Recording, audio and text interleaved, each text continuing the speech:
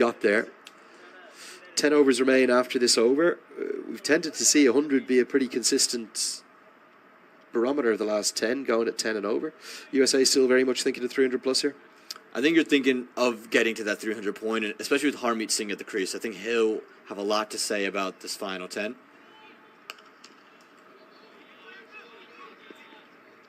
Well, Kamal is such a technician, isn't he? Definite kind of shades of Kane Williamson or someone, the way he works the ball around with so little risk.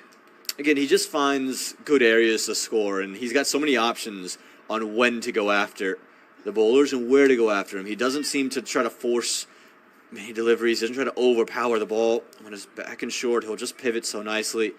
And it just comes from, I think, a really good understanding. He's played a lot of cricket. He's played a lot of long-form cricket in terms of 40, 50 over cricket in the youth cycle.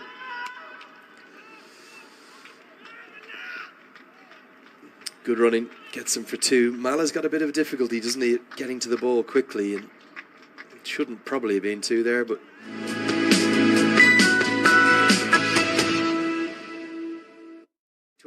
It's 209 for 4.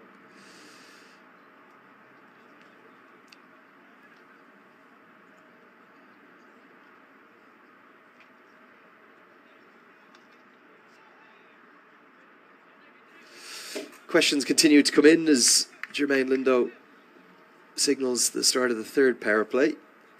And I've had 5 or 6 questions here. Ayush, one of them on Instagram, at Cricket Badge, he says, why is somebody not replacing Karen KC to bowl?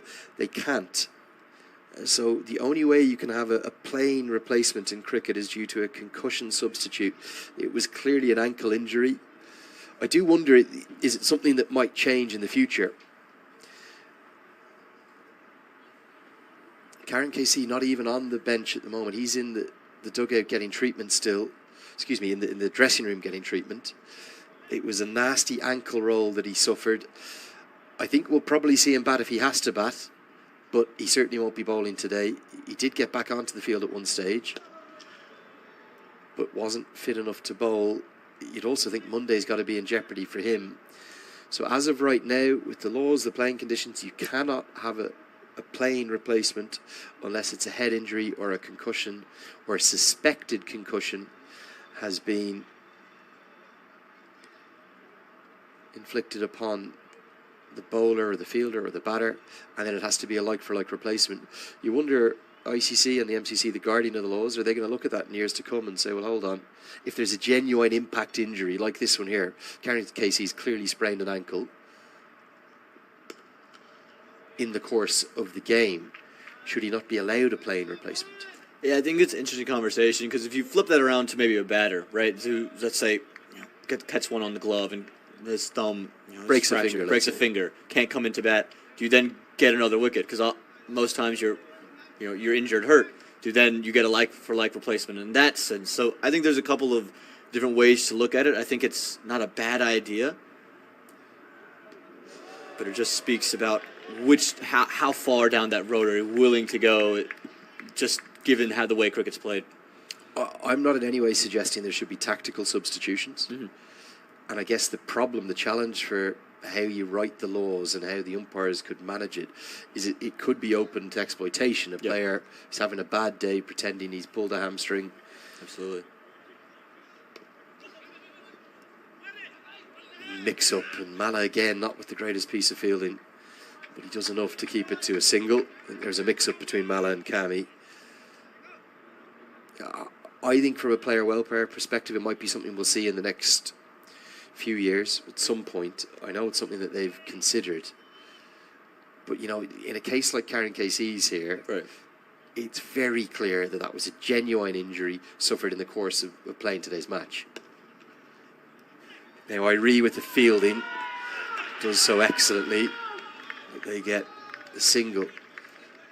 I don't think it would be any way exploiting a law to allow Rijan Dakel to come in and bowl today. The problem is, on days when it's kind of marginal, then it kind of brings it into question, and you could see some teams trying to take advantage of it. Yeah, that's always a concern, right? You want the spirit of cricket, you want it to be very fair amongst the whole group. Now, this is going to pitch outside leg. Lamachani was convinced.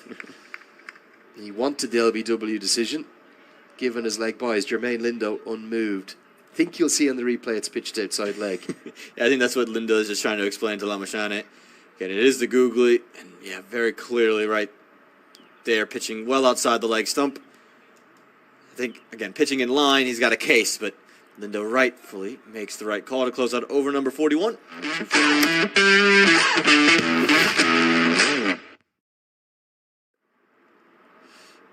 You see 8 names on it. Big surprise, particularly with the left-hander at the crease. Only 1 from Dipendra Singh Airi. Gulshan Jah has been very expensive. He's been brought back into the attack. The injury to Karen KC has meant that he could only bowl the 8 deliveries. We won't see him again. Arif Sheikh ineffective. Sampal Kami not at his best.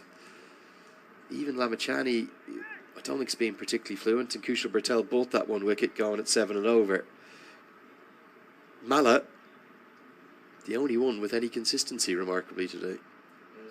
Quite brilliant when he came in. It was just, he didn't do anything special. It wasn't like the ball was turning. The ball wasn't tipping or angling in. It was literally just. See from my read is he's going to be used as the death bowler. Surprised that he wasn't brought on sooner. But at some point he's going to come in and he's probably going to bowl somewhere in these last 10 all the way through the 50th over. I thought he had to bowl this over. Really surprised. Pace on the ball has proved easy today. Again, and there's been no consistency at all from the seamers for Nepal. Trying to get to some of these questions. Remember, you can use the hashtag CWCL2 and message directly to me at Cricket Badge. See a fan watching on Sadeep Katiwada watching on messaging on Instagram. He says at Cricket Badge, why would Rohit Paudel hold back Dipendra Singh Airi's overs? A good bowling partnership surely is Dipendra's economical bowling attack and then someone at the other end trying to pick up the wickets. Well, we agree with you. One of the problems has been, as we see another real wide outside the off stump, one of the problems has been there's just been no consistency, is there? And that's the tale of the innings. It genuinely, as well as Satyajit Mukherjee has played, as well as Manik Patel has played, you'd speak about it a lot being the inconsistency of the Nepali bowlers that have allowed the American batters to find their way into the game and put on some runs. I don't think the wicket is that favorable for batting. The conditions are all for bowling. Chance. Taken. It's Kushal Bertel who dropped a critical chance in the reverse of this fixture in a similar position. It was long on that time. This time it's long off. In fact, it was long off that time as well because it was off the left-hander. He's a brilliant fielder. Kushal Bertel holds on to a beauty and it ends Mukherjee's stay at the crease. The change of bowling does work again, maybe not in the fashion we expected. How good a catch is this? He's done very well to get up to the ball. Satyajit Mukherjee has just sliced this straight up. He hasn't got really anything on it. You can see he's just looking to go for power, and he hasn't gotten it that far past the 30-yard circle. Big hugs all the way around. Mukherjee's played well for his 75, but it's a tremendous catch that's done him in from Kushal Bertel. Mukherjee 4 is a 6, and again a well-placed 75. He set the game up, but this is a brilliant piece of work out in the field. Again, he hasn't really gotten this at all. He's run all the way from the edge of the boundary rope, taking it very low, diving forward, and he's found a way to hold on, kiss of the ball on the way through. And this could be a moment in the game for Nepal. Yeah, kiss of the ball for good measure as well. It was a very similar drop to the one he dropped, wasn't it, against USA? And if he'd held that, Nepal probably would have won. I think he's as good an outfielder as Nepal have, Kushal Bertel. It's Airi in the ring, it's Bertel and Paudel in the deep. They are 3 complete standouts. And a moment of magic has maybe just brought this game back into question. Because with Mukherjee there, 300 plus was, well, almost a certainty, wasn't it? Now, Utkarsh Shrivastava, in just his second ODI, will have to play well. He gets a moment of fortune to get off the mark. One more look at this catch here. It's the speed with which he gets to the ball. Look at the technique too. Watches it all the way into the hands and then braces the elbows. Superb catch. And a great moment for Nepal to bring them back into the contest. And now this would mean Harmeet Singh's wicket's so huge. If they find a way to break through Harmeet Singh with 8.5 overs to go, you can really think about restricting USA not under 300, but also bring them under that 275, around that 250 mark. This goes into the air, and Harmeet Singh is going to get so lucky, isn't he? If he gets more of that, either the man at Cow Corner or the man at Long On would have taken the catch. Maybe now Jazz kind of, albeit belatedly, found the right length to bang it into. I reckon to Harmeet Singh it's not a bad length to bowl, especially with the way he's bowling the cutters, and Harmeet Singh's, he's going to throw his hands through the line of the ball. That's just the way he plays his cricket. So to bowl the cutters on a length and then hold one seam up and let it rush on, it's not a bad strategy to the left-hander. Long On in place. Shrivastava, so nearly picks him out. Now that, well, a bit of a rush of blood from just his second delivery. You can almost see the more experienced Harmeet Singh saying to the youngster, the 17-year-old, take your time. We've still got more than 8 overs to bat. It could have been real nervy that. Again, Shrivastava played so good in his debut, but he's almost trying to force the issue there. There's no reason for him to have to hit big now. There's still, again, these 8 overs to go. Only with Shailev and Skulkvik as a real bat left in the dugout. Yes, you have Jesse Singh who can put on some runs, but it is going to rely on these partnership to bat really through the innings. Down the ground again, long off and long on, getting a real workout in this over. And cheers for the direct hit from the Nepal fans in the crowd. So another wicket taking over, 220 for 5, 42 bowled. Messages continue. Watching on from Japan. He says, it's after 1:50 a.m. I know it's tea hard today morning, but cricket make me crazy. I can't not watch. And look at the video he sent us. He says, I'm watching every ball with each momo. They look like homemade momos. I hope you don't get hungry. I am getting hungry. Yeah. Well, when these 8 overs, we got to go get some momo. Find a way to get momo to the ground. Anybody in Grand Prairie, I need an urgent delivery of 24 chicken cote momo. That's 18 for me and 6 for a man.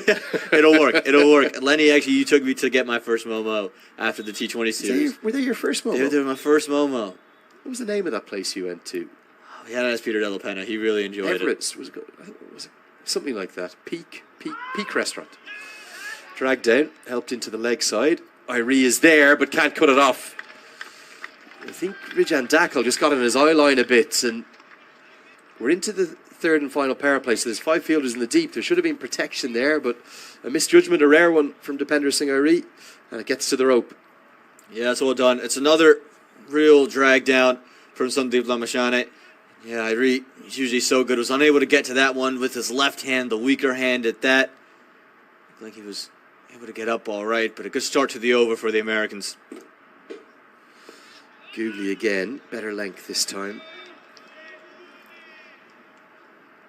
Something's brewing between these two. You can just see the looks passed on from Lamashane to Singh, the wry smile off the face of Harmeet Singh. There's something going to give it this over, you reckon? I think they're mates off the field, but it really doesn't look like it on the field. It's a peacock off, isn't it? It's who's got the bigger feathers to show off their skills. Because they both are hugely confident cricketers, believe massively in their own ability. Lamachani's desperate to get the wicket of Harmeet Singh, and Harmeet Singh's desperate to get the better of the battle and hit him for a few boundaries. Only 3 balls left for Lamachani to impact the game.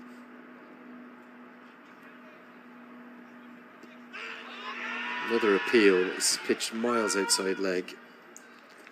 It's been a good comeback, though, for Lamashani, and it really just speaks to how good his figures could have looked. Yes, 2 for 46 looks fine, but given the way he's bowled, the inconsistencies in which he's had, if he was just way more consistent with the right length, he probably would have had figures half this. Probably 3 wickets, 20 runs. It was the leg break, a sharp, jagging leg break. Good delivery. Singh does well to keep it out. Also, strategically for me, I don't like when Lamachani's over the wicket to the left-handers, because it of those two big appeals. It takes his googly out as a wicket-taking delivery. For all the times we've said bowl a few less googlies, I don't mind him bowling googlies to the left-handers because that's taking the ball away. And there's a lot of sense to it. And when you come around the wicket, Bobby Rao, another former coach of mine, former Indian and Irish leg spinner, he said you come round the wicket, angle the ball in, turn it away. If you get it right, it can be close to unplayable. Shrivastava, first time he's faced Lamachani, does well to get a single. 43 bowled. It's the end of Samdeep Lamachani's day with the ball. Nepal fans will hope they don't need to see him with the bat. 10 overs, 2 for 48.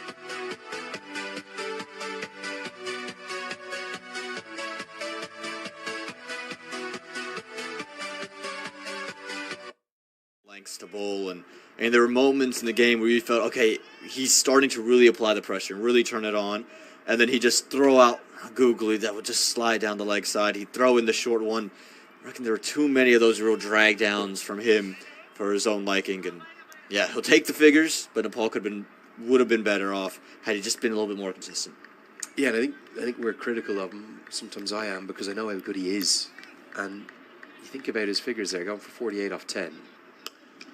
As the slower ball comes out as a full toss from Jah. There was probably, what, 8, 9 real freebies, boundary balls. One of them got a wicket. Yeah. And then the others were all put away and sent to the rope. So let's even just say that was 7. That's 7 fours for 28. That means from the rest of his 53 deliveries, he only conceded 20 runs. And that's where, you know, the power of a spell from Lamachani of 10 overs, even if it's 1 for rather than 2 for, 1 for 18. Yeah. That would be worth its weight in gold as much as 10 overs, 3 for 45 or 10 overs, 2 for 48 like he had today. Swiftly driven, and if Irie had picked that up cleanly, that might have been a chance because it went rapidly to him. USA, they'll still want 300, but they definitely don't want to fall away and get less than 275. You have to get to 275, especially with, you just think about the things we've said about the Nepal bowlers. The USA bowlers have something similar as a problem. Sarabjit Thavalkar's been the one real consistent, really good bowler throughout the series, and then the other two, Vanshkalkvik and Jesse Singh, have had their moments where they've struggled with the ball. Tell you what I'm so impressed with Utkarsh Shrivastava about. I can't remember a young player debuting at his age who has looked so comfortable right from the off in international cricket. I can think of players who've debuted a bit delayed in terms of guys in their early to mid-20s, late 20s, who've played loads in the Test Nations, loads of first-class cricket or county cricket, and they immediately take to international cricket because they might have already played in a few franchise leagues, they might have faced a lot of the standard of bowling. As this is worked around the corner, the wrong line, 4 more, Harmeet Singh. It's just a story of the Nepal bowlers' day. Just the inconsistencies allow easy runs to float. There's no threat with Gulshan Jah on that delivery. You can understand the idea. Back of a length, bowling a cutter, trying to angle it across the left-hander and try to get him to hit across the line. But this has started well too straight. It's actually done a little bit of movement in the air. And Harmeet Singh is good enough to just flick it off his hip for 4 runs. He's brilliant at getting the ball into funny areas as well. It's because of that slightly unorthodox technique he has, Harmeet Singh. Reminds me a little bit of Daniel Vittori, the way in which he bats. It's kind of that, looks a tiny bit ungainly, but it just finds the ball into the gaps. And it sounds easy, but you hit the ball where there aren't fielders and you'll get reward. You'll get runs. But just to finish on Shrivastava, for him to come in from what, okay, he had the exposure of the 19s World Cup, that was definitely a big help. And USA have also managed him nicely. They've had him now on 3 tours, if you include this one, Netherlands, Namibia, USA. And he didn't play much. He got a T20I debut down in Namibia, but he didn't play much in those tours, so he will have learnt a lot from just being in and around the group, all the experience in the American camp. But for a 17-year-old to look so comfortable, even the 6 off 6.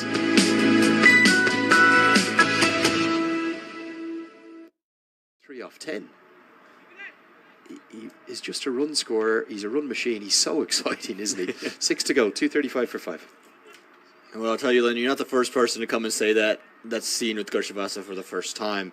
I think back to the summer when, right before Major League Cricket, MI New York were having a practice game with the local minor league team there, and Utkarsh was part of that team. Again, still 17 years of age, and he batted quite brilliantly.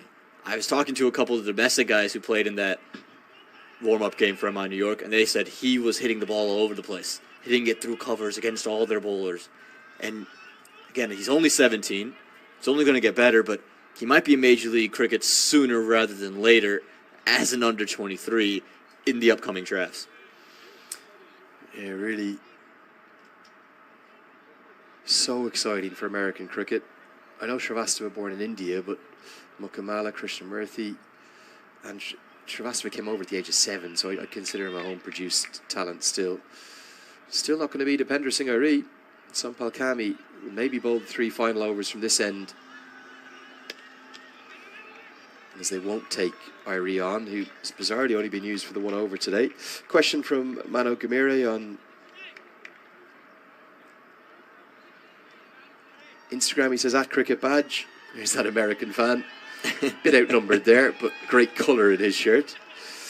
He says, it's exactly midnight in Dehradun in India. I'm watching with the hopes of USA's innings ending under 260. Is it too optimistic? Nepal will have to bowl very well. Dot balls will help, but you think 280 at a minimum here for USA. Yeah, again, you still have Harmeet Singh there in the middle. Srivastava shown the ability to at least get 1s and 2s, and again, you know the power that you have in the American dugout, and quite frankly, it's just the lack of control Nepal has shown really throughout the day that you don't reckon they'll be able to bowl out of their skin the way they quite need to restrict this American side. If Gami goes for runs here, you don't know where to go, and it has to be Airi that you turn to. Should get 2 here. Powdle is quick, and a direct hit might have made it interesting because Harmeet Singh wasn't overly quick. That should have been a regulation 2, but Powdle, judging from his reaction, thinks as though he might have just run out Harmeet Singh with a direct hit. It's an awkward slide from Harmeet Singh as well. Again, it's pushed into an area. Powdle's back on the boundary. You have to run 2. And he's come out with a real awkward slide. I think he would have been gone had he not had it hit the stumps. That was just really awkward.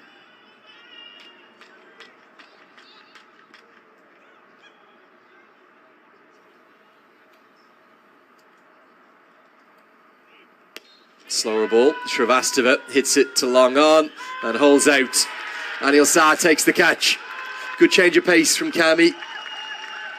He's excelled at the death here, hasn't he, in America? The hero in the T20 series. No big celebrations from him because I don't think he's been overly happy with his day's work. But Anil Shah takes the catch. And Nepal fighting back here in this 3rd and final power play. The 6th wicket falls. Yeah, didn't love the shot there from Utkarsh Srivastava. Just needed to find a way to keep the runs flowing, keep buying in there. I guess it is the 45th over, but well done from Sampal Kami, who's come back in quite a big way. Again, really struggled with the line and lengths early, but you can see in this second spell, he's been right at the batters. He's jammed them for room. It's a good slower one that's just kind of come off the leg cutter almost. And Srivastava knew it as soon as he hit it. He just picked out the man. Good catch in the deep. And this could be the beginning to helping those fans' shouts of under 260. Again, how would be special from here, but 1 wicket here. You get Van Skolkvik. You're in the game. Against a brilliant slower one. He just got his fingers all around it. Well done on the deep from Anil Shah. Get his hands to it. Catch it away from the body, moving out to his right. And for Shadley Van Skolkvik, the challenge will be to get going rather quickly. He's someone who likes to take his time getting in. Yeah, and that's the problem. If you're in this role, you'll often need quick runs, and he's capable, but he almost always seems to need, well, 10 or 15 balls to get himself in. But he'll get off the mark immediately. Despite, well, he might need to do a few push-ups from that position, Sampal Kami. And again, you have to imagine the strike is going to be fostered by Harmeet Singh at this stage. Probably just going to push 1 here.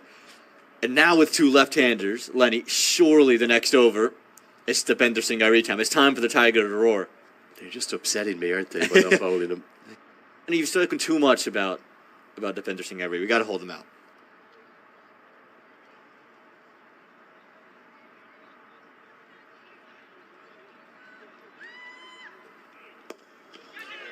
Oh, now that was almost a chance. I think Cammy, as an afterthought, said, oh, that was close enough for me to catch. Harmeet Singh is playing nicely again. Another impactful innings. Remember, it was his knock, really, that was the difference between the sides, allied with Shaihan Jahangir's century. 5 to go, 2:39 for 6. Now, we love to see the fans.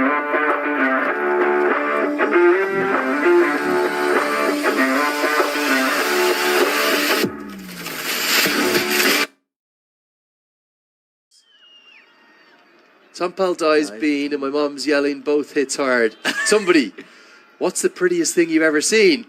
Let me, my mum smile and Sampal dies smile. I love that. And Sampal's premier delivery, just in case you're wondering who their favourite players are. I think it might just be Sampal Kami. I think it's a fair guess. I think he said something to his doctor that I'm going to just send you Sampal Kami highlights as well. It's quite brilliant. Well, still no Depinder Singh Gauri. Maybe it's going to be Ja and Kami to finish here. It is fascinating if you think of the bowling options that Nepal have. You could probably design an innings and your bowling options with a plan A, a plan B, a plan C and a plan D.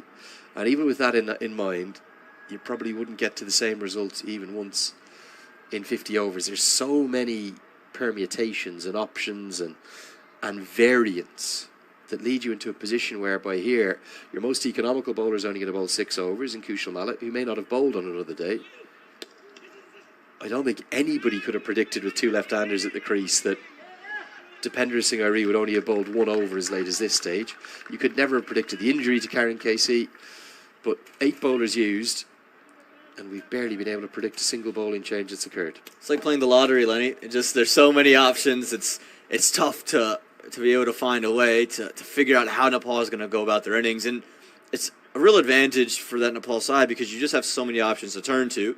Where it turns to that disadvantage is if it doesn't go right, there's always, he could have gone here, could have gone there. I think Virat Badal, he's done well enough to just be very concrete in what he's decided and be very confident in the decision he makes. And he's made quite brilliant decisions throughout the past 2 days.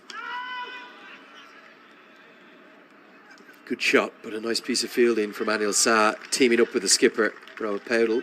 We'll keep it to 2. Harmeet Singh feels as though he's missed out. I thought, I know it's the death, I thought Irie would have been definitely a more economical option here and quite possibly picked up a wicket or 2 as well, which again would really have helped the economy.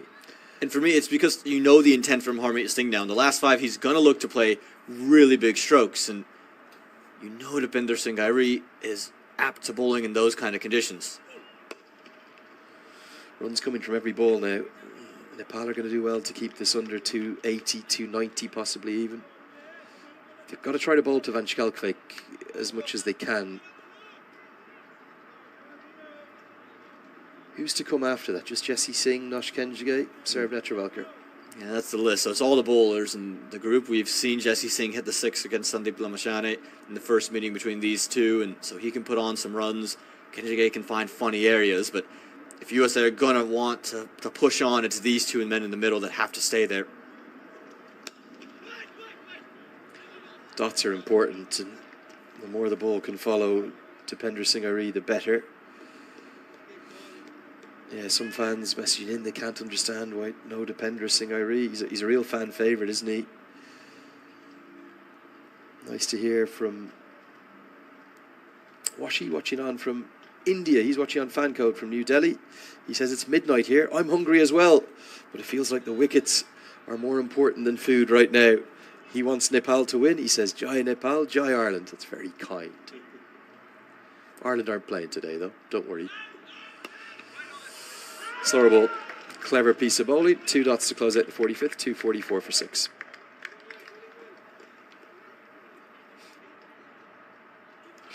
Love this one. This is Harry Carter.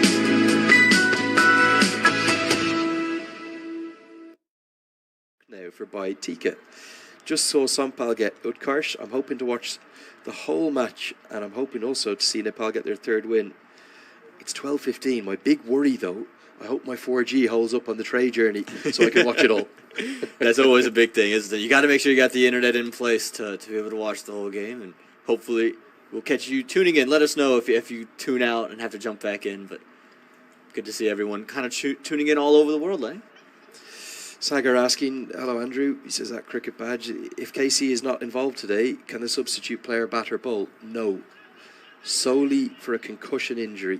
Now the word we have, I want to thank the Nepal team for being transparent on this, is that KC is certainly not going to return to field, but if he is needed to bat, he might be able to. I'm not saying he'll be able to run particularly well between the wickets. Monday would be the big concern, and with the Nepal Premier League only around the corner as well, let's hope that one of the stars of that, the real folk hero of Nepal cricket, and almost a mythological figure that he's so loved, let's hope that Karen KC is going to be all right. He's been one of the standouts of this entire tour of both Canada and USA. Yeah, he has, and he's just a great individual to be around as well, and I think that's the main thing. You just want him to be okay, just for his sake, and then for whatever team he's playing. Nepal desperately missed him here, and again, Nepali fans wouldn't want to see him again today, and the big concern is that Monday game. Can he be available for that matchup against Scotland, and will he be able to bowl? And what we imagine could be pretty similar conditions if we do get a game on, based on what the weather forecasts say. It would be tough to do that, but a lot of cricket ahead for him, and hopefully he'll be all right. Hopefully it's just a little niggle that he's picked up.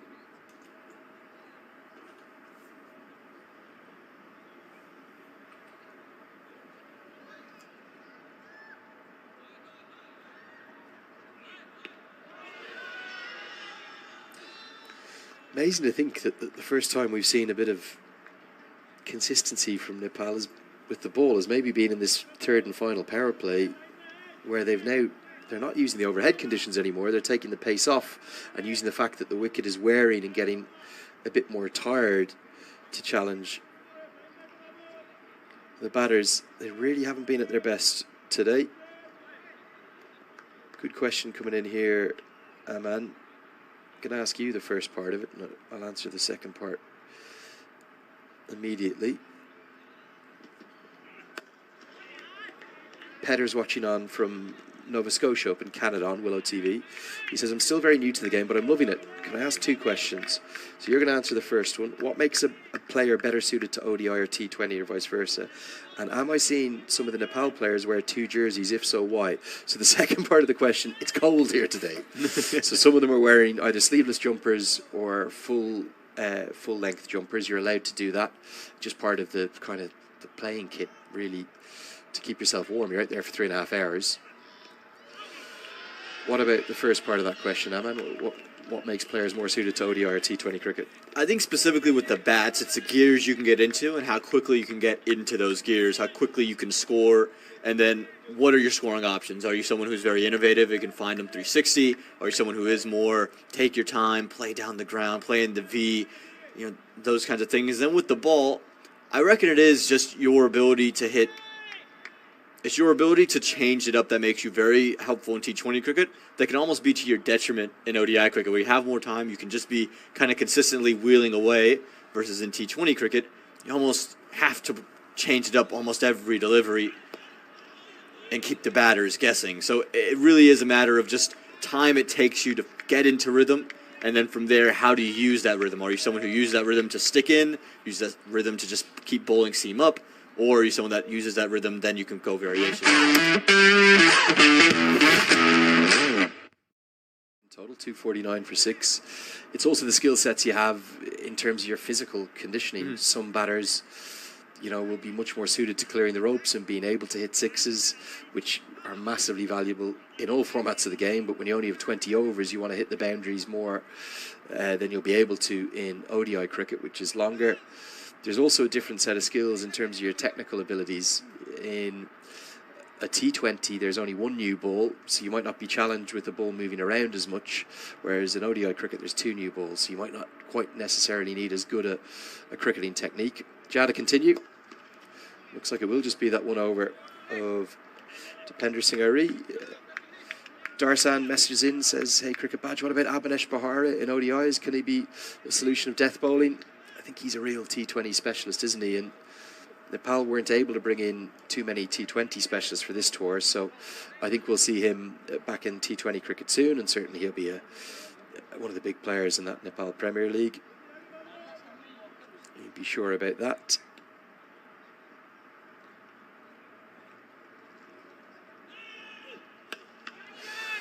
And this goes up into the air and isn't going to carry. All of a sudden, Harmeet Singh, I know he's going at a run of ball, but the two left-handers just no sense of timing of the ball. Maybe getting a sense as to how tough it's going to be in the second innings here for Nepal. Yeah, you can just sense that the wicket is doing something a little bit different, and it's almost suited for Gulshan Jha's skill set. You can see the slower ones, he feels very confident with bowling. He bowls the cutters quite well, rolls the fingers over the ball nicely, and he changes up the width in which he's bowling to Harmeet Singh, which I think is the key. He's not letting Harmeet Singh get clued in early enough to predetermine a shot. It looks to me like the pitch is wearing. It's the 6th innings on it in 5 days. I got that right? We're playing today, Saturday. We played Thursday, we played Tuesday. There you go. Yeah, 5th innings, but we'll have a 6th innings Yep. in a moment in 5 days. So that's quite a way to cricket on it. I'm not sure where he's going to think to go for the 6th game. Might have to think about a fresh pitch. This is going to be a very daunting chase for Nepal, whatever USA finish with. See there, they're trying to muscle it. The pace has just gone out of the surface. Message here from Cricket Fact, who clearly is into his cricket numbers. He says, Dependra's bowling average is around 40, his batting average is 17. Don't hype up one player just for their fielding. Numbers are great, but numbers don't tell the full story. I think there's context with it behind the numbers that you just don't see. You don't get to see why certain things are the way they are. And again, I think one number that cricket lacks is a fielding tracker. Don't really have a run saved. Big hit, and finally Harmeet Singh gets one out of the screws.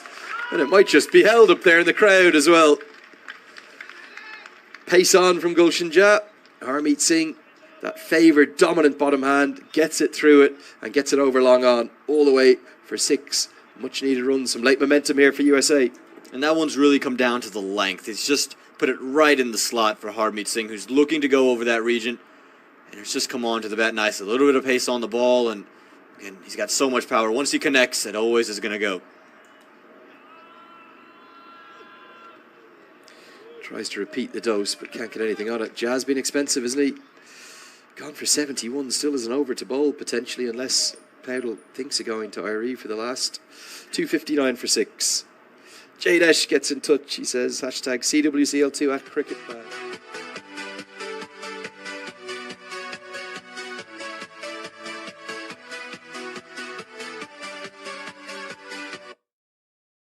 Got great setups and contracts from the Cricket Association of Nepal. They're all full-time players. They're all well looked after now. Been a great focus on their development.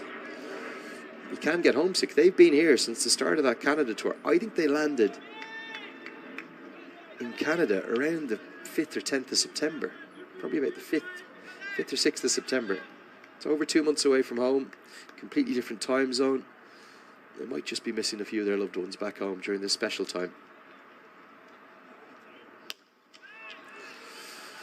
Another one not out of the middle. Vanchkalkvek is desperately trying a middle one, but it's all coming off the toe. I think he'll be happy just to be able to get off strike and let Harmeet Singh get going. And, you know, I think the one thing Nepali cricketers will like is that these fans provide that kind of atmosphere and that family and that loved ones that they're going to be missing. At least you can see them all the way around and provide the energy to those Nepali boys. And that one USA fan, he's just trying to egg them on, it seems like.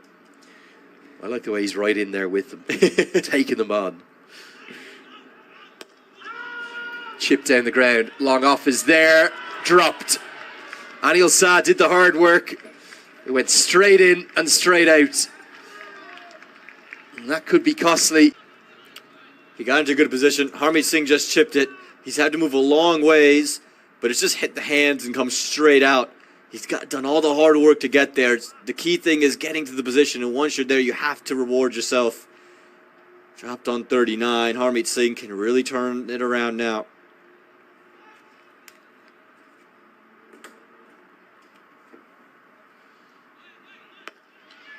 Right into the block hole from Kami. Just the single. Mithun says, hello Lenny, nice to hear both you and Aman. He says, I was watching your live before the game and you got asked your favourite associate player and you said Vivian Kingma. I'm so upset. I thought it would be Dipendra Singh Irene. That's what I was thinking as well. I was surprised when you said Kingma, but... us bespectacled brethren, we got to stick together. It's impossible to pick one, let alone one from each country. There's so much talent and so much brilliance around all the associates. There are just so many of them from so many of the teams, such good humans as well. Yeah, they are. Again, it's because you see this great appreciation and just to be able to get to play cricket. And so they're just so grateful to be out there. And it's fun just to be around really all the individuals. He's swinging away like a rusty gate right now, isn't he, Shanti Vanchkalkvek? He can't get anything going, not for lack of effort. 8 deliveries remain. For Nepal, well, I think USA are well ahead of the game, whatever happens. But they could really do with just 8 good balls here, keep it under 275 and maybe bat really well and somehow chase this total down. Again, it's going to be all about the wear in this wicket. It's going to be a Harmeet Singh Nashkanjige day with the ball, and how do they survive those 20 overs of spin that you know you're going to get to see.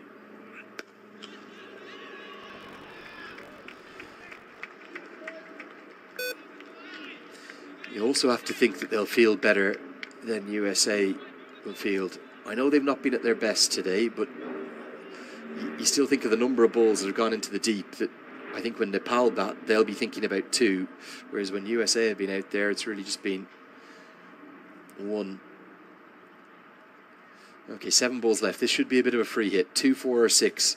Vanchkalkvek once here. Harmeet Singh should be on strike for the final over. Gets it.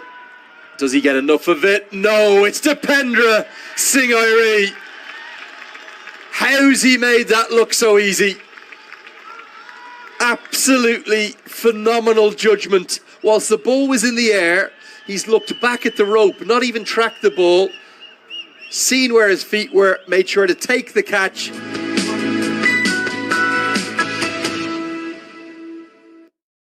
Class catch from maybe the world's best fielder. Well, the scorecard will just say he caught it, but this is what you don't have in cricket, those fielding stats, and it just shows you how valuable he is. The one thing as well, it's completely overcast, it's complete gloom. That ball is going to get lost in some of those white clouds that he's looking straight up into, and not only has he caught it, he's had the presence of mind to throw it back in, and it's just so easy. Again, he's just stood on the rope as calm as he could. Right there, he's looked down, and now simple.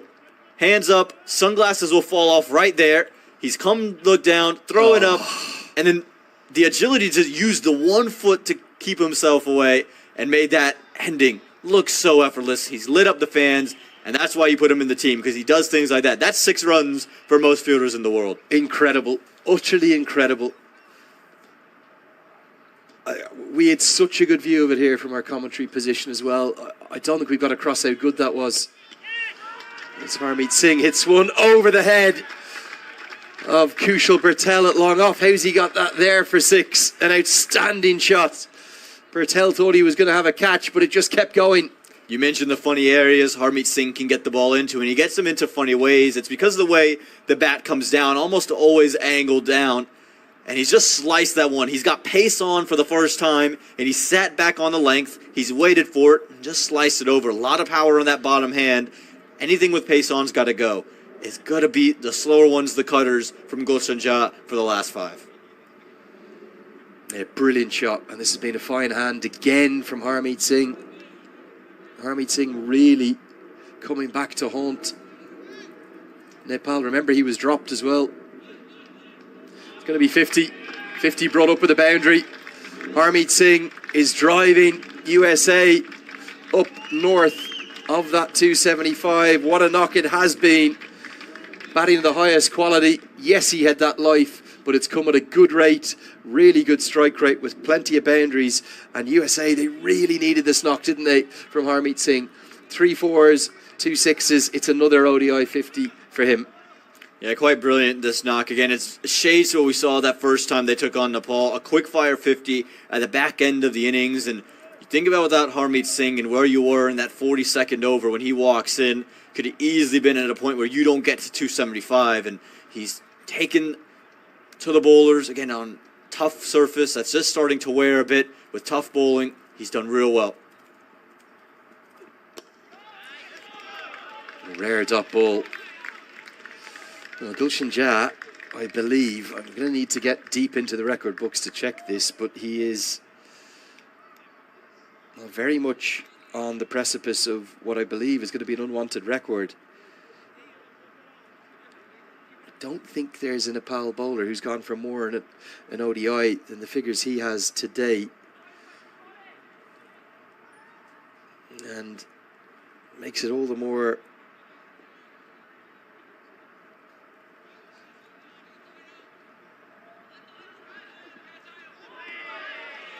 bemusing that he's bowled all 10 overs. Big appeal. No interest from the umpire again. Asif Sheikh interested. Gulshan Jha not. Russell Warren, his kind of trademark has been not out. Doesn't have any interest there. Yeah, it's really just Asif Sheikh that went up, wasn't it? It's come straight through. And then Asif Sheikh again right away. Hand goes straight up. Gulshan Jha, he wasn't convinced. Looked like he was turning around and to go back. It looked closer. Was that little seam wobble? There was movement, wasn't there, in and around the time the ball was passing the bat. Again, we wanted the technology or the close-ups to be able to show you. But more importantly, for the moment, 2 dot balls for Jha fighting back. And he's been dispatched down the ground. 6 more. Pace on has not been the way to go. I think that's what Sampal Kami said to him. You can see Scotland training in the background there. They need to look out. And they are now the most expensive figures by any Nepal bowler in a one-day international. Gulshan Jha has gone for 87. It's a brilliant shot here from Harmeet Singh, but again, it's the length that's the problem. It's right in the slot. It's where Harmeet Singh wants it. You're not jamming him for room. He plays with the bottom hand and lets that clear the way up. Nepal fans know it, and you can see them cheering because they're on the big board, but they weren't cheering just a moment ago. Watching their team get sent for 6 here. That's already 16 runs in this final over, and USA putting up some big runs on a wicket that's wearing, that's going to be tough to score on in the second innings, still with overcast conditions. And you sense this late burst from Harmeet Singh is just putting USA further in the box seat. Momentum's always a big thing in between the innings. USA taking that momentum in, already 16 off the final over. You can make that 22, I think, unless he's not got enough of it. He hasn't. He's holed out. It will make Jha's figures look a little better, but he's been very expensive. Ironically, it's Anil Shah who takes the catch, who did put him down off Sampal Kami. Jha has 3 wickets to his name, but he's gone for 87. Nepal, having won the toss, chosen to bowl first. They haven't had a particularly good 3.5 hours, have they? There's been occasional highlights, but ultimately USA have got the better of this first innings. Finally, Jha takes the pace off. It means that Harmeet Singh can't get it over the rope. And after a really entertaining first innings, where USA, for me, have been so good, man, really impressed by their efforts with the bat, they'll post 287 for 8. And again, they just weathered that initial storm where Karan Casey was bowling well, and that Karan Casey injury just started a downhill spiral for Nepal where they weren't consistent, they didn't find the right lengths to bowl, and they just allowed Monak Patel and Saimul Kamala to ease their way into the innings. Even Aaron Jones was able to ease his way, and then throughout that middle phase, you just felt the bowling was never threatening. Big credit to USA for the way they played. They were able to put up 281 runs when we didn't think 281 was really going to be possible with the conditions, but I thought Nepal let them off the hook on countless occasions and allowed them to tally up this total. Let's get a look at the cards. We start with the batting card.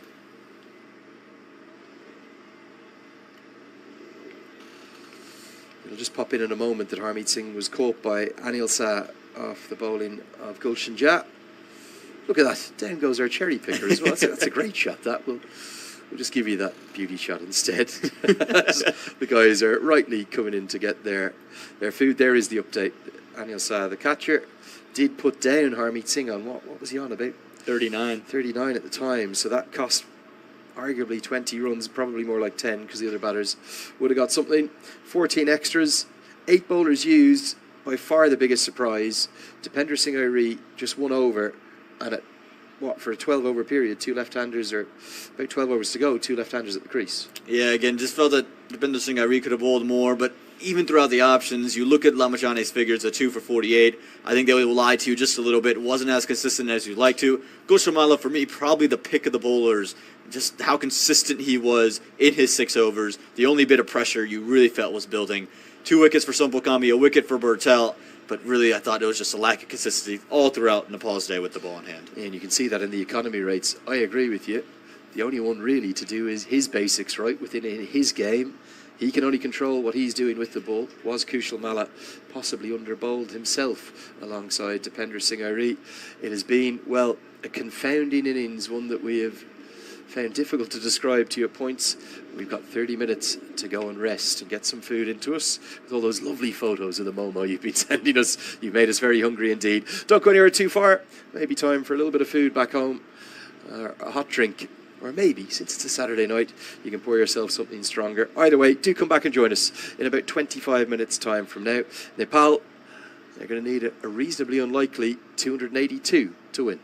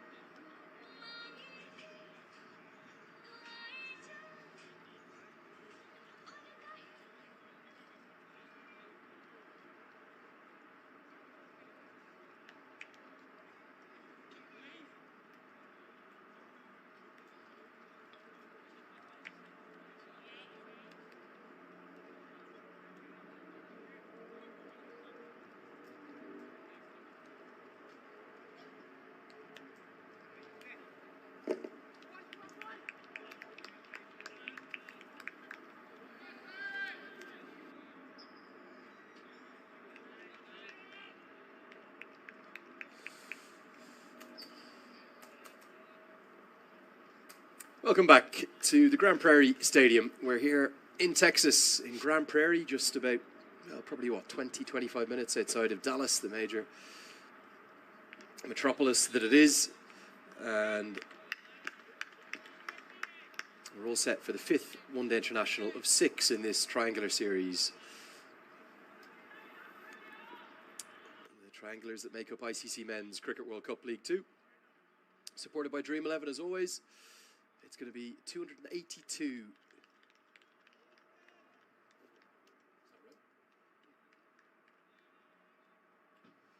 That Nepal will need.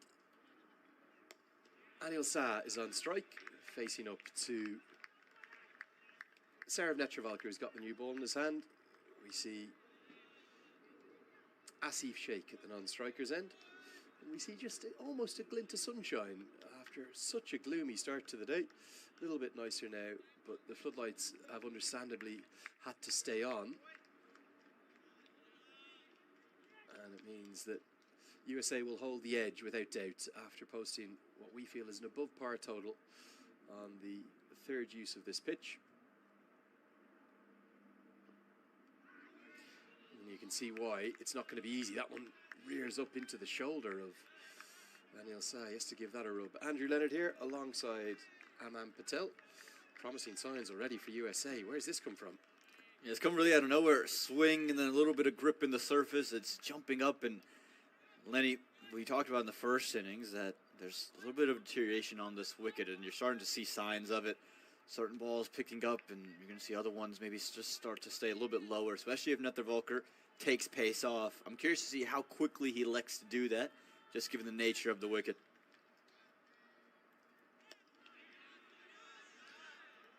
Just the one catcher in place. That's Aaron Jones at first slip, who's got not his usual number on, does he? I think he often wears 85, but a bit like Shadi van Schalkwijk and even Sanjay Krishnamurthy, they all seem to be in jerseys without kind of almost unpre-planned ones, not with the name on the back. So Jones and Krishnamurthy are brought into this squad. And Van Schalkwijk, who I thought was initially in it, but seems to be in a different number. I'm sure they'll get that fixed up in time for January. But Netravalkar has started immaculately, and he started accurately, which is exactly what Nepal's bowlers didn't do in the first innings. For those just tuning in now, Aman, what did we see for the first 3.5, 4 hours? It really should have been a story of Nepal getting well ahead of the game with the swing, but an early injury to Karan KC took that away from them, and then just a lack of discipline from the bowlers allowed Manik Patel, Satyajit Mukkamala to each pick up 50 runs, and a late surge from Harmeet Singh. You just say that Nepal let the USA off the hook with the way they bowled, just allowed them to really ease in, gave them freebies quite often, and what really should have been kept down to probably under 250 ends up being 281. I think the big things here for the USA, yes, it is going to be about Sarav Netravalkar, the control he can display. But for me, I'm looking at Shadi van Schalkwijk, and I'm looking at Jesse Singh. Jesse Singh's coming off a game where, well, he gave up over 80 runs, and he was pretty similar to what we saw for Nepal. Short, wide, always pace on. He struggled. Can they be as consistent and as on point as Netravalkar is early in the innings? Really good start from Netravalkar. Right on the money. Gets us to the end of the first over.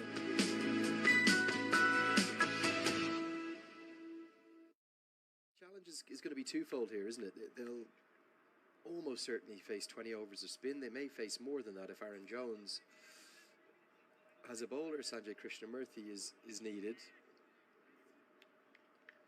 So the challenge is twofold. It's kind of get through the new balls that are in operation, the 2 new balls. Netravalkar's overs in particular, you'd imagine.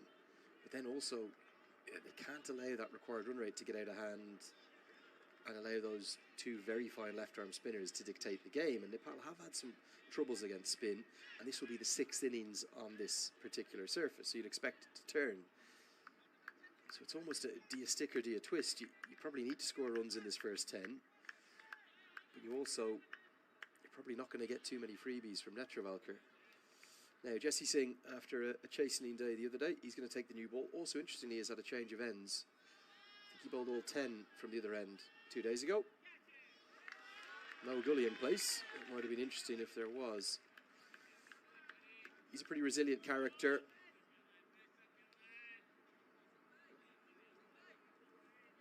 Jesse Singh, he's the kind of character you'd expect to bounce back.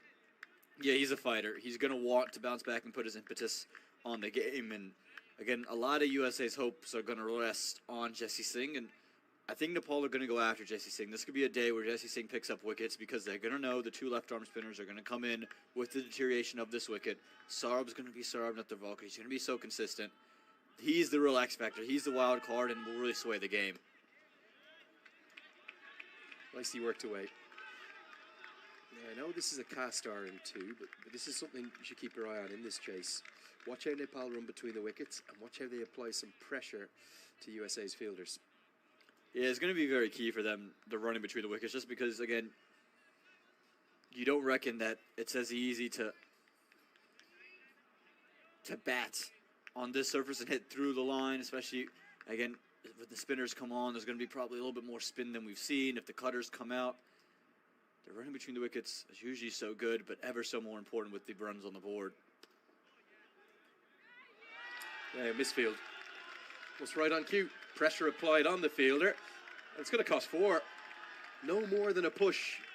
If you're wondering whether or not there's still runs in this surface, there certainly is. Jesse Singh, not pleased with that effort.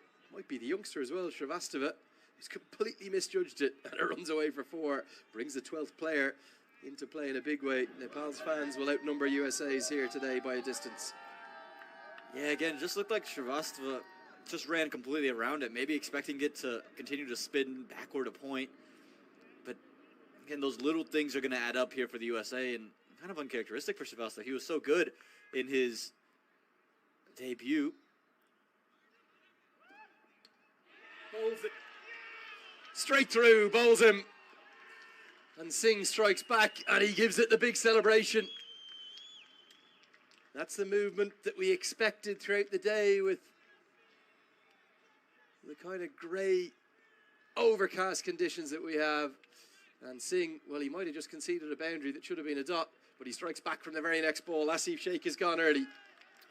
Well, you saw the big fist bump and the look back towards the fans. Why was that? Well, when he came into bowl, the Nepali faithful were giving him the business, chanting, Jesse, Jesse, and so he says, well, there you go, you wanted me on, and I've delivered wicket number 1. It's a really good delivery. It's what he didn't do 2 days ago.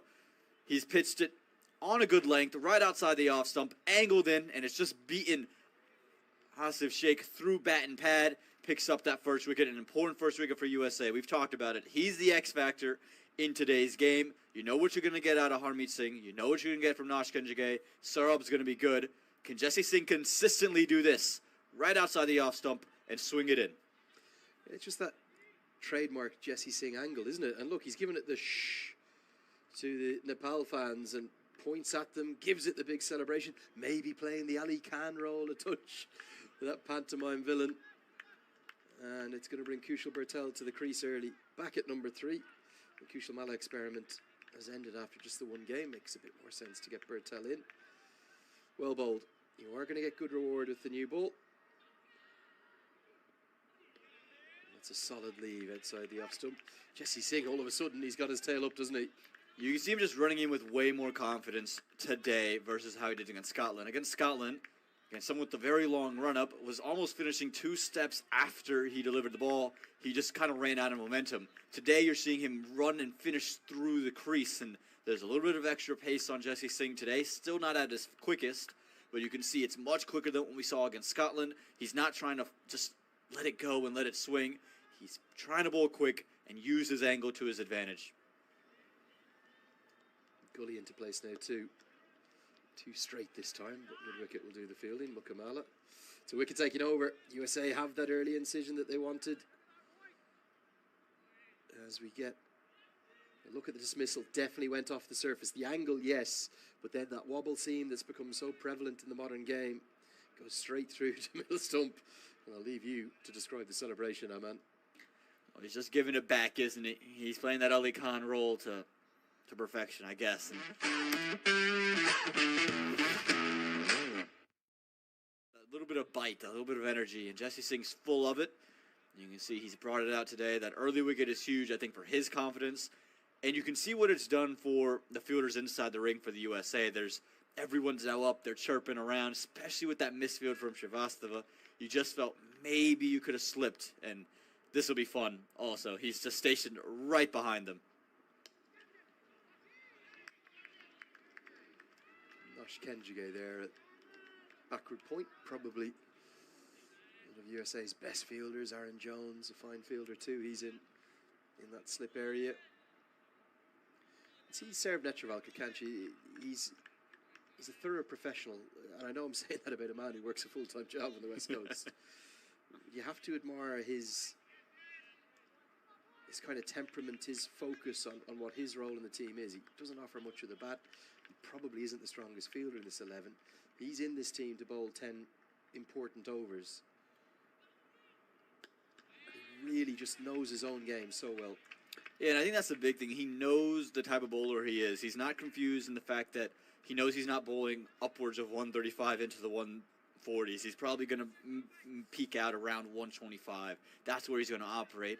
So what he does is he knows his lengths are so important, and then he knows what he can do off that length. He's able to swing it in both directions, take pace off, slow it down, and then also bowl the cutters quite well. So you see him, he's your kind of tip perfect bowler for any circumstance because of just the control.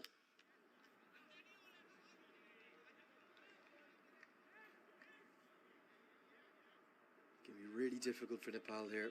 You sense someone you would imagine is going to have to play out of their skin, aren't they, to chase this total down. What they will have in their benefit is a surface that's renowned for high scores. Problem is that surface is wearing.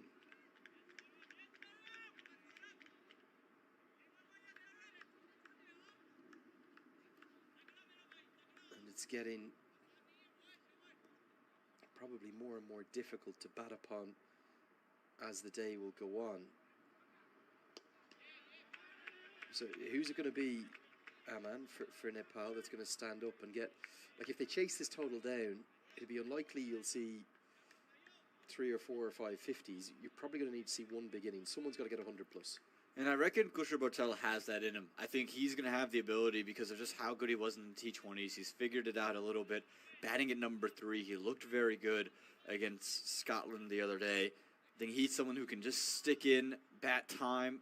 I think Kushal Mala's a good shout, but I think Arif Sheikh is another man who in the middle can really provide you something. The Iceman's been so good in this series, in the ODI format, coming off a Player of the Match award performance as well.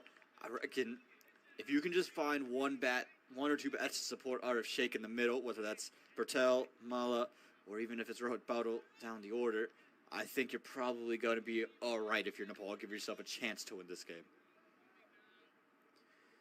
I know we're still early in Cricket World Cup League 2. This is Nepal's 11th game. They'll play their 12th and final of this series on Monday against Scotland. As Netravalkar completes a maiden. Nepal being shown the skills that they should have been implementing within.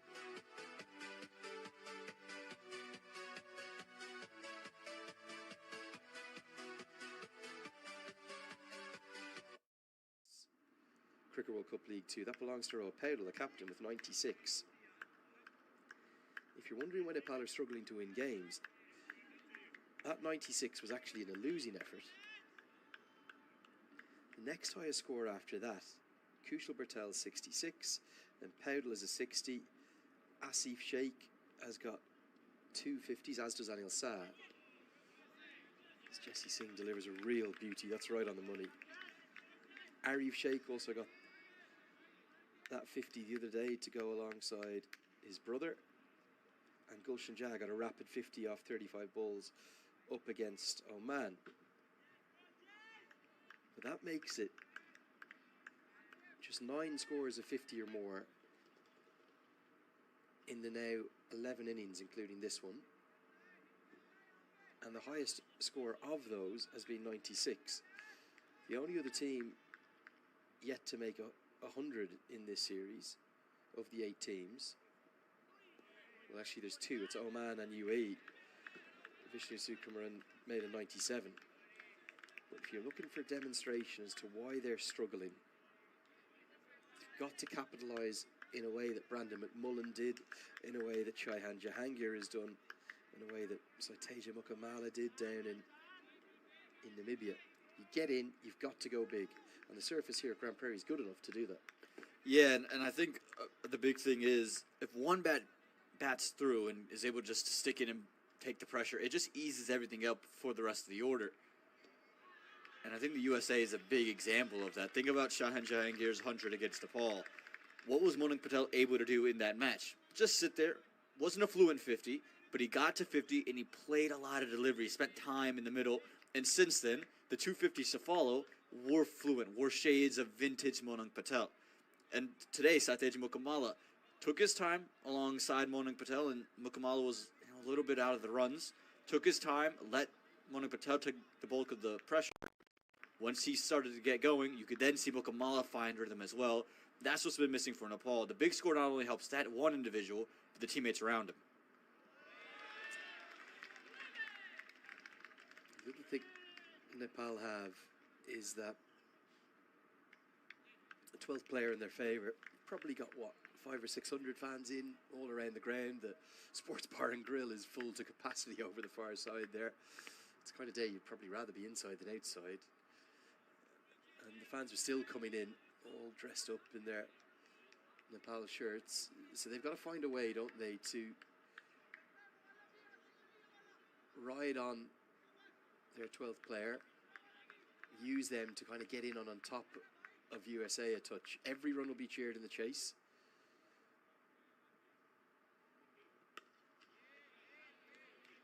But I'm not sure as to whether or not they know what approach to take here. There is movement on offer, certainly. Netravalkar is very skillful in particular, and Singh's got the opening incision. How can you chase down this total if you don't get after the 2 left arm spinners? And if you don't get off to a good start, let's say Nepal are, even if they only lose 1 wicket, let's say they're 35 for 1 after 10. How do you then get to 280 odd with 20 overs of Harmeet Singh and Nosh Kenjigay at you? And that's where the consistency in bowling plays such a factor. I reckon they come into today thinking, all right, Jesse Singh's the man we're going to attack. Even with it being overcast, when he gets the ball, look to be positive against him. That's why you saw Asif Sheikh play that stroke. He didn't look to play defensively. He looked to lift it over the top of the offside. Instead, just got beaten through and through. And now Jesse Singh's bowling with real control, real consistency. And so now that game plan's just been reversed. They don't know who they're going to go after. And what I reckon is they're almost just hoping that it is Shaliv and Skalkovic that just starts to spray it around a little bit, or maybe they just fall apart. Nepal now have put themselves in a position where they're banking on someone of the USA side of things to just fall apart with the ball.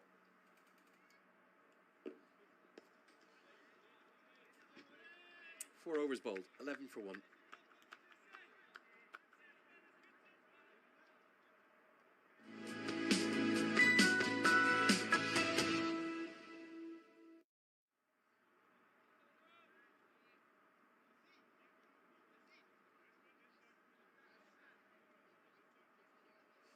Yeah, great to see the colour of the Nepal fans in, always is.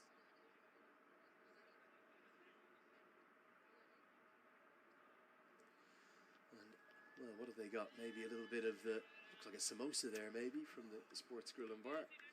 There's even a Nepal football jersey there, maybe in tribute to that amazing women's performance, getting all the way to the final of the SAFF. These are my favourite fans of the bunch. You got the USA fan mixing himself in. Statue of Liberty on that jersey there. I'm telling you, it's a fashionable look, Lenny. I got to ask him where he got one. Yeah, we've seen a few faces that there's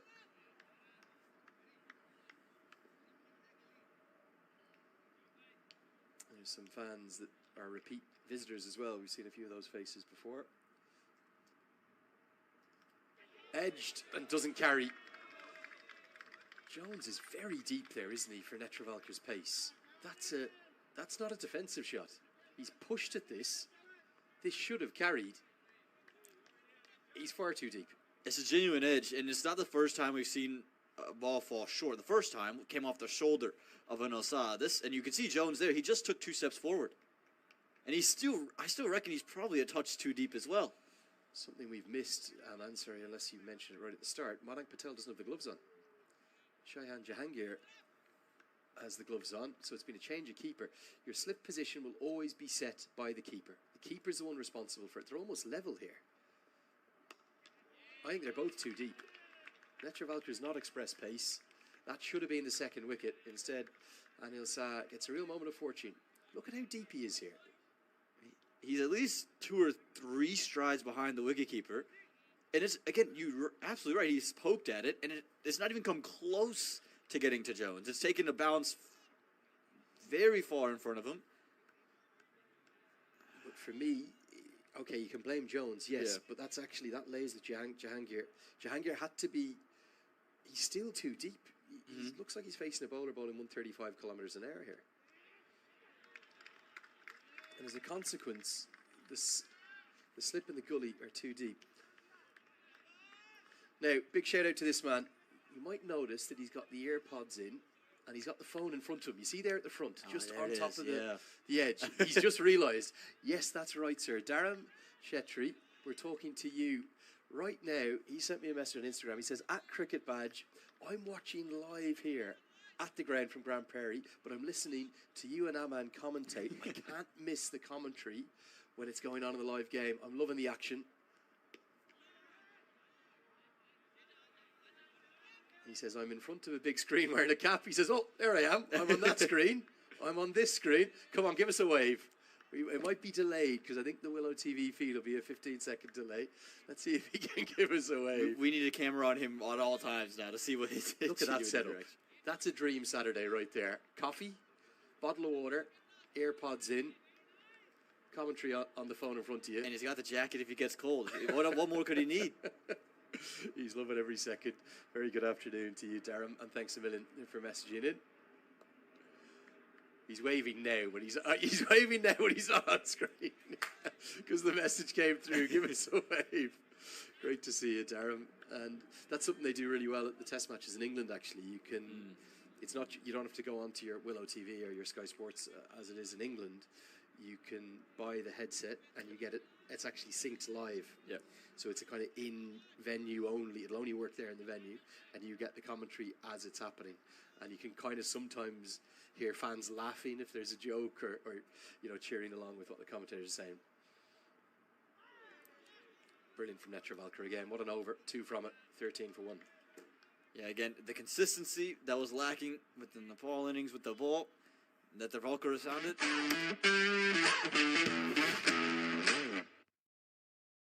Anil Shah's played 18 deliveries with just the 4 runs to his name. He hasn't looked in really any control.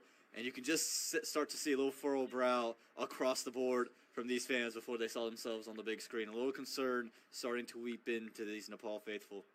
And let's just say, for example, Nepal don't win this game. They get, let's just say, for an argument's sake, they get 220. Everyone's going to go, oh, the batters have let us down. They won't have lost the game with the bat. They'll have lost the game in the first innings with the ball. Because look at the movement. Look at the assistance that the seamers are getting. And Nepal did not do that in any way consistently enough. And as a consequence, it's not quite Mount Everest. It's not quite one of the 8 peaks over 8,000 metres in the beautiful country of Nepal that they need to climb. But it's certainly a pretty decent-sized mountain that Nepal are going to have to get up to get over the line here. They have it all to do. They got a lot of work to do here. There's no doubt about it. And again, it's going to be about finding a bowler to attack and finding the overs to attack. And maybe it isn't one particular bowler, but whenever you get a bad ball, the way you've played so far, you have to take advantage. If Jesse Singh slides down the leg stump, which he's done on a couple of occasions, and they've both times played it straight to mid-wicket, they've got to find a way to maneuver that for 4 runs. Okay, I've been giving you lots of Nepal background and information. You've got to educate me a bit on USA. What's the highest? You're an educator. No Googling now, Aman. You get me What's here. the highest mountain in USA? I'm not even sure. I feel like you it's got actually to don't be know. I don't know. I feel like it's got to be one in Washington. The name of it is escaping me. I am shocked. But Yeah, Jesse Singh not in full comfort there. Maybe his side. You don't know. I don't know. Couldn't tell you. I off even top. know this. What is It's it? Mount McKinley in It's Alaska. Mount I'm pretty sure. I'm sorry, I haven't looked yet. I think almost all the high peaks, the kind of the 3,000 plus peaks, are in. I was going to ask you the highest in Texas as well, because I don't think there's many mountains down here. But let me just check. It is Mount McKinley, also known as Denali. Its local name. But yeah, everything in the top 10, all in Alaska. And they're all part of either the Alaska Range or the St. Elias Mountains. They're tiny. Well, actually, in fairness to Mount McKinley, 6,190 meters. That's pretty good going. Pretty good. It's not Nepal. We're not like in the a big hill in Himalayas. A Saturday walk, if you will. A dada, if you will. Nicely straight driven. Yasser Mohammed on as a subfielder. Does the fielding at mid-off. Yeah, there's nothing in the lower 48, if you will, the kind of somewhere that's not Alaska that is higher than 4,422 meters. Mount Whitney in the Sierra Nevada range in California is the main one down there. And then everything else is kind of Colorado. There is one big one in Washington, you're right. That's Mount Rainier. Rainier, that's what it was. Is that the one you were thinking Yes, of? it was, yeah. It was. I always remember it because it's symbolic of being in Seattle. It's rainy over there. So that's why it comes to mind. It's number 17. I know, it's not great. It's a poor showing for me. I'm so glad you didn't get onto Google before I asked you. So we can point that out. Every run, even leg buys, whatever they get Nepal, their fans are cheering them to the hilt. Incredible support here. Is there even a mountain in Texas? I don't even know. I don't reckon there is. Highest peak in Texas. Let's have a look. Well, it's known as hill country. There is a... It's really not a mountain, is it? No. It's talking 924 meters is what the highest. It's not even called the highest natural point in Texas is Guadalupe Peak. Yeah. It's not even called. They got Bush Mountain after that. It was only 290 meters. Mountain? Oh dear. Well, Texas, big sky country. That's why. 6 overs bowled. Good stuff from Jesse Singh. Let's hope he's all right. Doesn't look 100% fit. He might go off.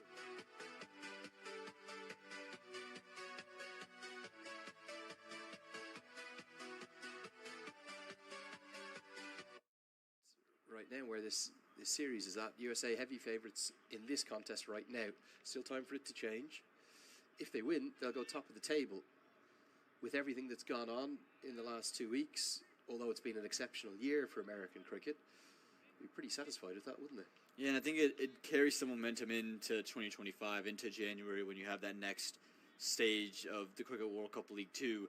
And again, for the USA, coming off really a tour where head coach is gone, Monik Patel was out of form, Shaheen Jahangir wasn't in great form, to get these guys in the right places and for the team to kind of rally around the back half of this tour would be really important for them to build momentum into the next phase. Yeah, fortune here for Kushal Bertel, because you can just sense, because of the lack of runs coming, there's a bit of frustration and there's eagerness to get on with it. 2 off 13, 4 off 19. Bertel tries to smash one into the leg side.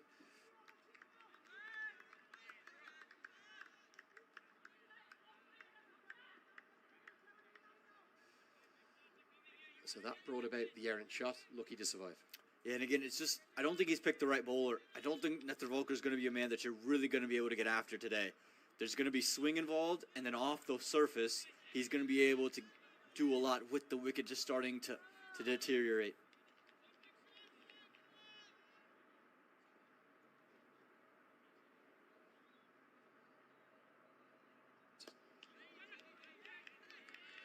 Quick single, dashed and successfully.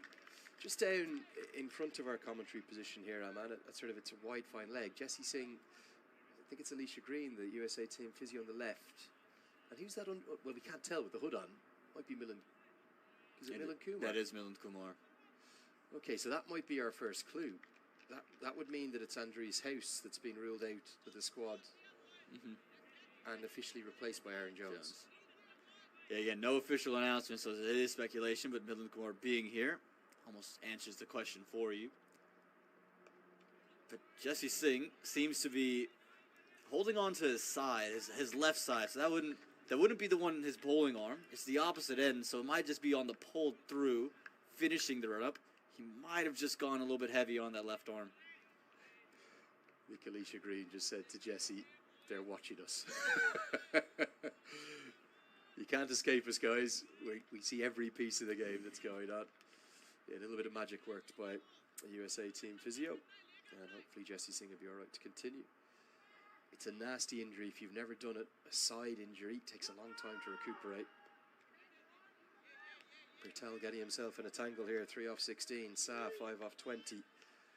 This is exactly what we expected in the first innings. Probably the last time we're going to say it. We've said it enough. Nepal let themselves down with the ball in the first innings. Again, look at what Saurabh Netravalkar is doing. There's no extravagant movement. The ball's not jumping up and staying down.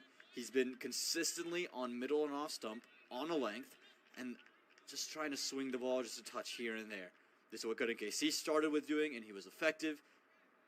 And right now, the USA are showing Nepal what should have happened.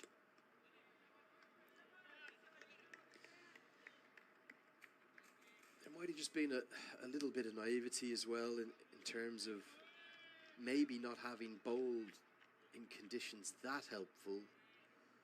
They were extraordinarily helpful for that long. There was, for the first 10 or 12 overs up in Canada in King City, or even 14 overs, there was a lot of help.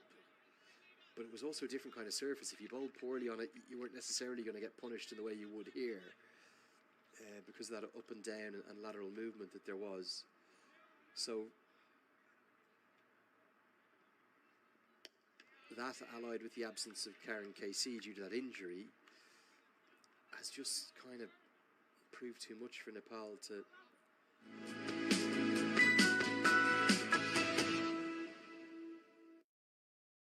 A total that we think is a long way above par. There is a way back into the game for Nepal.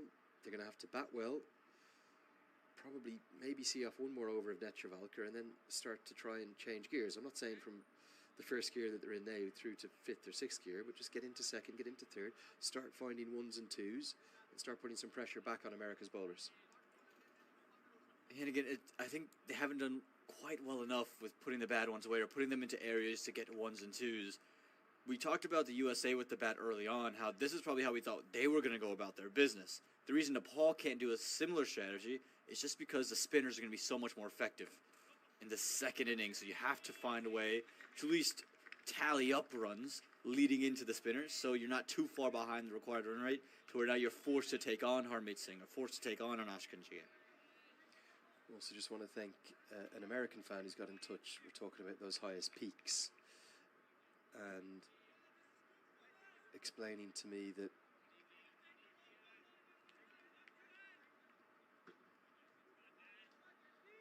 Mount McKinley hasn't been called Mount McKinley since 2015. Fan messaged in from North Dakota of all places. Great to hear from you. Don't have a name on the account, so can't read it out. And it was renamed. I think this is very similar to what's happened down in Australia with what was Ayers Rock now becoming Uluru. Mount McKinley has become renamed Denali to restore the mountain's traditional name and to address concerns of Alaskan native tribes. The Kuyukon people who lived in the area for centuries have always called the mountain Denali, which you're going to love this. It means the high one or the great one. How about that? So it's a bit like the Lambu Dai, Matt Bonner, the tall elder brother. Love that. So yeah, apologies for that. No intent. As Bertel finally breaks the shackles. Now just listen. That's getting the crowd into the game. It's a good shot, and he hasn't tried to overhit. Just to punch off the back foot, finds the gap, gets 4. And he's done well there because it's one of the first times we've seen real width from Jesse Singh. It's not that wide to where you're like, this real poor delivery, but it's wide enough to where you can get on the back foot, free your arms to punch behind point for 4 runs. It's very well played. It's timed to perfection. And again, it's taking advantage of the loose delivery. Again, not as wide as we've seen, but just enough width to allow Bertel to free his hands. It feels like a Bertel day today. cut away. Every run will be cheered, even the singles. Yeah, fascinating to hear that, Denali. And just finally on that, about the highest peak in the United States. The name change was announced by the Secretary of the Interior, Sally Jewell, in August 2015, and then confirmed by the wonderful President Barack Obama in September 2015. So 9 years ago. I'm just a little bit out of date. I was right from my old school books. Well, you're more right than I was. Well, you didn't even know. I didn't even know. You're American. So exactly. You're taking moral victory. I guess we were both wrong. I'll throw it that way. We're both wrong, yeah. I don't think that's been the first time in this broadcast either. Won't be the last, I reckon. Yeah, thanks so much for always educating us. As Aaron Jones does the fielding. Jesse Singh doesn't look in full rhythm. And USA, who've been fastidious with their absolute insistence on using only 5 bowlers. Only 1 over in this entire tour has been bowled by anyone outside of the main 5 bowlers that have been selected. They might have to rethink today. He doesn't look fully fit. Yeah, you can see him after every ball. Both arms are straight up in the air, and he's moving his neck and head side to side. What he's trying to do is just trying to stretch that side region from the ribs down to that lower stomach area. And again, I think it's the left side in particular that's opting to give him a lot of pain. That's your pull arm. If you can't get that straight, it's tough to bowl.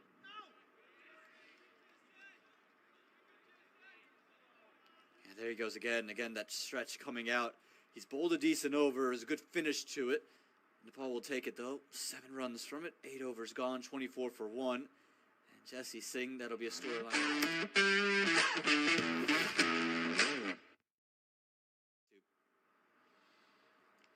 End of the 8th over. 24 for 1 the score. And as we've moved into the second innings, we've also moved into a new day back in Nepal. It's after very nearly 2 a.m. local time across Kathmandu and Pokhara, Biratnagar, Bhairawa, Birgunj, all the way across the beautiful nation. And with it coming into now the 3rd of November, may I wish Nayu Daya Bintuna to everyone, which means best wishes for the new year in the Newari culture. It's known for the Newar people in Nepal as the New Year. They love a festival and a celebration in Nepal, and it's a day when the Newar people celebrate Maha Puja, where family members make puja for the safety of fellow. Good stroke. It's going to be 4. Daniel Sah having to find a way to get some rhythm. He charges that Netravalkar and hits him through that vacant extra cover area.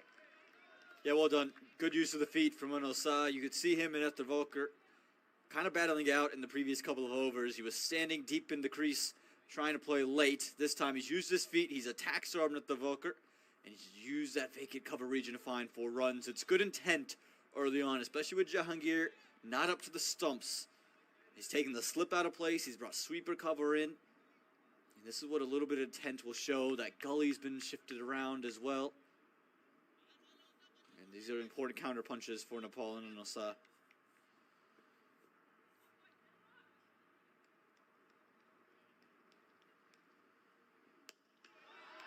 Now a front foot pull shot. Both of these batters have decided the movement's gone from the ball. As Jesse Singh, we see him have to pick it up. He's off for some treatment. Yasser Mohammed on as a sub-fielder.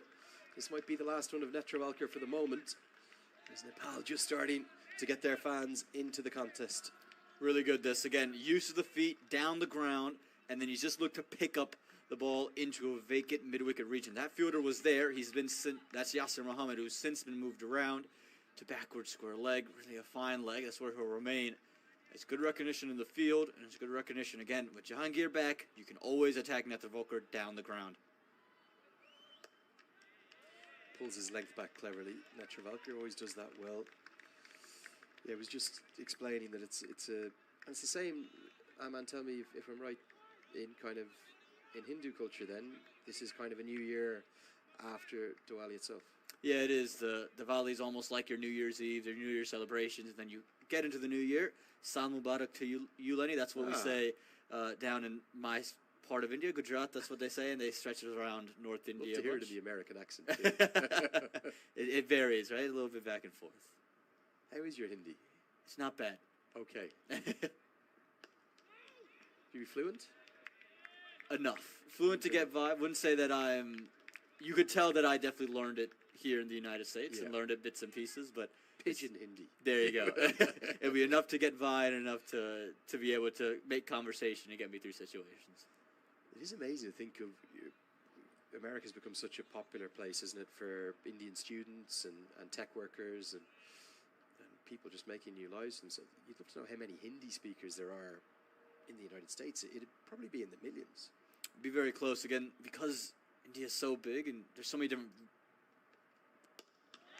Oh, now that is the shot of the chase. That's going to be 6. Change in the game. It's changed in the 9th over. The chase is on all of a sudden.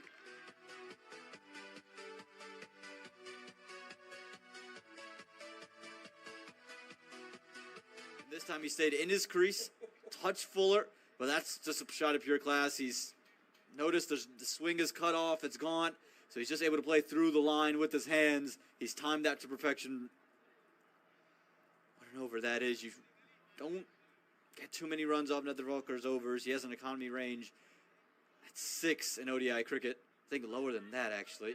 And now it's been jumped all the way up to 15 in that 5th over. Brilliant stuff. Now, with the change of bowler, the keeper is going to come up to the stumps. Obviously, this is an enforced change. Jesse Singh is off the field. There's shades of what happened to Karen KC there, isn't there? In terms of having to go off early in the innings and maybe not being able to come back. Side injuries are tricky. It'll be Shadley van Schalkwijk to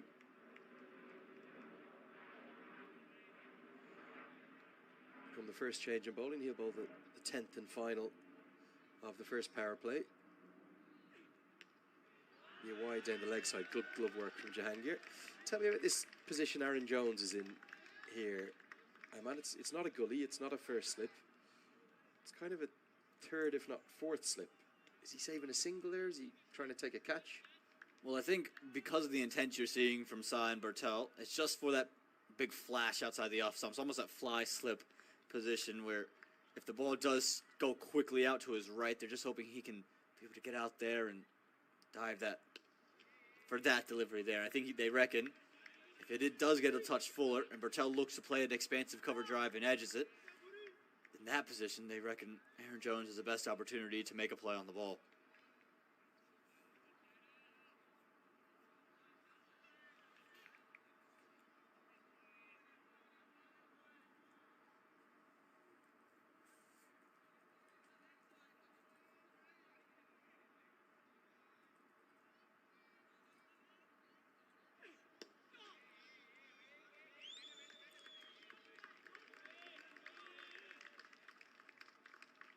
Good running, gets a single.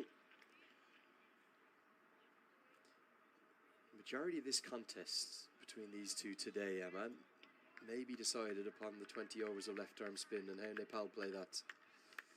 Harmeet Singh probably hasn't had the wickets he would have liked, but he's full of confidence with the runs that he's getting. Kenjige has been in the wickets, but maybe he hasn't bowled as well.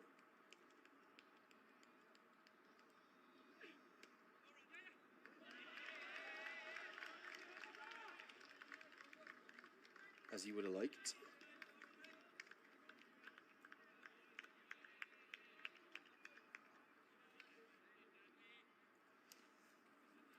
And Nepal, bizarrely for me, given how much left arm spin they face back home, and the fact that every second cricketer out of the production line seems to be as part of an army of Nepali left arm spinners, they haven't played left arm spin particularly well.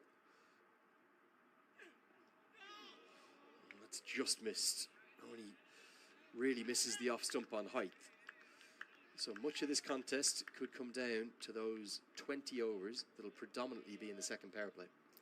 Yeah, and again, a lot of it will depend on how these overs go, as that one just missed the top of off stump. They're looking to be aggressive against the seamers, knowing that they have to face those left arm spinners. And Harmeet Singh went wicketless 48 hours ago, but he was bowling from maybe the wrong end of the ground, didn't get the drift that Nash Kenjige was due to the wind. And you couple that with he was just looking to fire it in quick and be economical to look to get Kenjige wickets at the other end. They bowl well in tandem, even though they're two of the same types of spinners in terms of left arm spin ball moving away from the right-hander. But they're hard to take on, especially if their required run rate continues to move up. Now, right now, Nepal's getting it to drag back down. It's under 6 at the moment, which is where Nepal would like to keep it. But if you just start to pile on some dot balls and some quiet overs, it'd be tough sledding against the left arm spinners.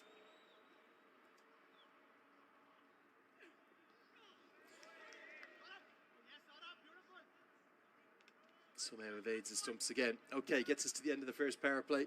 42 for 1 the score. Well, what about a bit of the colour? Right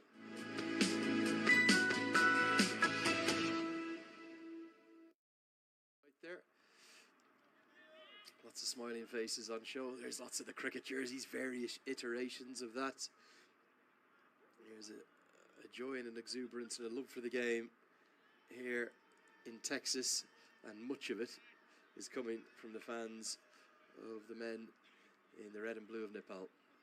And again, their fans have loved it. They've loved it since they've got here for that Stake Stars and Summits trophy all the way in October. Hard to believe that we're already in a new month, and he's been here for quite some time. But again, the fans have loved it, and now headed into League Two. They've come out and cheered on their side, and what were mixed results for them, probably should have come away with more wins than they have, but their fans are out, and that 12th man factor will have to play some type of a role for Nepal in this run chase.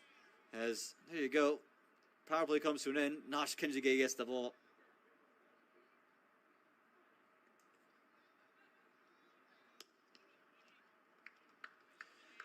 Well, here we go. If Nepal can keep these two wicketless and keep the scoreboard ticking, that's when Harmeet Singh gets into the game. They could well be in this chase. If Singh and Kenjige find movement off the surface and find wickets like the chance that they just created there, Sa will have to run hard to get back for 2. Then the game will surely be USA's. This is where the game is going to be decided, as Nash Kenjige. Oh dear. He ends up, I don't know what's happened there. He might have fallen over it. You know the way your mum always said to you when you left the house, your shoelace is untied, you'll fall over, and you never fell over. Nash Kenjige's just done what his mum And he's got a wry smile. He's got the same smile you've got.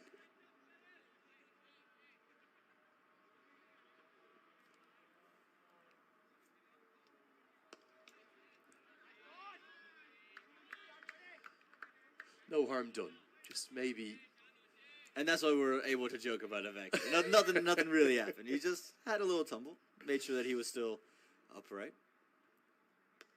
Might just feel a little embarrassed as his son steered into the gap. The sweeper, Krishnamurthy's out there. Here he is. Now, what's happened, Nash Kenjige? It's an easy underarm from Utkarsh. Oh, dear! There he goes. It's almost as though a bomb went off. Always tie your shoelaces at home. Looks like he caught on to the back foot as well. He wasn't watching where he was going. So if you're out trick-or-treating, make sure that you're doing that. And watching every step you take and which direction you take it in. But you're absolutely right, Lenny. Nepal will be very watchful of how this passage of play goes. They know if they don't give up wickets to both left arm spinners, and they can claw runs to their name, about 5 and over, they've done more than enough. That's easier said than done. Kenjige will attack the pads all day long. Close out over number 11. Just the 3 runs from Kenjige's first. 45 for 1.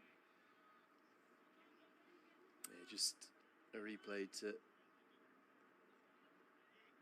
show you there was definitely an inside edge. Thuds into the front pad. Not sure what Nash Kenjige is looking at there. First over in the books from him. 3 from it.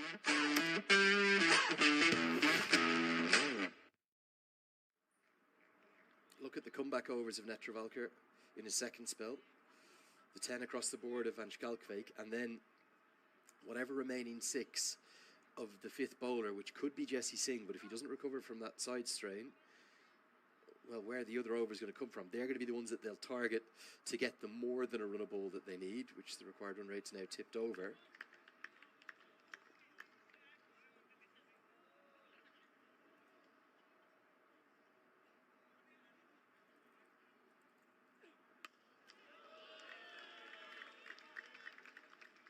And then if they can, even if they kept Harmeet Singh and Nosh Kenjige to their figures from the last game, which I think was what, none for 49 and one for 49, basically 4 or 5 and over. If it's that, but they don't get the incisions, if Harmeet Singh doesn't get into the wickets and get into Nepal's middle order, then I think there could be a way home for Nepal. USA still favourites for me. No doubt. Runs on the board, wearing wicket. Nepal don't have a great history of chasing huge totals. But there is just, particularly with the extra depth to Nepal's batting. Remember, Mala's in the team. So they have the two left-handers, Gulshan Jah and Kushal Malla, both of whom can score quickly, and both of whom could be sent in to take on the left-arm spin. Maybe they can plot a path home for what would be a very famous victory. Again, just about how they decide to attack the rest of the bowling lineup, where they look to find runs. And they got to do this, take advantage of poor deliveries and find a way to get those to the rope. Even the fumble will just keep it to 1 run. But if you get anything loose, you have to be able to take advantage of it. And I think that's what USA, to their credit, did very, very well. Yes, it wasn't the greatest bit of bowling from Nepal all throughout their innings, but anytime it was loose down the leg side, found 4 runs. When Lamashani dropped it short, apart from the one Aaron Jones wicket, everything went to the rope. They took advantage of the lackluster bowling. Nepal's got to do something similar and make USA pay for mistakes. Good delivery that from Ben Skolkovic. And you mentioned Nether Volker's second spell. When he comes back into bowl, you reckon it's going to be all pace off. It's going to be cross seam and cutters and slower deliveries that were very hard to play later on. So even with the big hitting Gulshan Malla and Gulshan Jah, you don't reckon it's going to be a wicket where you can really score as fluently and as easy as you want towards the later stage with the slower balls. So it makes it even more important to score runs in this juncture.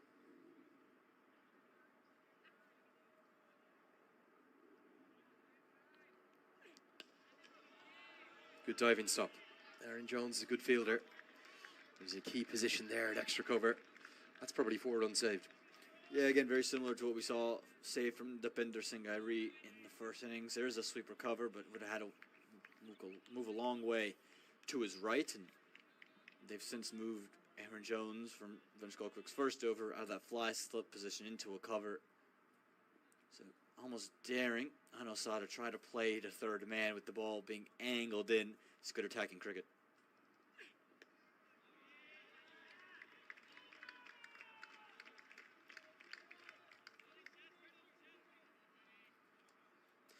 End of the 12th over, 48 for 1.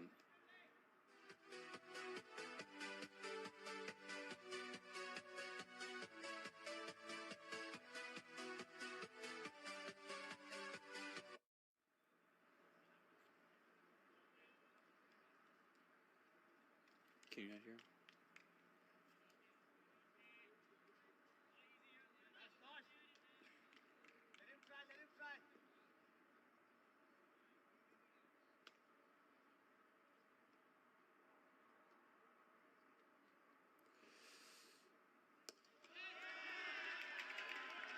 Worked into the leg side, and that's going to be...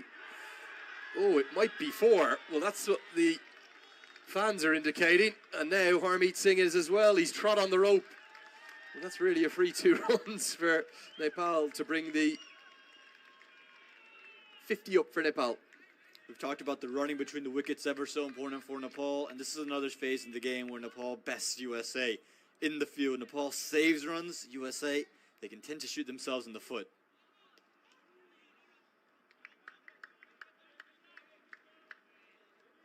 Not the first time we've seen 4 free runs. Think about before the wicket of Asif Sheikh, those 4 runs off a misfield, and then Harmeet Singh here just stepping onto the rope.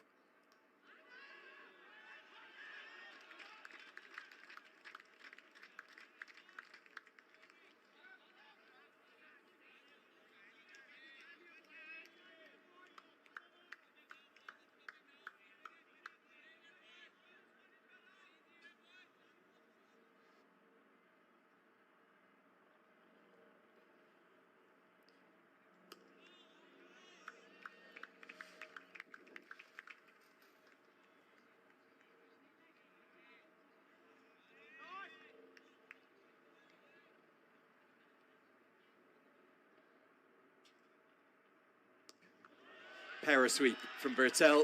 Power sweep for 4. That's a really good shot. Kenjige's just looked a little lacking in bite through the air, isn't he? No rhythm yet for him. And one of Bertel's favourite shots against the spinners runs away for 4. Well, there's no real wind to aid with the drift and the dip. You can just see Bertel in this over alongside Anosa looking to be way more positive against Kinjige, and it's a good counterpunch. Yes, it's risky, but they've said to Nash, all right, we're looking to attack you. We're not going to let you sit there and bowl your 10 overs alongside Harmeet Singh. You're going to have to do something extra special to get us out.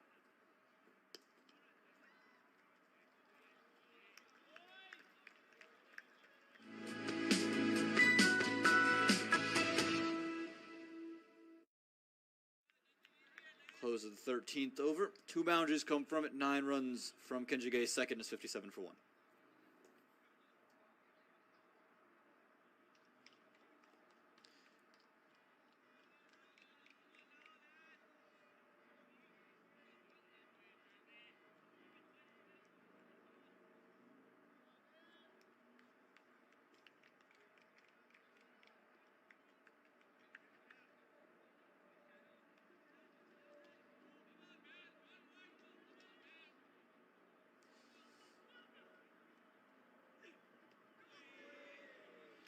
Anil Shah, sometimes when he's batting, just kind of gets in this mode, doesn't he? Either it's a defensive or a block, or it's a very big shot, isn't it? He kind of needs to find a middle gear between the two.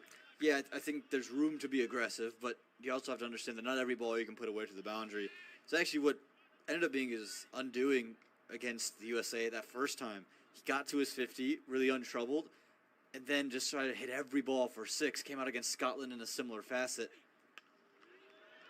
He can just do this. He's such a good timer of the ball. He's got a wide range of shots. If he's just able to find a way to get 1 off every delivery, he'll get enough bad balls that he can put away. He's got too many good shots to where he's almost forcing, trying to hit the ball into particular areas when the ball's not there to be hit.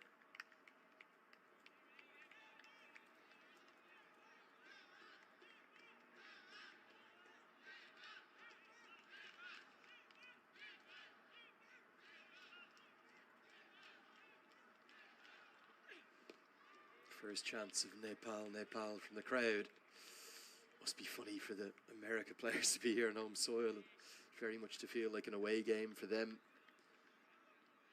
Outnumbered heavily by the Nepal fans. Probably, I don't know, what have we got, 800 in and around the ground, 700, something like that. And 90+% of them seem to be supporting Nepal anyway. You can go through these phases where wickets don't come, and USA just tend to go a bit quiet in the field generally. It's a fine shot. It's all the way for 6. Kushal Patel is just showing a few signs, isn't he, on this American leg of the North America tour, that he's coming back to his best with the bat. And that's a real dominant stroke over Van Schalkwyk, all the way, 6 more. It's quite sensational. Again, it's not a half volley. He's hit this on the up, having to do it from the crease with Jahangir up. He just used his hands perfectly. There's no real movement off the wicket for Van Schalkwyk. I know it's a touch early, but you might be better off going to the slower balls now, those cutters now.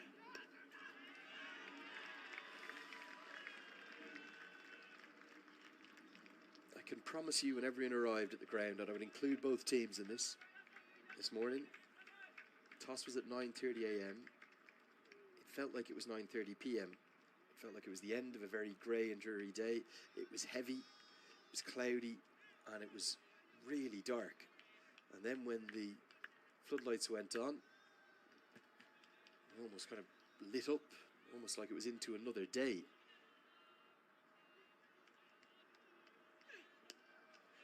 But I can promise you, as we get to the end of the 14th with the score at 65 for 1, that everyone here, I'm talking serious cricket experts, Dean Kosker, I'm not saying he said anything to me, but I can assure you.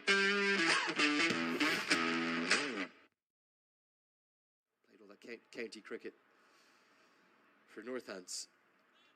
He will have known that on days like this back home in the county championship, well, if you get 200 with the bat, you're having an excellent day. I don't think anyone would have thought that it would have been 280 versus 200 plus, let alone 280 possibly being chased down.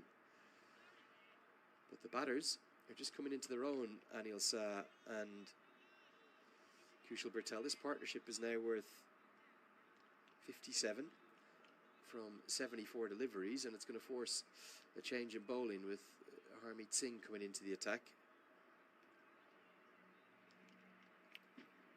And Manik Patel seems to be steadfast on the fact that both left-arm spinners are going to operate from the race course end, which is the opposite end to where Kenjige was so successful against Scotland 48 hours ago. Yes, not the same breeze blowing, very little breeze, if any, that you can see from the naked eye, but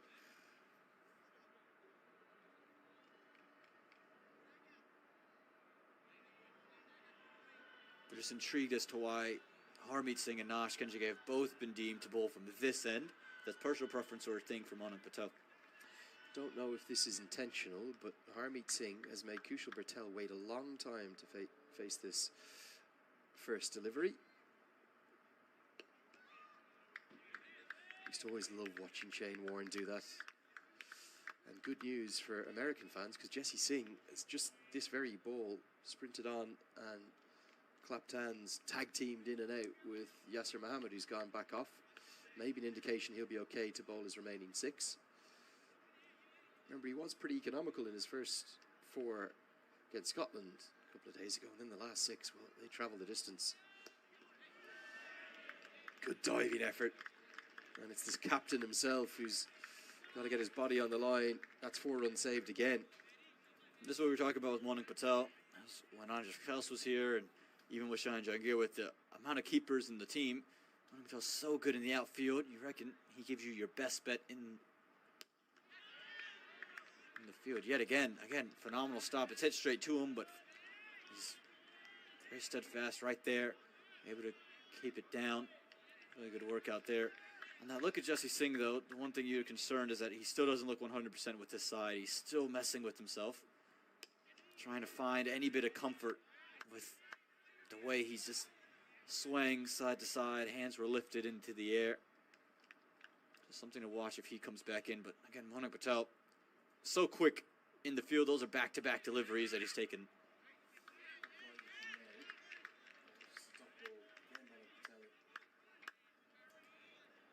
Thanks. Just missed that delivery there.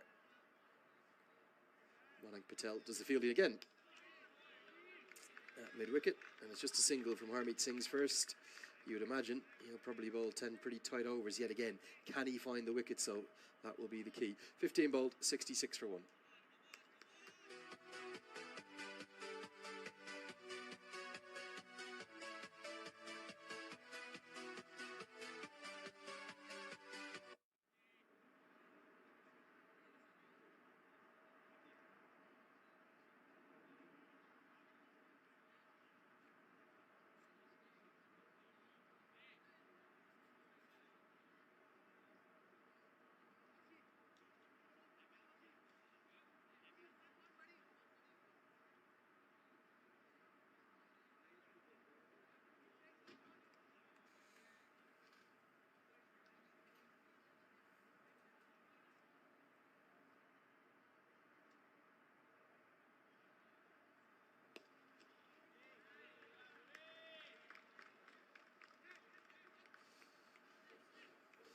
Kenjige as a change of ends. We saw this in the latter stages against Scotland, but that was when we had a heavy wind blowing. It was almost like the penny finally dropped that they needed to get the left arm spin to get the ball to drift into them. Did see one monstrous 6 as well, wasn't it? I think it might have been hit off Kenjige by Brandon McMullen. But there it is, bit of drift in and some turn away. Wind still prevailing from the northwest. That wind that Dave Agnew, the head curator, would say is almost a Canadian, Minnesotan wind that would fly down. That's where the cooler temperatures come from. So you are seeing that bit of drift into the right-hander. Now, that there, if you're wondering what that is, and you're wondering why Aman Patel said the racecourse end in the previous moment, part of a great sporting complex here, that's Lone Star Park.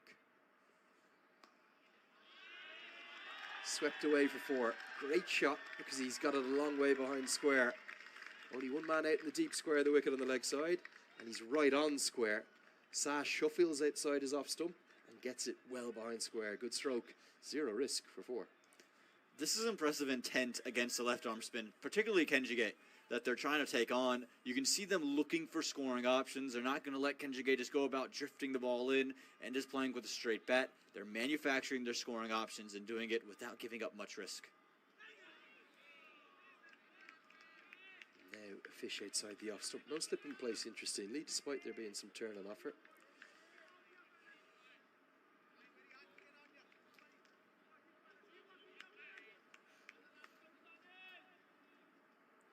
I think Nepal might have taken this position when they came out to chase. Van Schalkwyk looks pretty unthreatening. Netraval bowled really nicely for those first 4 overs, got taken apart a bit in the 5th. Jesse Singh, he's picked up the 1 wicket to fall. We're not sure whether he's going to be able to return.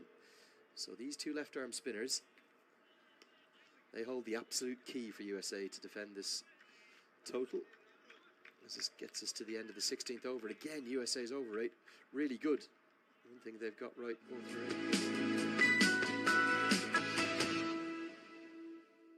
Come on then, Aman. Time to nail your colours to the mast. 2's ahead. And who's going to win this game? Oh, this will be putting me on the spot here, Lane. I'm not. It could go either way. This game is perfectly poised up. You spoke about Nepal taking where they would be here in the 16th over. USA were 78 for 2 at this stage in their innings, so it's really dead even. You take the 1 wicket in hand. You don't have 6 runs on the board, but I think the real keys are how positively they're playing Nash Kenjige would give Nepal good confidence headed in. They took Netravalkar on. They were able to find runs against him. Jesse Singh, you don't know if he's going to be 100% remaining through, so who else can bowl? You're scoring against Nash Kenjige. If Harmeet Singh doesn't go with wickets, you really fancy your chance to chase this total down. It's kind of funny. 10 overs ago, I'd have said that, well, Nepal are huge underdogs, but just a bit of a growing sense, as you'll always get when the partnership builds, a growing sense of belief in the chase, isn't there, for Nepal? You just sense Harmeet Singh is going to have a big say, don't you? He's that good, you almost think if Nepal play his 10 overs, none for 30, that might not be a bad result. So there's no need to kind of worry about your scoring rate off him. And I say that because even though it's more than a runnable required, there should be, in theory, plenty of scoring opportunities off the other bowlers, particularly as the innings progresses. Get through Harmeet Singh, I think Nepal might win this game. Especially with the way they're scoring off Nash Kenjige. If they were playing both Kenjige and Harmeet Singh this way, well, that's 20 overs where you're really only scoring 60 runs. But because they've taken the attack to Nash, you really fancy your chances here. With Van Schalkwyk not looking as dangerous early, I think he'll get better as the game goes on with the slower ones. With Jesse Singh's health as a concern, you really fancy your chances. Well, now, it was Owen Morgan that first kind of played the reverse. This is a left-handed late cut. He's looked to reverse sweep it. He's realised he's not in position. And look at the skills for him to be able to play it like a left-hander. What a unique shot. Oh, very clever. Kind of. It's hard to describe that, but I'm not sure again. It looks good. It makes for good TV. I don't reckon you need that shot against Harmeet Singh. I think that's forcing the issue. You've only scored 2 runs. That's fine. Just push around. Just play conventional. Nicely swept, but Manik Patel does well again. He's a good outfielder, isn't he, for a man who usually has the gloves on. Well, one more look at this. Owen Morgan, eat your heart out. The game, it hangs beautifully in the balance. I'm going to leave you with one piece of news. Again, I'm not suggesting it's going to rain. Duckworth Lewis Stern par score right now, it's 72. Nepal, I'm 73 for 1. And it means that it's probably honours even at that first drinks break in the first session. 282, the score that Nepal will require. We'll have a break here in the commentary box. And we'll see you on the other side in just a couple of moments' time.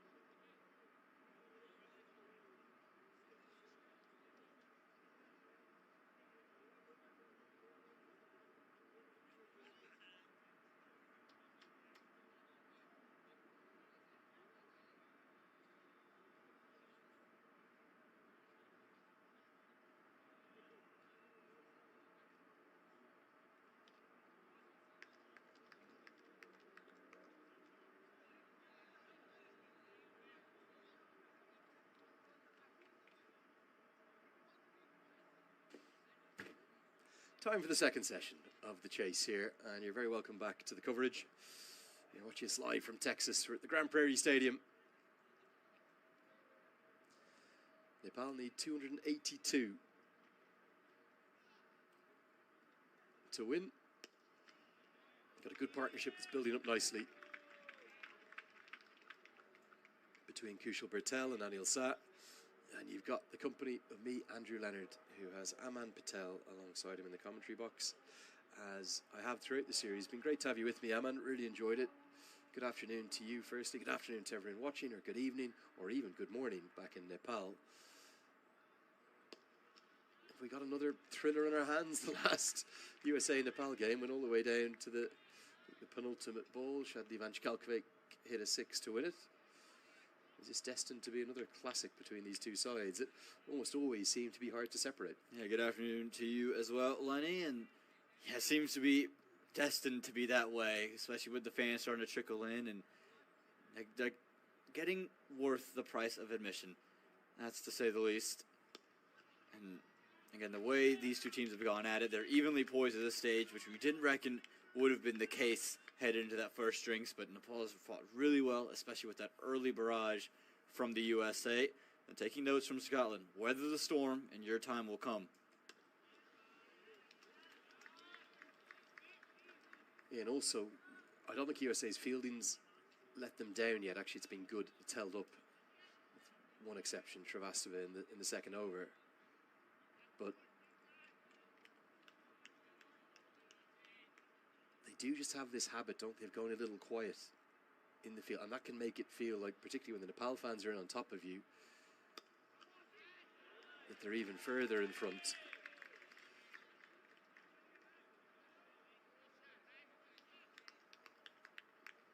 Stay up.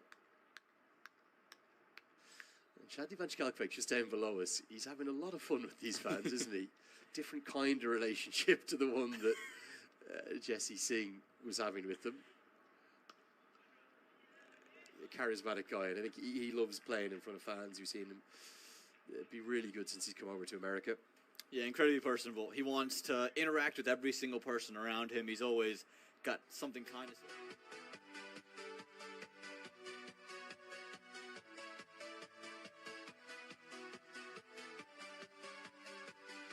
a key figure in the States. He plays a lot of his cricket in Seattle, in the Seattle area, and he's brought his bowling likes up there. You see it with the ball in hand. It's been a story of Harmeet Singh's been effective and economical, and you have the one wicket from Jesse Singh, but you just feel that Nepal have gotten used to every bowler and been able to take them on.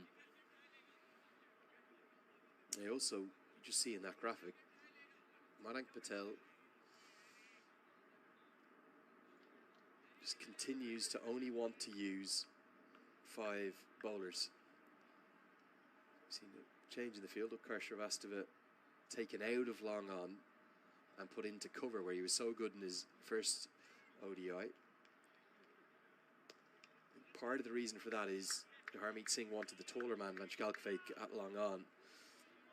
All these little small, less than 1%ers can matter. Aaron Jones's position is an interesting one, isn't it? He's in at first slip, but it's very deep. And it's quite wide. Is the ball going to carry there? I don't reckon it is. Harmeet Singh's not flying it through. It's not pace on. Yeah, they're playing with heavy hands, trying to push the ball, but I reckon he can afford to take one step forward. I like the width in which he's at, but it's just a touch too deep. And Harmeet Singh strikes. Bertel loves that sweep shot. But if he misses on that line, the bowler is going to hit. And it's the off-stump rock back. We said Nepal needed to keep Harmeet Singh out of the wickets. They haven't been able to do that. As Bertel falls for 29. It's a risky stroke, isn't it? And Harmeet Singh right on the money. Remarkably, only his 8th ODI wicket. And this is 10th inning, but you just take a look at the shot selection here. It's just a poor shot, you reckon. You don't need to try to force the sweep, force the scoring option to Harmeet Singh. We spoke about it. You have the time. Take him and just play him out. Score off everyone else. Kushal Bertel gets a start, 29 off of 51, but won't be able to cash in. That's the biggest thing. You can't let Harmeet Singh get in. And once you've started to score, you have to be able to cash in on it.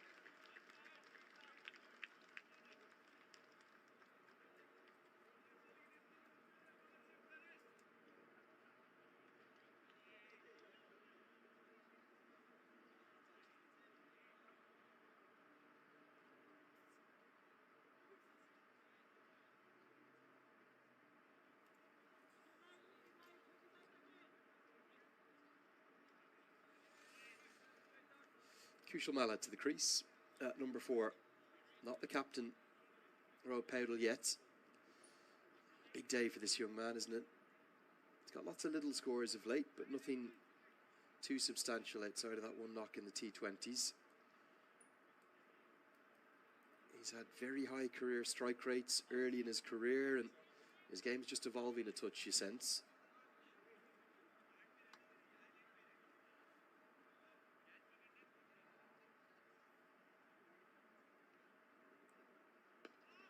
Clearly a tactical choice here to get the left-hand, right-hand combination in, particularly with the left-arm spinners bowling.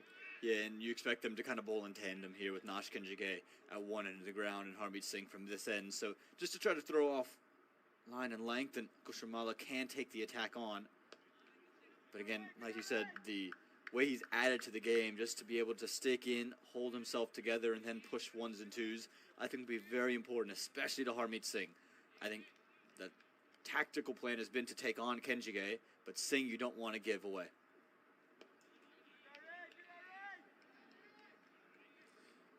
Great over from Harmeet Singh, including the big wicket. 19 bowled, 79 for 2.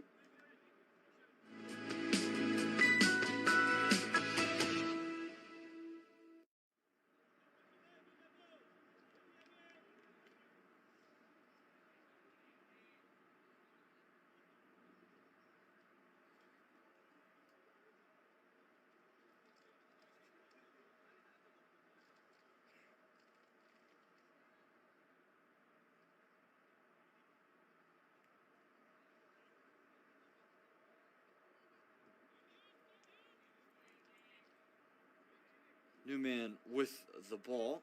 Again, we saw him with the bat a lot yesterday, 2 days ago, but it's Utkarsh Srivastava who's going to come in and bowl his off spinners, and that's part of the reason why he's in the side. He hasn't bowled in international cricket yet, but he bowled very consistently as a part of the USA Under-19 team. Took wickets in the Under-19 World Cup. And it's part of his game that he's continued to adapt and bring in. Be interesting starting off to the right-hander. Yeah, just the second over we've seen from a sixth bowler or more on this entire homestand of 7 games that they've played. So it shows that Manak Patel probably has reviewed the match the other day and thought that 6 overs of 7 from one end for Jesse Singh was far too much, and it really kind of was a bit of a hospital pass for him. So if he can get in even 3 or 4 cheap overs, let alone pick up a surprise wicket, and it's a win-win. That's why you use a sixth bowler in ODI cricket. It's to give you that freedom and flexibility of bowling options towards the third and final power play. Bowled quite a bit, you were saying, down at the 19s World Cup. Yeah, he did. And he bowled all the way in really the pathway events to get to that Under-19 World Cup as well, in the games leading up to that, and to make that Under-19 team. He bowled in every single game. Really was thought of as an all-rounder in that team, and that's why he was able to slide in a bat at number 6. And in those 8 matches that he played, he bowled in 7 innings, took 6 wickets at an economy rate 3.07, so it wasn't 50 over cricket. But again, that's the best of the youth crop the USA had to offer. So this is a skill set that he's continued to work on. And talking to him, it's something that he is very aware of that he has, and he's very aware that it just enhances him as a cricketer. He doesn't want to be a one-facet guy. So it's always good to just have that extra skill. You think about Rohit Paudel, Dipender Singh Airi, just having those couple of extra skills and utilities that can be called upon. Even Kushalmala, more known for what he does with the bat, but his left arm spin today, those 6 overs, very vital. Came down and were very economical to pick the bowlers today. And you can see nothing fancy from Srivastava, just line and length, and just gives up the 3 runs from his first over in ODI international cricket. This one, just getting the bat down, was Kushalmala. Actually the one that just straightened up quite a bit.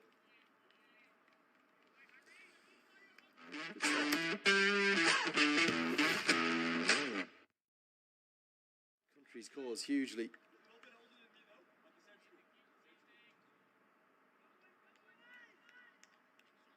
Spin to win, it feels like, all of a sudden. You can understand why the 6th use of this pitch in terms of number of innings, 3rd game day.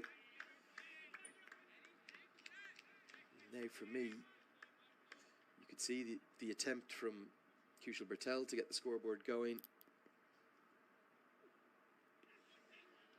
Beautifully bowled, wider the crease, dips and turns, very hard to play that.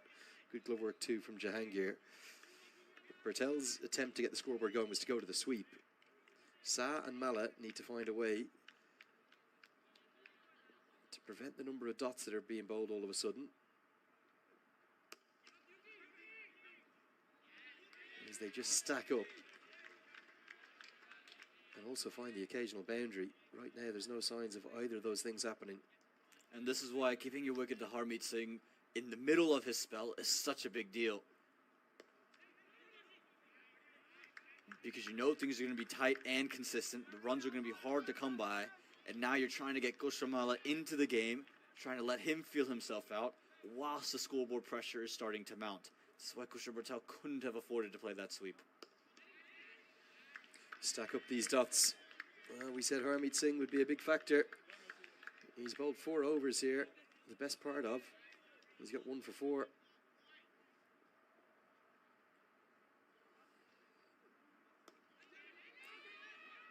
It's a maiden. Nepal going nowhere. USA getting on top in this second session. 82 for 2.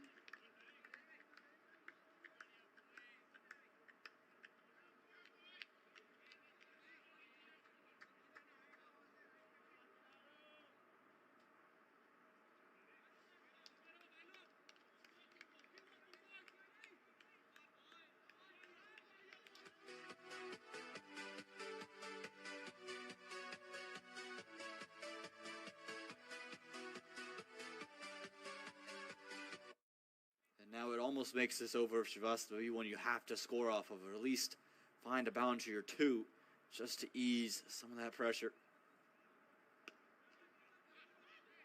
Get the single straight away, and again the big thing is you just got to find a way to continue to rotate. And if you're not going to score off Harmeet Singh, which is fine, you're not going to be really able to. Don't give him the wickets, but be able to find runs elsewhere. You can't let Srivastava go out and bowl an over worth 3 runs. It's not a winning formula. You got to be able to consistently do this, turn runs off every delivery and slip in. Now it has to be the odd boundary pretty consistently. Srivastava will like the matchup of the left-hander. And for Kushalmala, he's just got to stay patient. Again, that hard-hitting background can't affect him right now. Well bowled from Srivastava. He's got a couple of different deliveries. He's got a couple that'll come back in, the arm ball. And you'll like the matchup again with the left-hander. Getting the ball to turn away, but then the odd one to slip back through. Good sharp stuff. Again, he's not trying to reinvent the wheel. I think that's the biggest thing from Srivastava. He's just gone right outside the off stump and bowled every delivery there and dared Mala to go different. How many times did we say it in the first innings? Do the basics right. Just a day that it really, in the most helpful of conditions, it completely eluded Nepal's bowlers, with the occasional exception, but probably 40 of the 50 overs delivered, they just didn't do even a semblance of the basics right. And that's why they're behind the 8 ball now. 7 runs required per over. Bit of innovation. There's 2 men there on the reverse sweep, so I'm not sure that a conventional sweep wouldn't have been a better option, hitting with the spin. 22 bowled, 85 for 2. Nepal in trouble.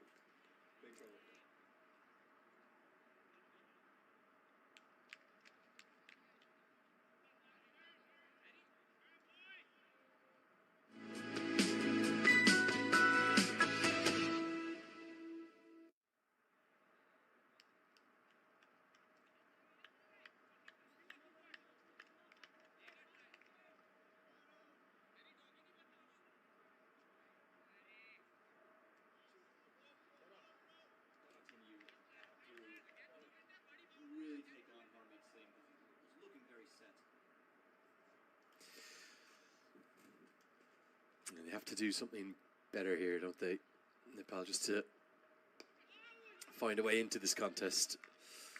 I don't mind Mala starting slowly because he's got such power. And I can tell you for a fact, I'm not in the team hotel on this trip, but in the last trip in Canada I was getting down to lift my paltry 5 kilogram weights and do a little run on the treadmill.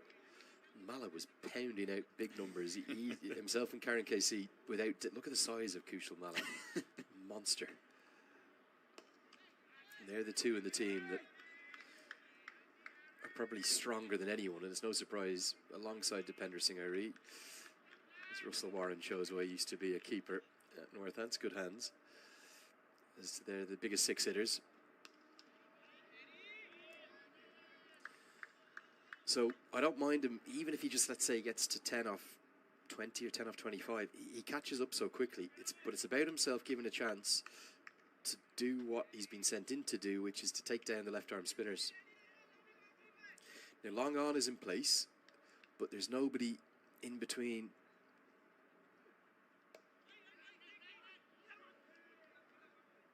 Long on and deep mid-wicket in the outside the circle. So there's a mid-wicket in the circle, but he's about 15 yards from the bat.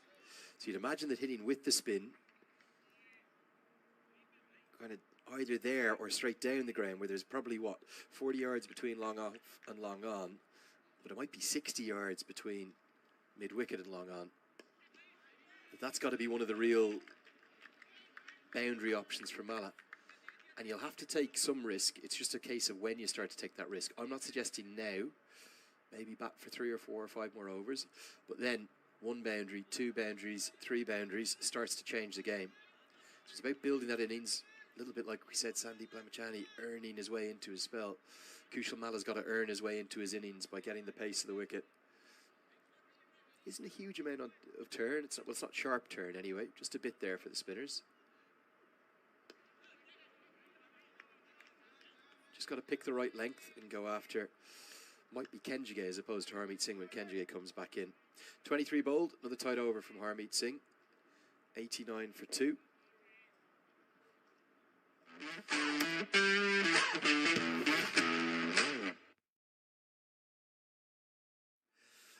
How do you assess the kind of first? I think after this Netherlands series, we're going to have close to a third of the games played for all of the teams. How do you assess the kind of the first year of the second edition of ICC Men's Cricket World Cup League 2? Well, Canada got off to the best start of any team. They used their early advantage to their credit. USA probably had the best overall year, just all formats, and they were able to take advantage of that momentum headed into the ODIs. I think for Nepal, for them to really get back into that top 4 conversation, they're going to have to put on some wins. Again, this win today against the USA, if we play Monday against Scotland, and then really ramp them up, because they're struggling in that bottom 3, and Oman are starting to pile on some wins. The UAE still struggling there. That's the one godsend, but bigger than maybe even if you don't make the top 4, you keep yourself out of the top 2, and Nepal are too good of a side to lose the ODI status if they just keep down this trend. Long way to go. Not saying that they will. I think similar to Scotland, they're starting to find a little bit more of their momentum headed into that top 4. So I think the middle is very jam-packed. I think the top 4 will end up being jam-packed. I think you'll have 1 probably all by themselves, and then 2, 3, 4 will be between probably 5 of the teams on the list fighting for those 3 spots, and we'll see which 3 teams those are. Yeah, I think for UAE as well, they've got to kind of pretty quickly find a way to not become the Papua New Guinea of this second cycle. They've had a change of captain. Rahul Chopra's been given the armband. I think many expected that.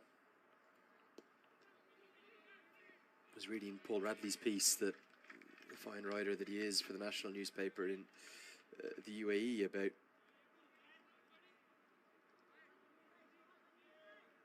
their upcoming tour, and wondering where is it going wrong for UAE's 50-over cricket. There's so much going for them in the shorter formats. And they're 16th in the world in the T20I standings. But actually, if you look at the ODI rankings, they're 20th and bottom. And they're probably deservedly so 20th and bottom.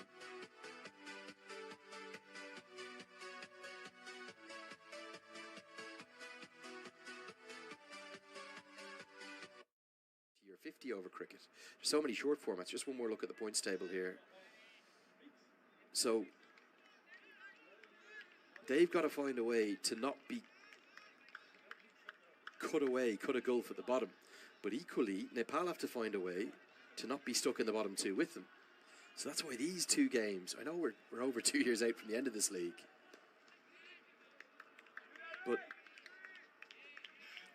Nepal, if they lost these two games, today and Monday, if we can play Monday, and then if UAE had another bad tour, which, if you look at the first game, bowled out for 140, losing to an Oman side that we barely even recognised. Well,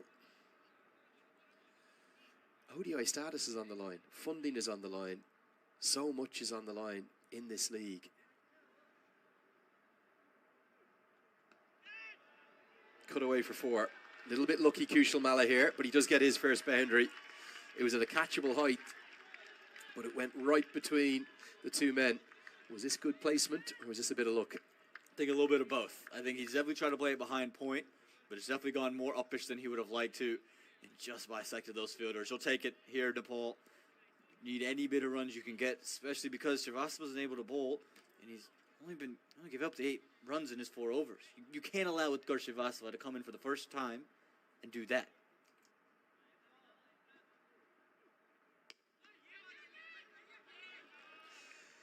Yeah, that's the maturation in Mala's game that, being honest, I don't think he had 2 or 3 years ago. Previously, he'd have hit a boundary like that and he'd have tried to pump the next one for 6. This is the byproduct of a lot of work with some exceptional coaches, with Monty Desai, with Jagat Tamatu, who's here, and with Pupadu Dasanayake, the former Nepal head coach, who's back here as a team mentor. They have definitely worked on that. They've clearly worked on that boundary. Get a single. As Deb bowled a signal, Daniel Sah not ready. He's such a talent. I know some fans have been very harsh on him and said, why is he in the team? But he's that good, potentially. You want to give him every opportunity. That's probably why he was promoted up the order. And you've seen some of the shots he's hit and can hit. Not many batters in the world can do that. He hit one last summer in the Cricket World Cup qualifier. That was against Zimbabwe at the HSC. There's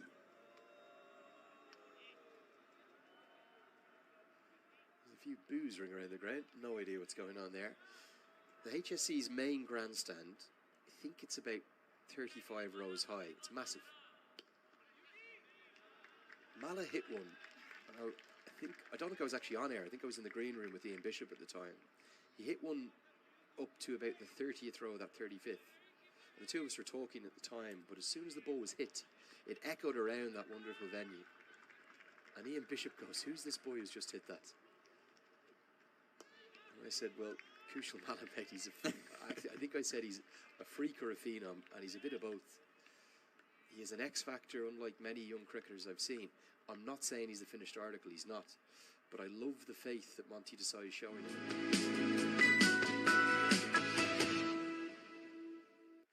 Saw it in the T20s. And we might just do it again. Get to the end of the 25th. It's 99 for 2. Halfway stage of the chase. They're not quite halfway there. They're not even, well, more than a third of the way there, really. So they need to pick it up.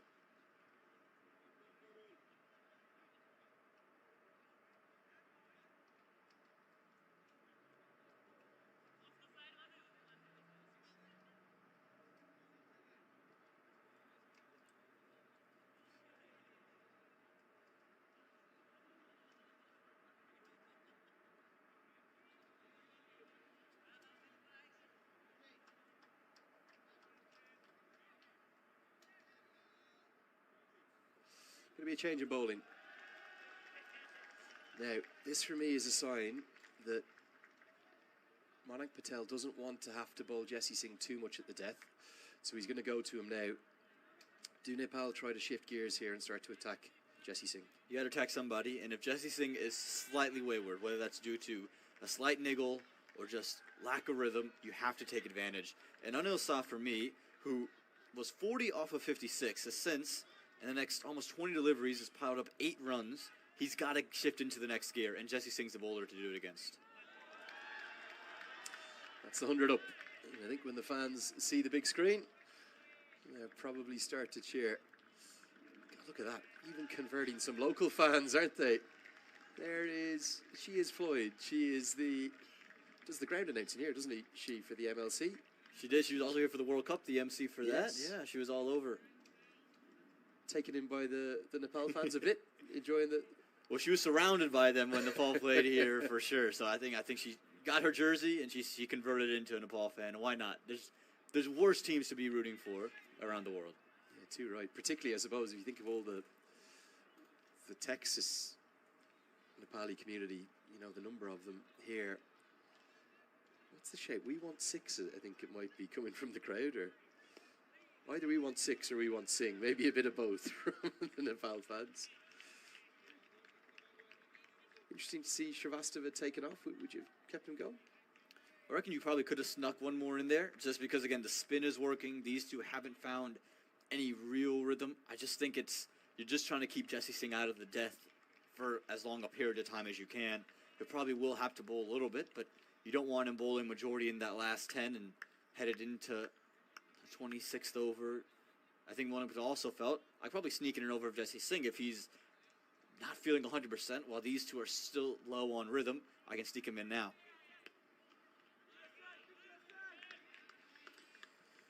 Great story, Anil Shah. First debuted in international cricket over 6 years ago. Played a couple of the games against Kenya as part of the old World Cricket League structure in February 2018.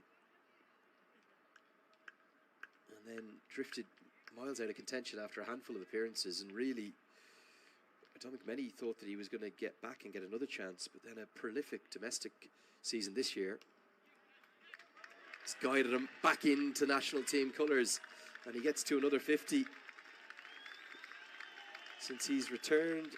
That's now his 5th 50-plus score. It's his 4th ODI half-century to go alongside that 100. He's averaging just a tick over 30. The strike rate pretty good career-wise, over 90, just 60 today. He'll need to improve that, but if he doubles that 50 up, man, Nepal might be in with a real chance. Yeah, he's got to get that strike rate up, but he's got it. I think more importantly for Nepal, he sticks it, and I think he's understood that. It's why he's changed the gears in the last 21 deliveries. He's only scored the 10 runs, but more importantly, he's in the middle. And it's going to take double this to get Nepal over the line. They're going to have to find one bat to stick through with the power of Gulshan Mala, with Gulshan Jah. You have plenty of quick run scorers. You need one anchor, and I think Anil Shah is going to be that anchor. Yeah, you don't need to catch up by hitting 6s from this ball, but if you can turn that 100 into, let's say 100 not out off 127, you scored a run of ball from here. Yep. That's a great knock. And actually, with all that Gulshan Jah to come up the order, Depender Singh Airi, the 6-hitting potential, then it becomes an anchoring match-winning knock in its own way. He's done all the hard work. He got through the tough stuff early when it was very difficult, and Netravalkar's first 4 overs were so good. So well played, Anil Shah. Can you double it up now? And can Kushal Malla start to show his power hitting? Because he's only going at a strike rate of 50 at the moment. Jesse Singh, well, you got to give him credit for his toughness and trying to gut it out, but he doesn't look great. I don't know.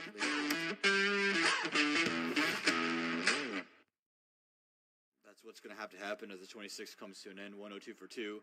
And it's very smart for Monan Patel to get his over back in here, because now you can assess this and say, okay, he can bowl, or it's, he might have one more in him, or just hold him out.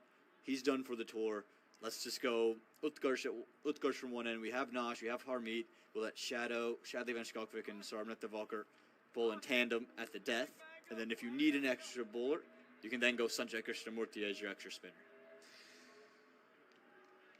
Now, this is a fascinating move from Mayank Patel.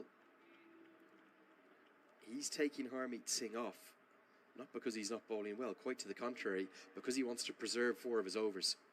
Doesn't want to bowl his kind of star bowler today in these conditions out. So what he's going to do, he's going to go to Kenjige, keep the left arm spin from this end, and I would suspect we're going to see Kushal Malla go at Kenjige here.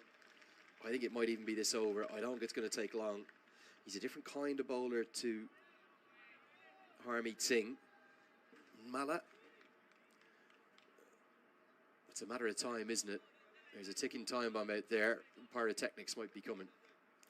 Yeah, it just felt like one of these two were going to have to go after him, whether it going to be Sa or Mala. And Mala, again, has so much power.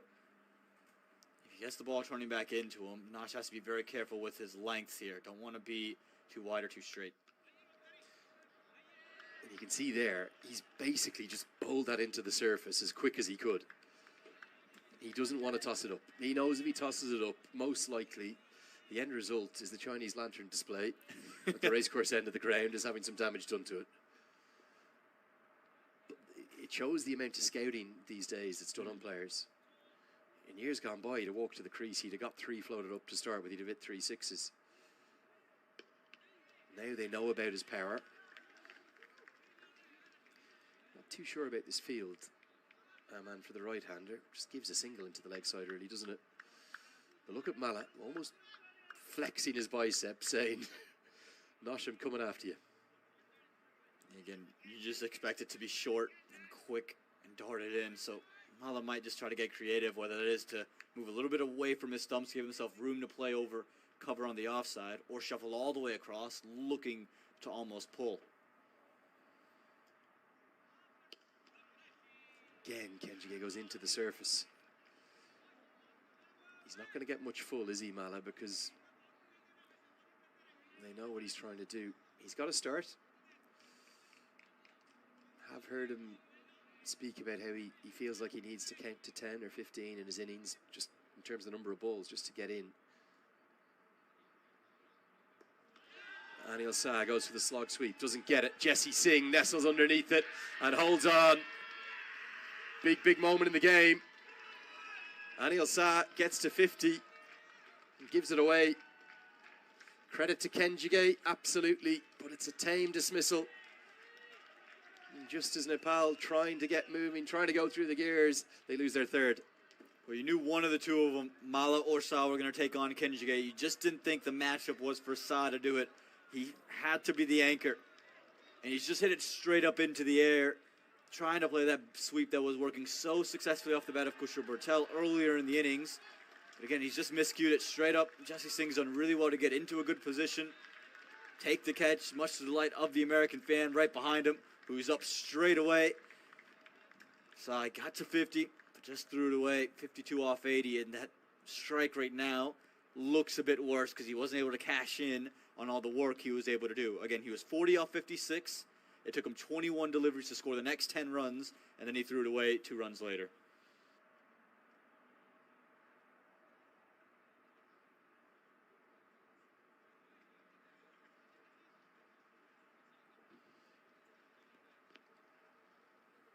Robert Paudel to the crease, the captain of Nepal.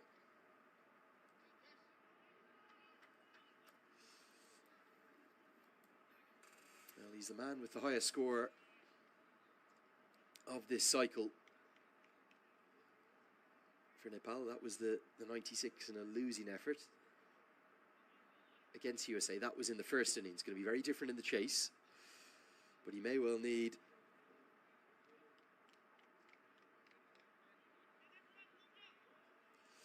see the America fans, the flags flying high now.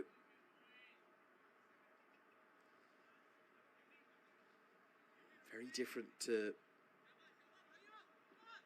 score 90 like that in a chase. If he does, if he's there with 90 not out in the last over, you think it would be in a winning effort. And he's a fine player, maybe Nepal's best player. Now, this is probably the most packed part of the crowd. And there's a few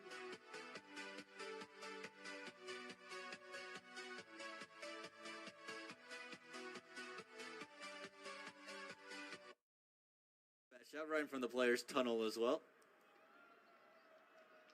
What's in there? The big gulps. They stopped off at the gas station. Your soda of choice? I don't drink soda, Lenny. What? I don't drink soda. So it's actually a funny story. I was 7 years old when someone told me caffeine stunts growth. Say that once more? I was 7 years old. Someone told me caffeine stunts growth, and I decided. What height are you? I'm now, 6'1", so it's worked a little bit. You taller than me. I don't think you are. I don't very think similar. I am. Very similar. I'm 6'1.5". So I think somewhere there. You're in the mix. Well, it hasn't stunted your growth. Jesse Singh to continue.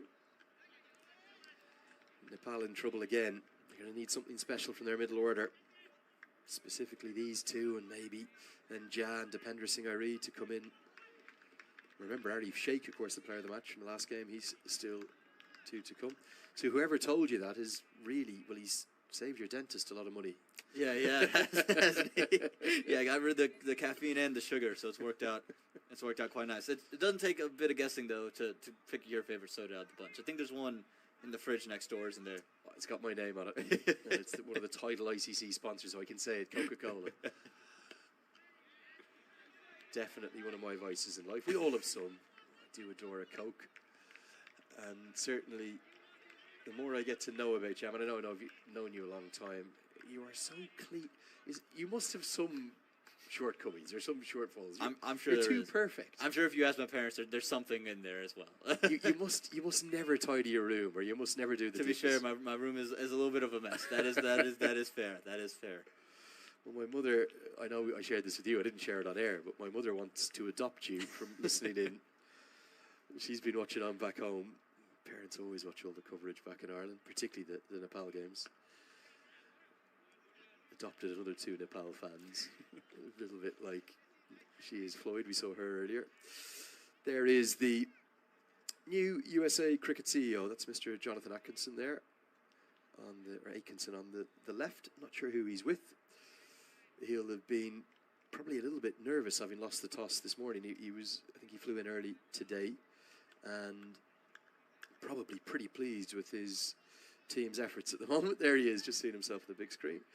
A big good afternoon to you, sir. Wishing you every success in your new role.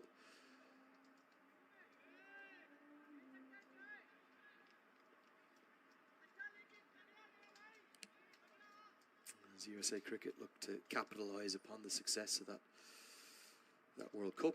Both national teams, well, really up until this tour, were going really well, weren't they? The women's team, historic wins down in Zimbabwe. I know that filled the community with great joy the first ever time they've beaten full member nation. The historic series win over Bangladesh for the men, 4-0 over Canada, the Super 8 run in the World Cup, all the brilliance of that Namibia tour.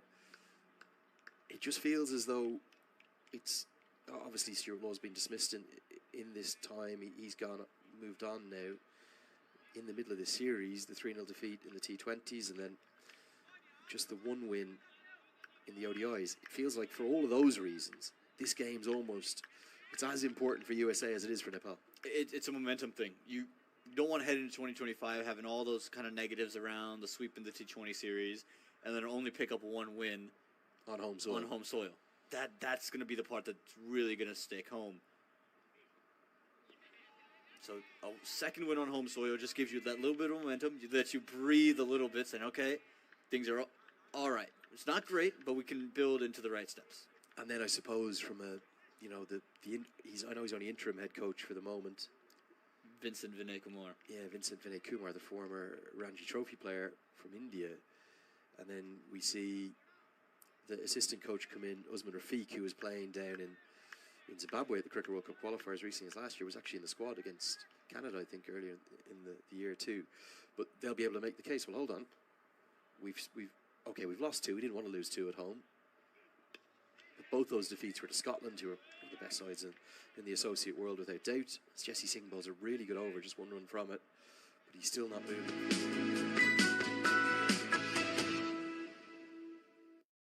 But the USA support staff, even the CEO, will be able to say, well, look, we're top of the table in ICC Men's Cricket World Cup League 2. They would be top of the table on points difference, as that there shows the challenge for Nepal with the runworm. We've got to a Super 8 this year. Our women are doing great things down in Zimbabwe. There's a lot to still be positive about in the American cricket landscape, particularly with the success of the second season of Major League Cricket, allied to all that, and minor league cricket continuing to go from strength to strength too. Yeah, you're seeing just the development of cricket in the U.S., not just in the men's game, but in the women's game. Chetna Reddy Pagyatyala, a 16-year-old on debut opening in ODI cricket against Zimbabwe, scores 136. So you're seeing these things start to happen more and more with Gurshivasa, another one of those stories, Sanjay Krishnamurti, things moving in the right direction. And a win here would go a long way to stamp home what's been a very good year for USA cricket as a whole. Right? You mentioned the Super 8s. Major League Cricket was a success. Minor League Cricket's still doing its role in building up domestic talent. So the win here is very important to stamp home a very good year in United States cricket. Yeah, and at the same time for Nepal, it's a massive game in terms of not wanting to be possibly staring down going to the end of 2024 with just 2 wins from 12. I know they've got Monday to come, but if that's rained out, well, you don't get a chance to pick up another win over Scotland, do you? Great diving stop from Kenjigate. He's one of USA's best fielders. They're scrapping hard here. We didn't even mention the Under-19 World Cup, did we? Yeah. I know that was in January. It feels like a lifetime ago. That's how much cricket there is, as Singh gets a bit more treatment. That was the first men's Under-19 World Cup in 14 years, and the women were at the inaugural Under-19 Women's World Cup last year, and I think they're going back again in January. So, yeah, there is so much potential. There always has been in America. As always, it's a case of, I suppose, harnessing that potential. Something's got to give here. 4 dots to Mala. Kenjigate is bowling so cleverly, keeping it out of his hitting arc. There's either a wicket or a boundary coming from one of these 2 balls, you suspect.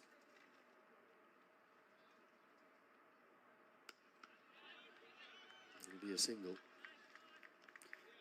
I reckon Mala's got to use his feet and just create a little bit of width for himself, a little bit of time to play over backward point. The fielder's inside the ring on the offside for him, or backward point and third man is Peter Della Penna, snapping all the photos all around the ground. What a stalwart he's been, and there's some more USA cricket fans. That man in the gray was pumped up off the catch that Jesse Singh took, so lighting up the American faithful that are still in the audience.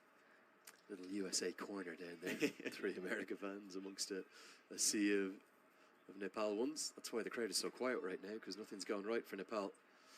Paudel gives himself some room, but there is some turn on offer. He's yet to get off the mark. 29 bowled, 108 for 3. This task gets ever taller. The required run rate continues to escalate. Just confirmation for that stat I thought we were about to hit in the first innings.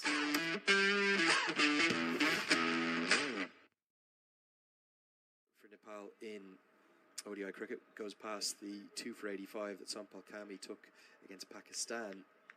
First time they'd ever played them in an ODI in Multan.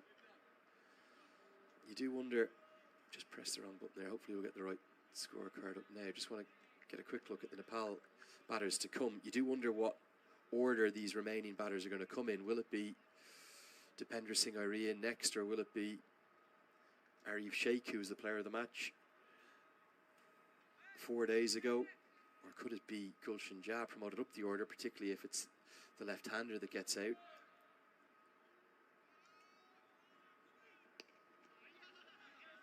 Dots building up, pressure building up. Something has got to give. And I reckon you have to take Jesse Singh on. I think at some point you can't just let Jesse Singh go here and bowl 3 quiet overs while he's not 100%. You can still see there's just shuffling that shoulder around, trying to loosen up his side. He's not running in full head of steam. He's not finishing through the crease like he was earlier in his spell. So you have to take him on.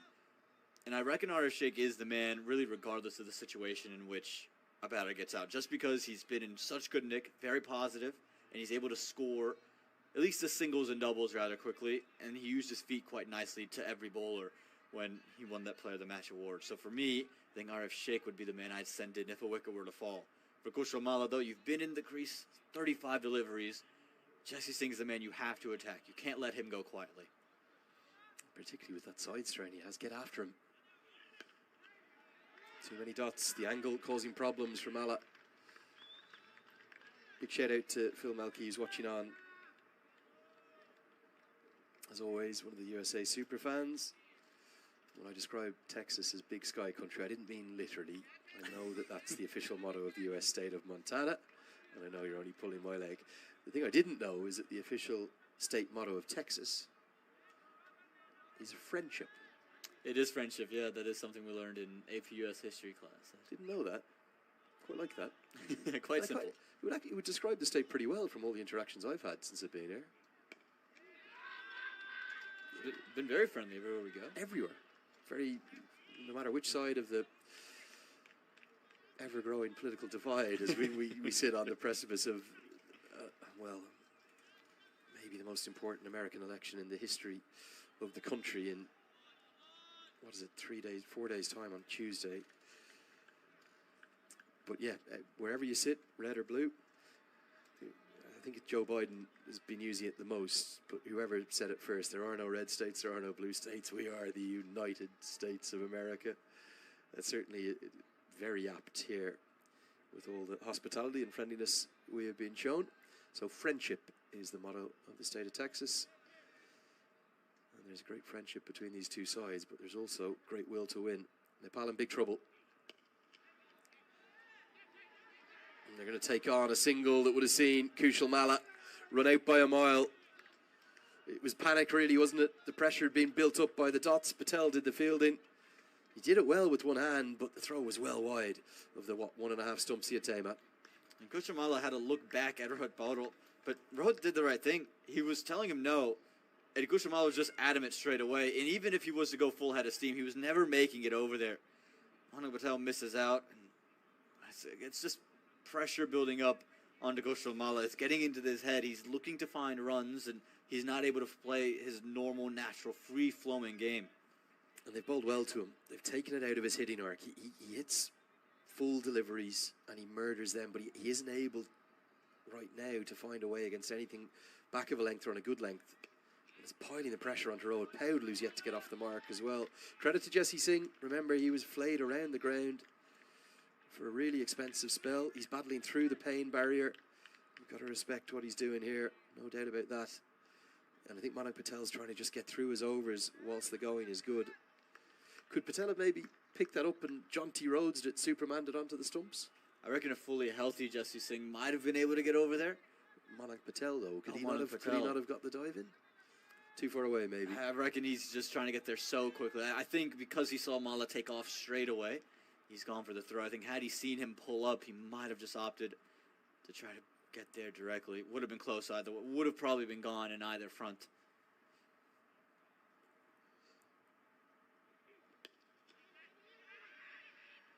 Paudel will get off the mark with a very well-judged single.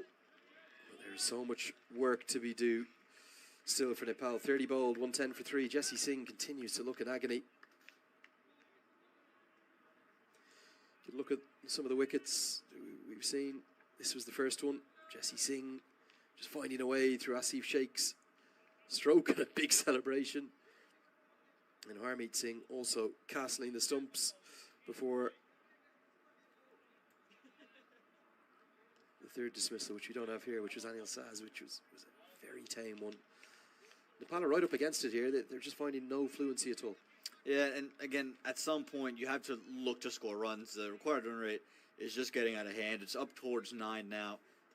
And you're only striking at under 4, and you've allowed Jesse Singh to really get away from you. I look at the couple overs bowled for Utkarsh Srivastava, 3 for 8 for a 17-year-old who's bowling for the first time in international cricket. You've allowed him to just, the off-spinner, to come in and just go about his work. Yes, he was very consistent, but you couldn't let him just give up 8 runs in 3 overs. Jesse Singh, since he's come back, has been very inexpensive. You haven't taken the attack to any bowler in particular. We thought it was going to be Kenjige, and that's gone as well. Big appeal and given. And Kenjige gets the big wicket. It's that of Rohit Paudel. Paudel took a long time to get off the mark. He couldn't get strike. And now...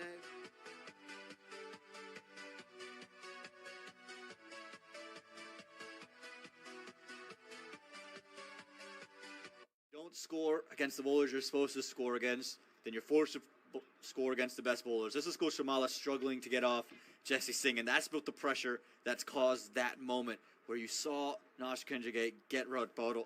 Paudel, he's looking to just try to invent some sort of stroke. He's on 1 run, he's played 8 deliveries, and he's just missed it through and through. It's probably hit right on off stump and sliding on to middle. It's a very good decision on first glance, and Nash Kenjige, he takes the reward of that pressure.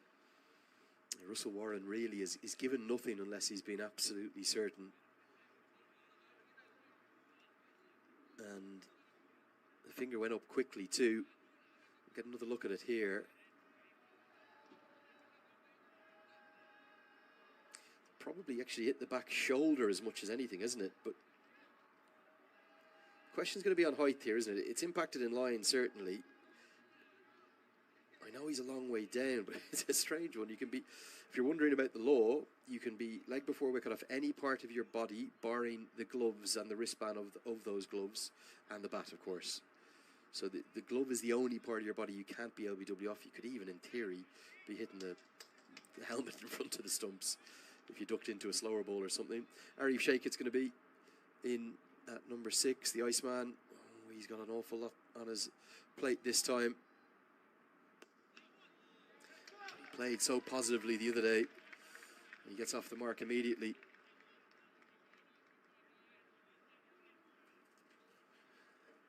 The finger went up straight away, didn't it?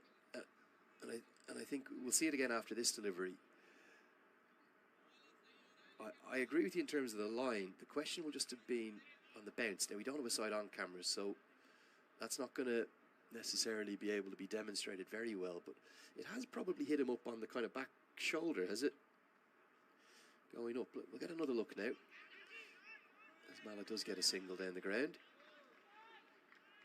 He's not tall either. That's the other thing you have to remember, Road Powell. What's this hit? Let's get a look. It's the shoulder. So the question is that bouncing enough to go over the top? I think it's definitely going to be okay on line. The finger went up very quickly. I think the big thing is he was reaching all the way down. You could see over half the stump on the way up. I reckon it's probably going enough just to hit the top of, probably off in middle stump, I reckon. Shoulder before wicket. First time for everything. I don't think I've seen one of those before. Watched so much cricket though, I may have missed one. SBW. SBW. Write that in there. Scores wherever you are. Write it in there. SBW. That's the arm ball down the leg side, tickled away for a single. But yeah, just in case you're wondering, particularly if you're a Nepal fan, well, hold on, that can't be out. It didn't hit his leg. It doesn't have to hit the leg. You could be LBW off your forearm. For example, I've seen that happen before. So the naming of the leg before wicket is a little bit anodyne or inaccurate, if you will. It's kind of body before wicket, any part of the body that's not the bat or the gloves. So it's a wicket from the over and 4 runs. USA, they are tightening their grasp on this game, and they are very much looking good to close out what would be a series-ending win for them. As we get to the end of the 31st, it's 114 for 4. It's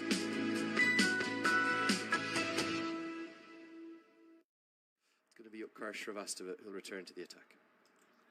And again, you have to take advantage of Utkarsh Shrivastava here. He's bowled very well, and he's done the basics right. He's done the Gulsharmala role, really. Go hit one spot, and just hit that spot, and let the batters do what they may. If you're Gulsharmala, you're in for 40 deliveries.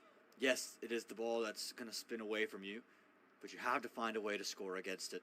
Whether that's using your feet to get to the pitch of the ball, or moving across your stumps to access fine leg, whatever you have to do, you have to find a way to score runs, because this required run rate is starting to really climb. It's very quickly going to become 10 and over if they don't change something soon. Barely played a shot in anger, is he, Mala? Can't think of a single risk that he's taken, apart from that cut shot for 4. As far as I can remember, that was his only boundary as well. This is a guy who strikes at over 90 in ODI cricket career-wise. At one point, probably less than a year ago, he was striking at about 170 in T20 cricket. But that's how the game works now. You get assessed, you get analysed almost to death by the opposition. So they see where your strengths are.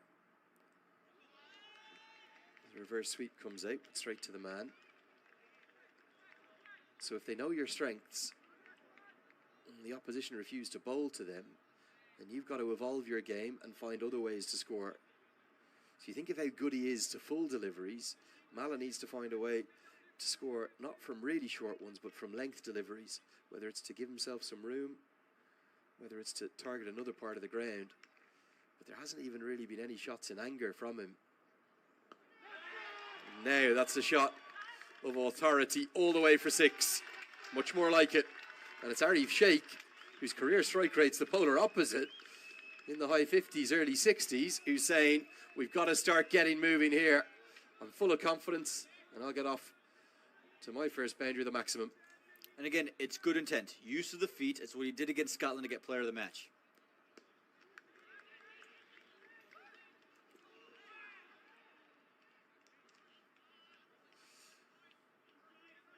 He's the first batter we've seen to use his feet to the spinners. And there is zero risk to the shot because it's an off spinner. He's not really turning it much. Bowling the ball into you. Or there's zero risk in terms of using your feet. Of course, he's got to get enough elevation if you're going to take the aerial route over mid-wicket. He's probably actually trying to go a bit straighter. He's dragged it a bit, but he still has enough muscle to get it over the rope. Defensive shot from Mala. Would you not think Mala should go at him here? Say, I'll go inside out over extra. I'll make it 2 boundaries in the over. Get rid of Shrivastava from the attack. Dead ball will be signalled. Mala not ready.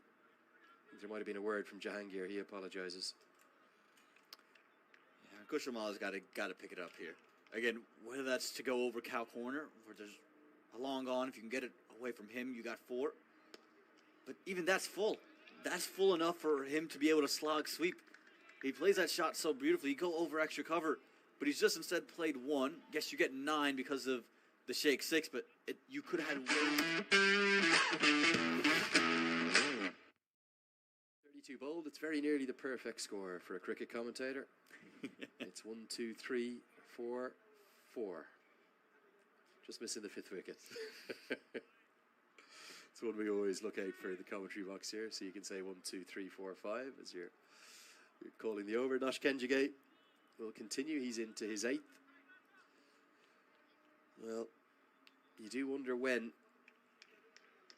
Mala is going to start going at Kenjigate. It's been a very subdued innings.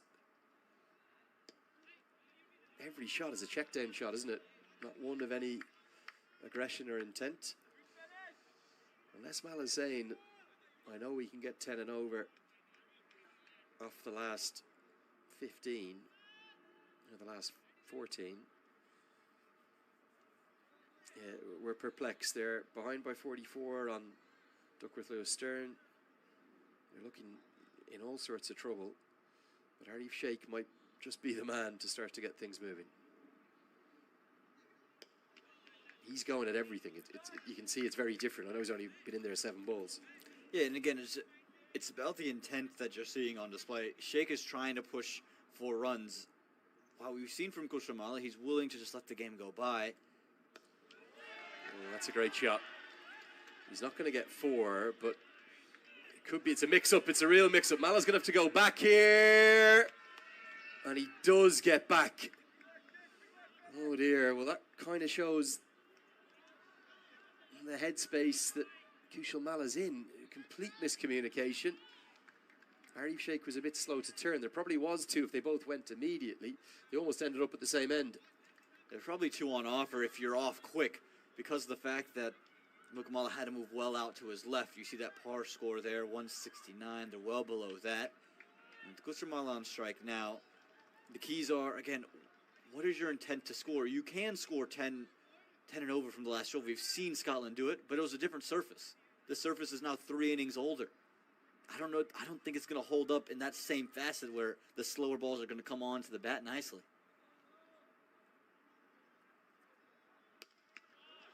Finally, a bit of aggression from Mala. It's a dot, but at least he's trying to give it his all, and it's taken 45 balls for some real intent from Mala. Yeah, I agree that the surface is going to die in the last period of this game. Fans are just trying to rouse Nepal, aren't they?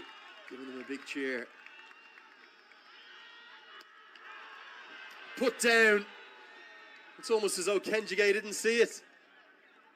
Mala, 2 balls in a row, has played an aggressive stroke. Arif Sheikh comes down for a word. May well have been hit with power.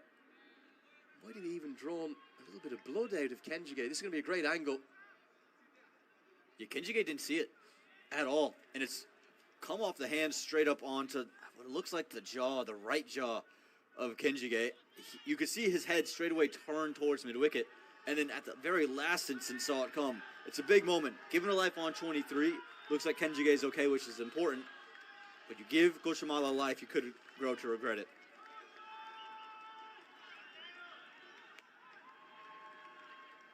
Well, you just wonder, is that going to maybe jolt Kushal Malla into something and play with a freedom, because he's got a freedom.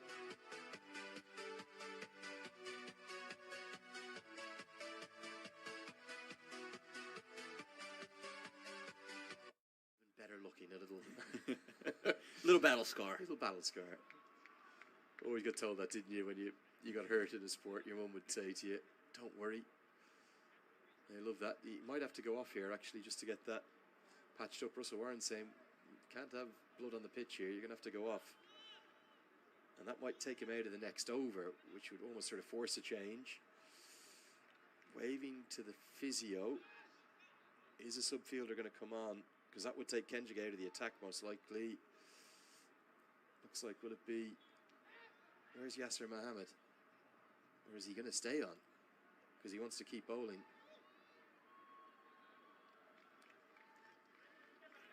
And he's gone off. And on comes Yasser Mohammed to deep cover. Shadi Vanchkalkvik's only bowled 3 overs so far. They need to get him back into action. Well, I don't know where to go for Nepal from here. It's been a perplexing chase in so many ways. Yeah, they haven't timed it well. Again, you can...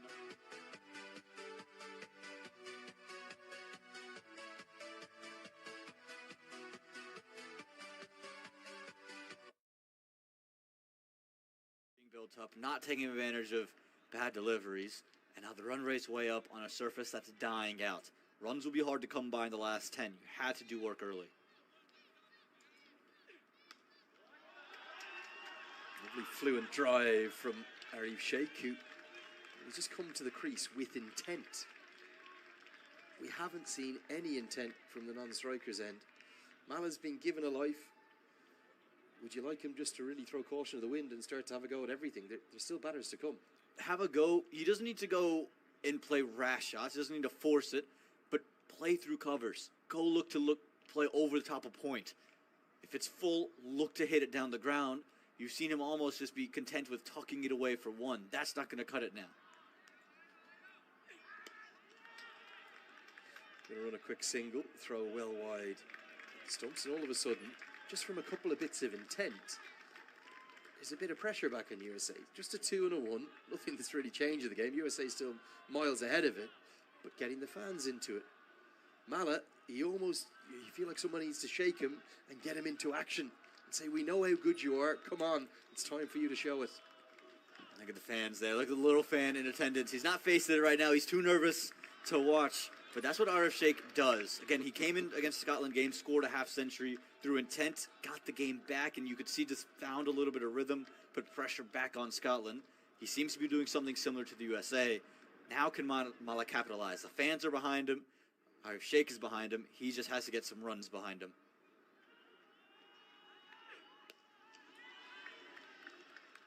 Okay, no timing, but he's trying to get there. I think Van Schalkwijk's going to be clever here, isn't he? He's going to mix up. That was an on-pace delivery, but he'll bowl plenty of cutters now. And what we saw in the last 10, if you take away that final over where it was Harmeet Singh that gave that real boost to USA, but between the 40th and the 49th, they only put on 64. So it's not easy in the last 10 because the wicket is wearing. Might think a 2 here. They should get it pretty easily. Perfectly weighted. So if you try to work backwards here, Aman, and you say we're going to struggle to get 100 off the last 10. Well, they've got to go now, don't they? You have to. If you're going to struggle to get 100 off the last 10, you need 154. I get a little touch under 154 now, but you have a long ways to go in this chase, and it's only going to get tougher because Nether Volker's going to come in and bowl cutters. Same with Van Schalkwyk. Finally, it's the free flow of the arms that Nepal fans know and love. It's vintage Kushal Malla. I don't want to say back to his best because he hasn't even shown a semblance of that in this innings. He's been given a life. Could the USA come to rue it? That's a good piece of clever targeted cricket. Mid-off up in the circle, over his head, 6 all the way. This is the width he's been given. Venskokvik looks to go pace off, but with that width, on that length, Kushal Malla has the license and the freedom to free the hands. That's brilliant batting for Malla. Has to do more of that. Now he's going to get 2 more, and all of a sudden, they've got a big over.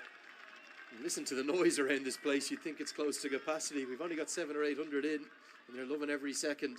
The chase is on as we get to the second drinks break. And we'll have a break here too in the commentary box. We'll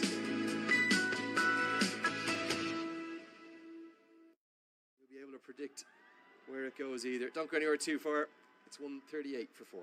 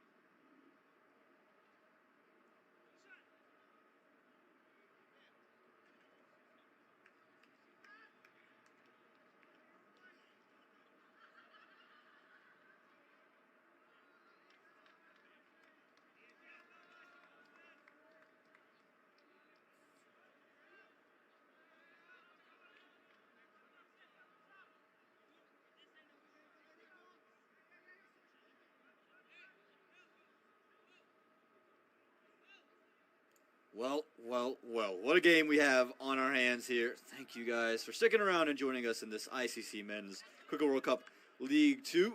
This match between the USA and Nepal, and it's all to play for here in the last 16 overs. 144 required from the final 16. Nepal are starting to come to life. They're starting to show that little bit of signs with Kushal Malla finding a 6. Arif Sheikh has come in and played with great positive intent.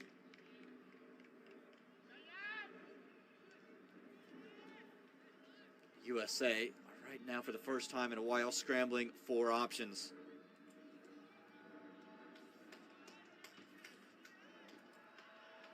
Saurabh Netravalkar to come back in for his 6th over.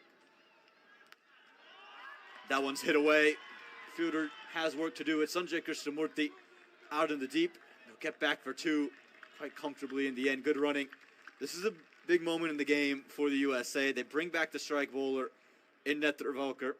And I think what Monik Patel has just gone over to say to Sarab is, you don't really need to go full outside the off stump towards the wide line. I think what's the better option is to play on the length. You can see the running here for Asif Sheikh. He wanted 2 straight away. I think Nether Volker's better off on a length, bowling the cutters, slowing it down.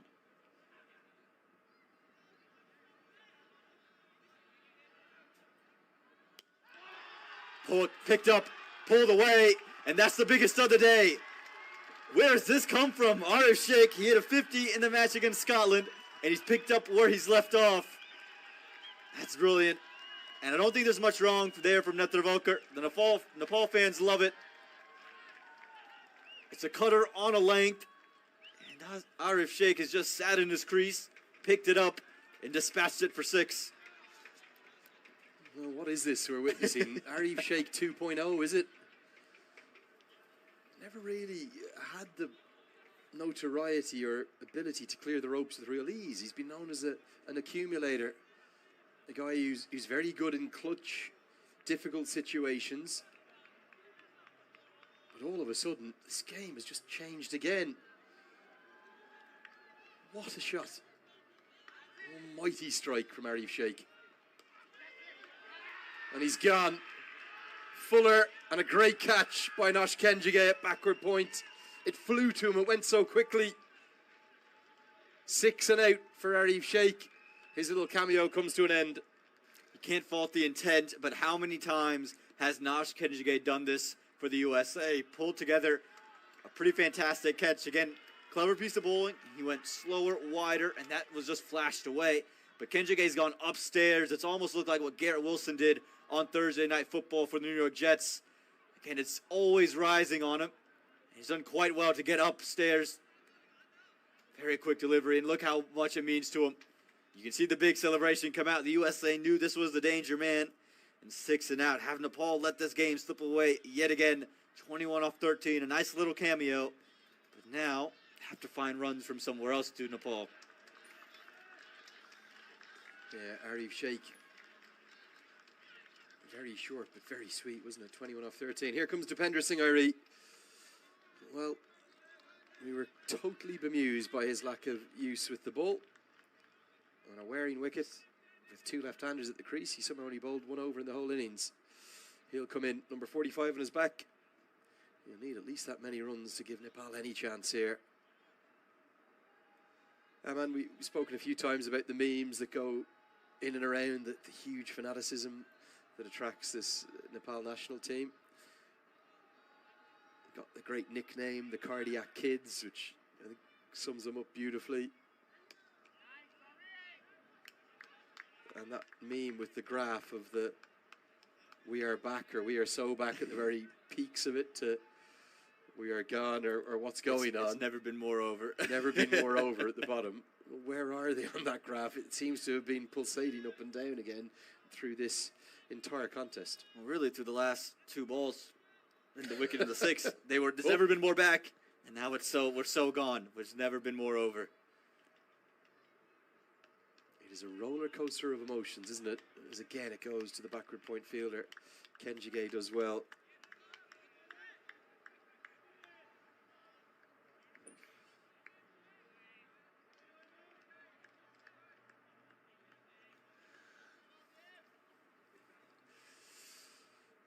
Good change of bowling from Monik Patel, getting Netravalkar back in. Former captain.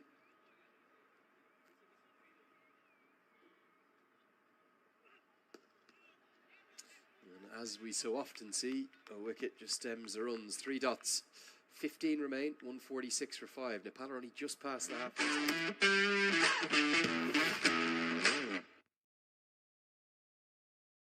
A little cameo from Gulshan Jha to come. It's 146 for 5. And if you just look at the runworm here, it's starting to trend in the right direction, but they've got so much work to do still, Nepal. Yeah, they do. Again, you just see that late flurry up towards that USA dark blue line, but the big problem is the wickets that have fallen. USA lost wickets towards the tail end. They held wickets together in hand, similar to what Scotland did just 48 hours ago. But Nepal have lost wickets in consistent intervals leading into the last 15. So now you have to score. A lot of it will rest on Kushal, but not only do you have to score, you have to find a way to keep your wickets in hand. Really, the only bowler who's been costly has been Shadi van Schalkwijk, who's in the attack here. Kushal can't afford another lull, can he? He's really got to start going at it. He's been out there for, well, over 52 balls, but he's probably been out there for well over an hour.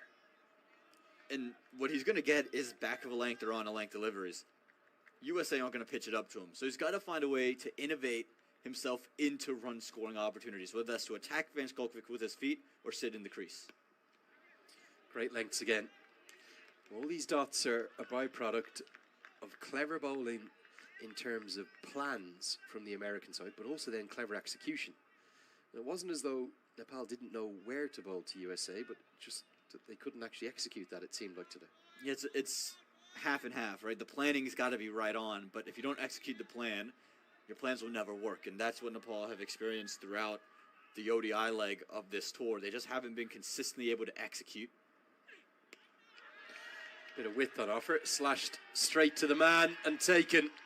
Sanjay Krishnamurthy holds on, maybe not the greatest delivery, but all Kushal could do was pick out the man in the deep, and Nepal slide further. They've lost 2 and 2 overs. And well, that could be that for Nepal. USA likely to hold the wood over them yet again as Sanjay Krishnamurthy takes a very good catch. And quick on his feet there, Krishnamurthy. Yeah, a bit of width from Van Schalkwijk, but the key thing was the length here. He kept the length back so Mala couldn't step onto the front foot and just hit through the line. He had to work on the back foot and try to power it through cover. Well, he has so much power, he just hasn't been able to manufacture it whilst on the back foot. And that time, all he could do was just slice it straight up, didn't get any middle on it. And Krishnamurthy's done well getting to the ball, getting underneath it, and keeping his hands underneath it. That's a big catch. Already given a life, Kushal couldn't capitalize. And the USA, they see the finish line now. Yeah, you'd probably go as far as to say, is this the last chance? Just the 1-4 and the 1-6 for Kushal. He had that life dropped off his own bowling by Nosh Kenjige. He's gone for 33. Strange old innings, wasn't it? 2 new men at the crease, both on 0. Both very accomplished. The problem is, there's probably a bit like what we've seen in that Mala innings. This pitch is just starting to die, isn't it? It's the 6th innings on it. It's starting to fade away. USA have bowled cleverly on it. They've exploited the lack of pace. There's still 4 overs of Harmeet Singh to come as well. Manik Patel has cleverly kept those up his sleeve. And everything is going USA's way now. You think of the problems that USA had at the death against Scotland because of the 6th bowler being used, because of the way in which Manik Patel has rotated his bowlers today. He's not going to have those issues. So it's not even like there's a kind of weak Achilles heel to come here for the home side. And really, they just need to play, what, an hour of decent cricket here. This game will be all but over. Every bowling option is overs left. Kenjige and Harmeet Singh, they've got 6 across them. You've got 5 for Van Schalkwijk after this. As the overthrow won't cost them any runs. You still have 4 from Van Schalkwijk, 3 from Jesse Singh. So Manik Patel's actually managed his bowlers quite brilliantly today to give him every option, whether he wants to go spin, whether that's off spin or the away spin from the right-hander, or if he wants to go pace, if it's Jesse Singh's sheer side of pace, if he tells enough to bowl, whether it's the left arm seam or whether it's the cutters of Van Schalkwijk. He's got every option in the book. And so for Nepal, they have to be able to identify which bowlers are we going to attack. He has everyone he can go to. We have to be able to pick up two of the lot that we're going to go and be able to find 10 runs and over off of.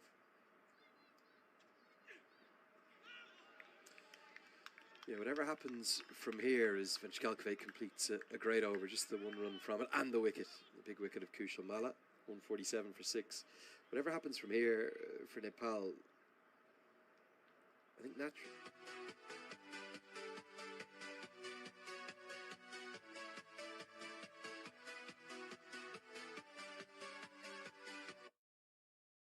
That have fallen. Jesse Singh cleaning up Asif Sheikh. And then Kushal Bertel looking for the sweep shot, not getting to protect in line. Harmeet Singh pumped up. That was probably the one that was, well, was it the softest of them with the giveaway from Anil Shah? Yeah, you have to reckon. And then Rohit Bado, just the pressure building between him and Kushamala, unable to find many runs. And this one, just as Arif Sheikh started to get going, Nash Kenjigay plucks that one out of the air. And then all that pressure building on Mala, just holes out, trying to take the next step, trying to take the next level.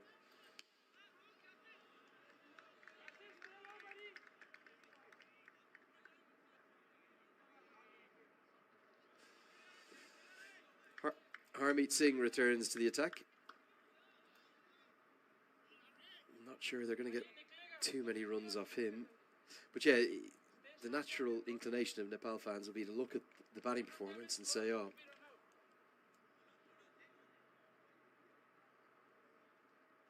that's where things have gone wrong. But the reality is that they've lost this game in the first innings. Okay, they should have batted better, yes. But it's been a disciplined bowling performance on a wearing wicket.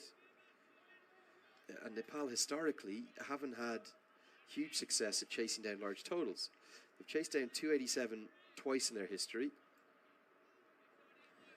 Once was against Namibia. The other time was against Canada earlier this year. The one against Canada was a bit easier with Rohit Paudel making an excellent 87. But apart from that, the other times they've been faced with big chases, they've tended to struggle. They did chase down 275 against Namibia too. It was on a very good surface at the TU International Cricket Ground in Kathmandu. But overall, they've only posted more than 275 times in second innings in their history. 2 of those have been for defeat. So once the total went past 250 on a wearing wicket, it was always going to be a tough chase. That's clipped away. Outfield's pretty quick. Netravalkar will have work to do. It does enough. They might think of 3 here. Look at how quick Defender Singh is. He's walked the third. Compare that to Gushan Jha, who's all out sprinting, trying to get to the non-strikers. And I think Ari might have quite fancied running 4 there. I think Gushan Jha would have said, you can run 8 yourself, but I'm not moving off the third. It is hard for us to get across sometimes, because we're seeing the pictures you're seeing at home, and we keep an eye out the window then live. It's hard to, it's a bit like that catch he took.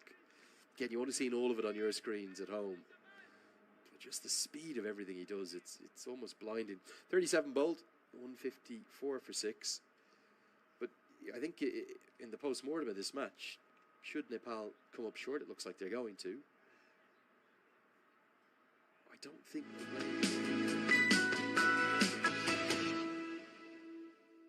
missed many internationals for Nepal over the last 6 years, and even the games I haven't commentated on, I've watched every ball of. I can't remember them bowling as poorly. No, and again, it was in dream bowling conditions. That's the key thing. You're in dream bowling conditions. You win the toss, you choose to bowl. USA know they're going to be tough. You can see the way the openers came out to play, almost test match-esque.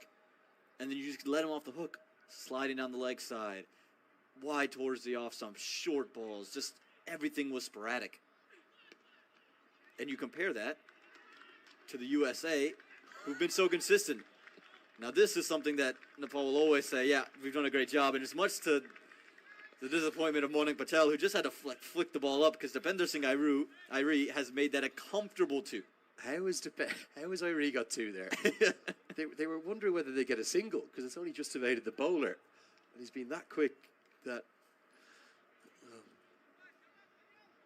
brilliant to watch, whatever happens, as always. Also, look, it's a big chance. It's a very tough chance for Airi, because he's going to put the team first and try and get these 126 at, well, the best part of 10 runs per over now that are required. It's a chance for him to improve upon that ODI batting number. Good length again. Only averaging 17, 18 in this format. We know he's got the power and the brilliance from the T20 game. This is something of a T20 scenario. Kind of got to get 10 and over right from the off. Now, to do it for 4 or 5 overs, which is kind of his role in the T20 team, is a lot easier than doing it for 13 overs plus. But if he could pull it off, maybe it might just silence a few of those messages we received about why he's in the ODI team. Yeah, again, I think numbers are interesting, but they don't tell complete stories. Again, you'll sit there and look at the scorecard and say Sandeep Lamashane had one heck of a day. 2 wickets he took. You say he's very economical with just the 48 runs he gave up. But you watch the way he bowled and you say, could have been better. Should have been better. Was rather inconsistent for his standards. Should have been really at 28 runs. Cut that in half. So those numbers, they have a funny way of lying to you. If you don't get the context of what's happened within the game, those numbers are hard to trust. Good Yorker. With the skills from Van Schalkwyk. Length, now Yorker. And that's it. I suppose it just looks to me to have been a much better clarity and then execution of bowling plans for USA. Been a league apart. And often when you think of a Nepal performance or defeat, you'll often think of the batting failing. But I just don't think today is a day to talk about how the batters have come up short. It was very much the bowlers, and then even a couple of costly moments in the field. That Anil Shah drop towards the end was quite costly. 5 balls bowled, only 3 from the over, and they need 10.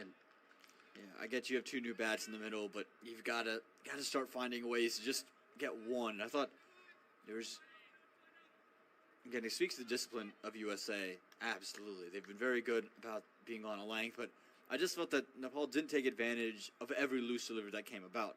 You compare that again to the USA innings, Nepal didn't get away with anything. Everything that was short, everything that was down the leg side, everything that was wide outside the off stump was put away to the boundary.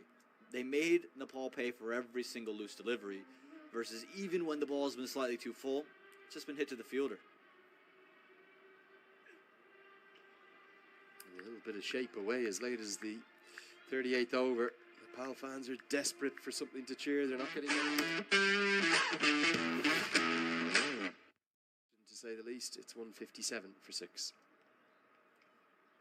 And it's good bowling right outside the off stump on a length, a little bit of seam. And you mentioned the clarity in which the USA have come about this innings. I really do think about Maning Patel and what he said at the toss. He said, you saw him, he lost the toss. He had a smile on his face, that almost, that wry smile when he was walking away, knowing that he wanted to bowl first. But he had that conversation with you saying, look, this is going to be the 3rd consecutive game on it. The wicket's going to wear a little bit. We could take advantage of this in the second innings. They saw it starting to break a little bit towards the back half of their first stage. They said, okay, we have an opportunity here. If we start out well, nice and tight, we can then go about just being on a length and letting the wicket assist us.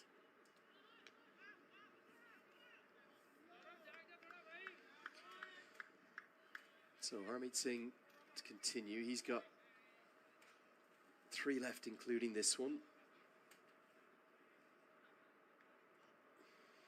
You almost sense Nepal have, well, backed themselves into a corner here. They need snookers, to use an analogy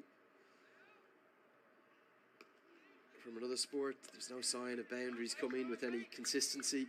Required run rate spiraling. It'll be up to 2 runs per ball needed pretty quickly, you would suggest.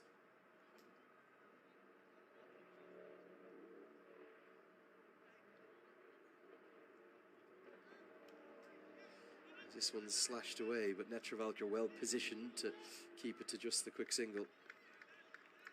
Yeah, you can just feel the game start to slip away, and this will just be a real heartbreaking loss for Nepal. Again, they were positioned in a way to absolutely take this game by storm. Again, the Qatar KC injury is unfortunate early on, but outside of that, there was just no consistency with the ball. And then with the bat in hand, you felt, okay, they're kind of in the game after that first session. You're 72 for 1. At the end of the 16th over, you feel like, okay, you're in the game. You've got an opportunity here. And then you just felt that they went into a shell after 2 or 3 wickets fell. Great hand from Harmeet Singh. Fielded well too. Give great credit to USA. We thought there'd be another gulf, didn't we, in terms of maybe 15, 20, 30 runs between the two teams, but USA are matching Nepal, if anything, outfielding them right now. And another dot, 2 runs from the 39th with a ball to come. This game, well, it's drifting away ever so quickly. You can see the Bender Singh Irie just having a word with Gulshan Jha. It might just be to get out of this over, but the heroics have to come soon. It was a really good move from Monik Patel. These 2 overs of Harmeet Singh are big. Not the right line. Being honest, Gulshan Jha should have put this away, but doesn't get anything like enough of it and only pick up 2. It's 4 from the 39th. And 6-1 for 6.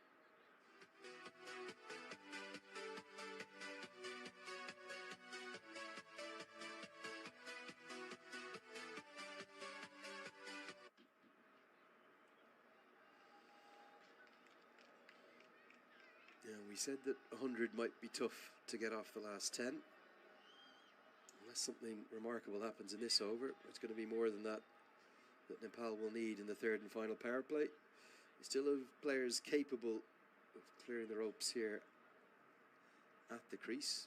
We all know about Dipendra Singh Irie's exploits, but that's been primarily in the shorter format in T20 cricket. And Gulshan Jha, fresh from a really good tour of Canada, where he was, well, the standout all-round player.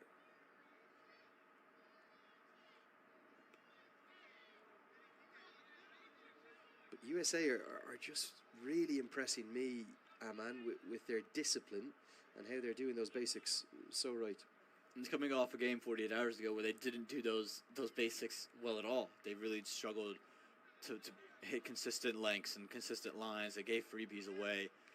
And for the first time in a USA-Nepal game, I'm listening around, and on the effects mics, you can hear, I think it's a group of kids huddled there saying USA, USA.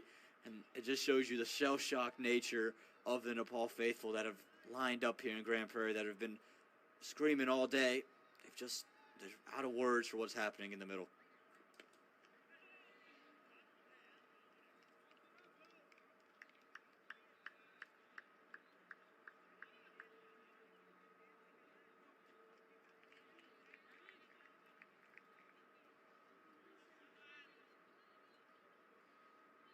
Yeah, nothing's really gone right for Nepal apart from winning the toss. You could argue even that hasn't seemed to help them somehow. The Karen Casey injury after just 10 balls. It doesn't help, of course. But they never applied any pressure. And that's going to be bowled.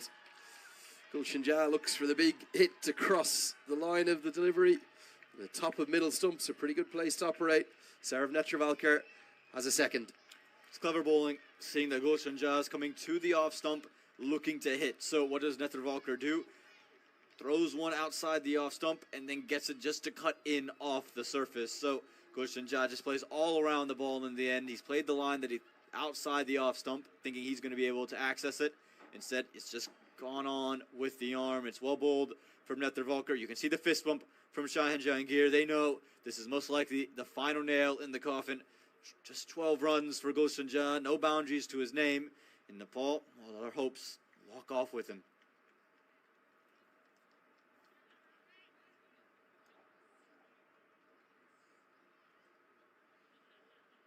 Yeah, you sense for Nepal, and in some ways this defeat is going to hurt more than the first one against USA. And this series, the first one, they dominated large periods of that game. Today, just never been in the game, have they? Despite winning the toss, couldn't get early wickets. Kind of got a bonus early wicket from Gulshan Jah in that first power play that was a bit of a strange one. And they just consistently bowled not only a couple of bad balls every over, but never really applied even a semblance of pressure through any elongated period. They couldn't find an over of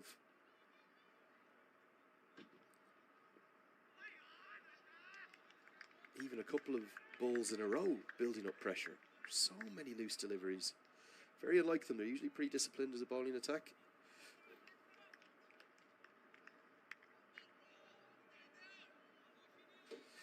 Sampal Kami comes into the crease at number 9.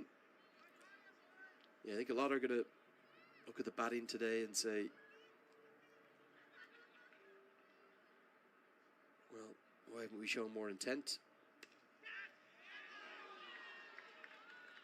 As Nosh Kenjige has just dropped a much easier chance than the one that he held off Arif Sheikh. Kami is alive, should have been gone for a second ball duck, and they'll get an overthrow as well.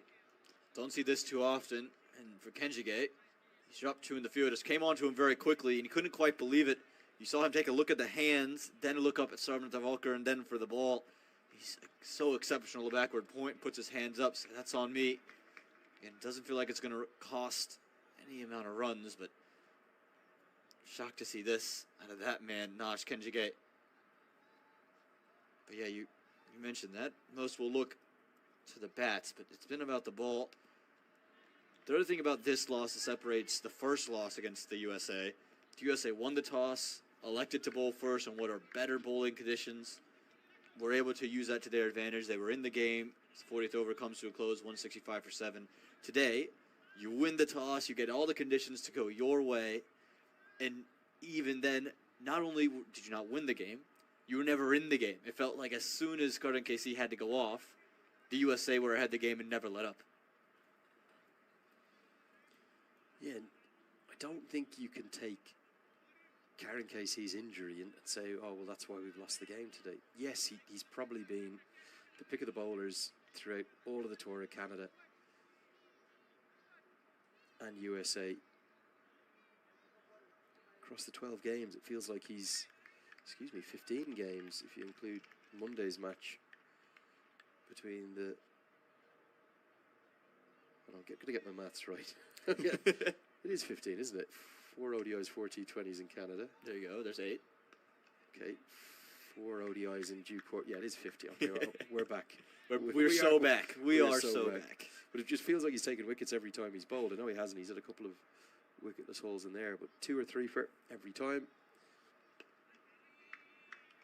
Usually pretty economically. Poor old Dipender Singh Ari can't seem to get on to strike right now either. But you can't just say, oh, well, no Karen KC today. This is edged away. Might have enough pace to challenge the rope. Ari's going to be thinking about 3, but he'll get 4. Will Sampal Kami. Give a bit of credit to the shot. He's opened the face late on that. 4 to the total.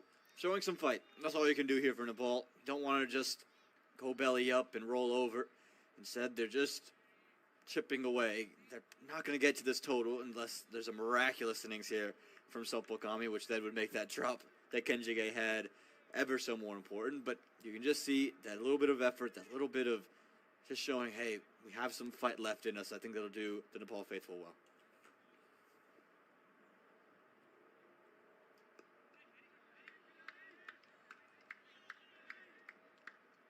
It's been a bit too much of that for me as well. I'm not criticising Sampal Kami here because he's really in the team for his bowling, of course. He's a capable batter, but there's been a bit too much dead bat. So the best result out of that's a dot ball. Even when Harmeet Singh bowls a good one, at least try and do that, because Irie's so quick he'll get back for the overthrow as well. At least try and find one.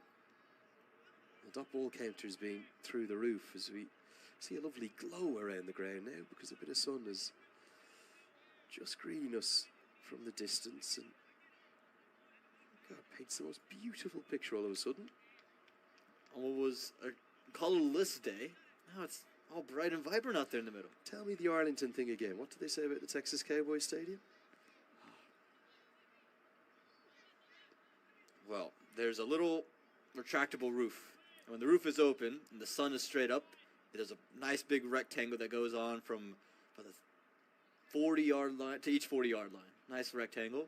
And it says, if God watches football, he watches the Cowboys through the roof there. He's shining down on Cowboy football. Well, maybe the light is proving Russell Warren's leg by signal impossible to see right now. That's the fourth time he signalled it. Well, maybe God shining the sun down through the heavens as a little farewell to this series, because I'm not sure about Monday. Forecast looks really, really poor, doesn't it? Well, the forecast for today wasn't great either. We're going to get a full game in.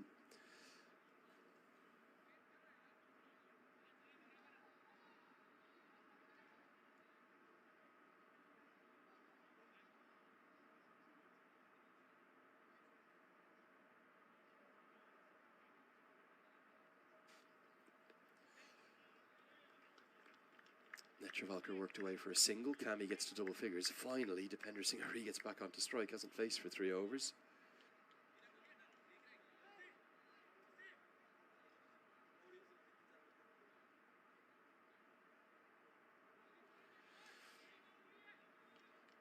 Dave Agnew, one of his assistant curators. I think he'll be pretty pleased on the whole with today's pitch. But a special shout out of thanks to not just Dave Agnew and the Major League team here on the ground, but also the whole USA cricket team hosting these series, particularly for USA, who, well, up until this year, hadn't hosted a huge amount of international cricket in quite a while. It always takes a big effort, and everyone here at the venue, so that's all the Major League team, Justin and Josh, Zubin, Mervyn,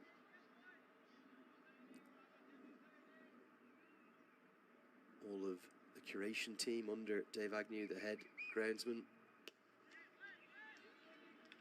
and then for Drove and all the USA cricket team, we saw the new CEO, Jonathan Atkinson, as well here. Just a big thanks, because everything, certainly from our end, has been exceptional. The welcomes we've had each morning, the infrastructure, it's just world class. The big screen, the floodlights, the PMOA area for the players and match officials, the sports bar and grill for the fans, the concession stands. So yeah, sincere thanks to everyone for helping put this series. I'm saying that now, just in case Monday. It looks almost kind of torrential, doesn't it, on Monday? Might be wrong. Maybe we'll have a good game between Nepal and Scotland.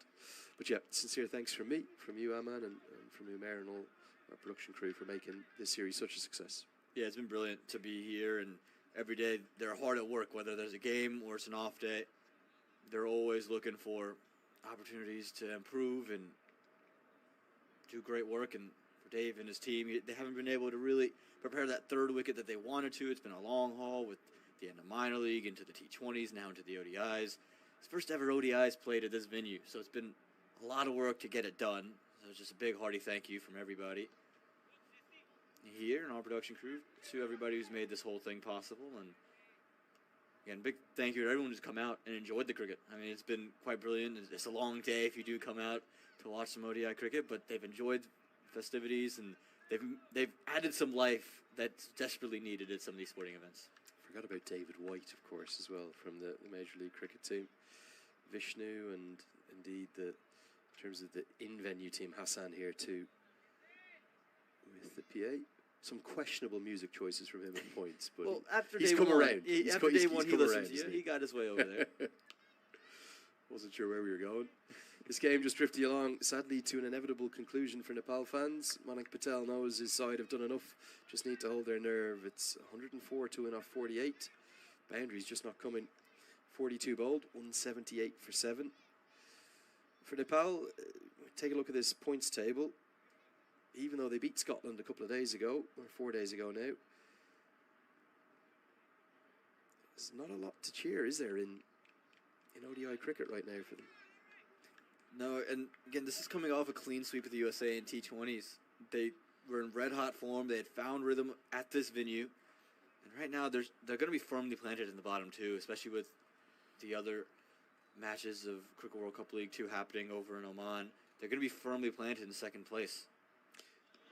That's much more like it. Finally, they get one into the hitting arc, and Dipender Singh Airi cashes in. And a fan has a moment to remember as our camera soars to the heavens, much like the angle of that shot from Dipender Singh Airi. Don't rule it out if he can get going.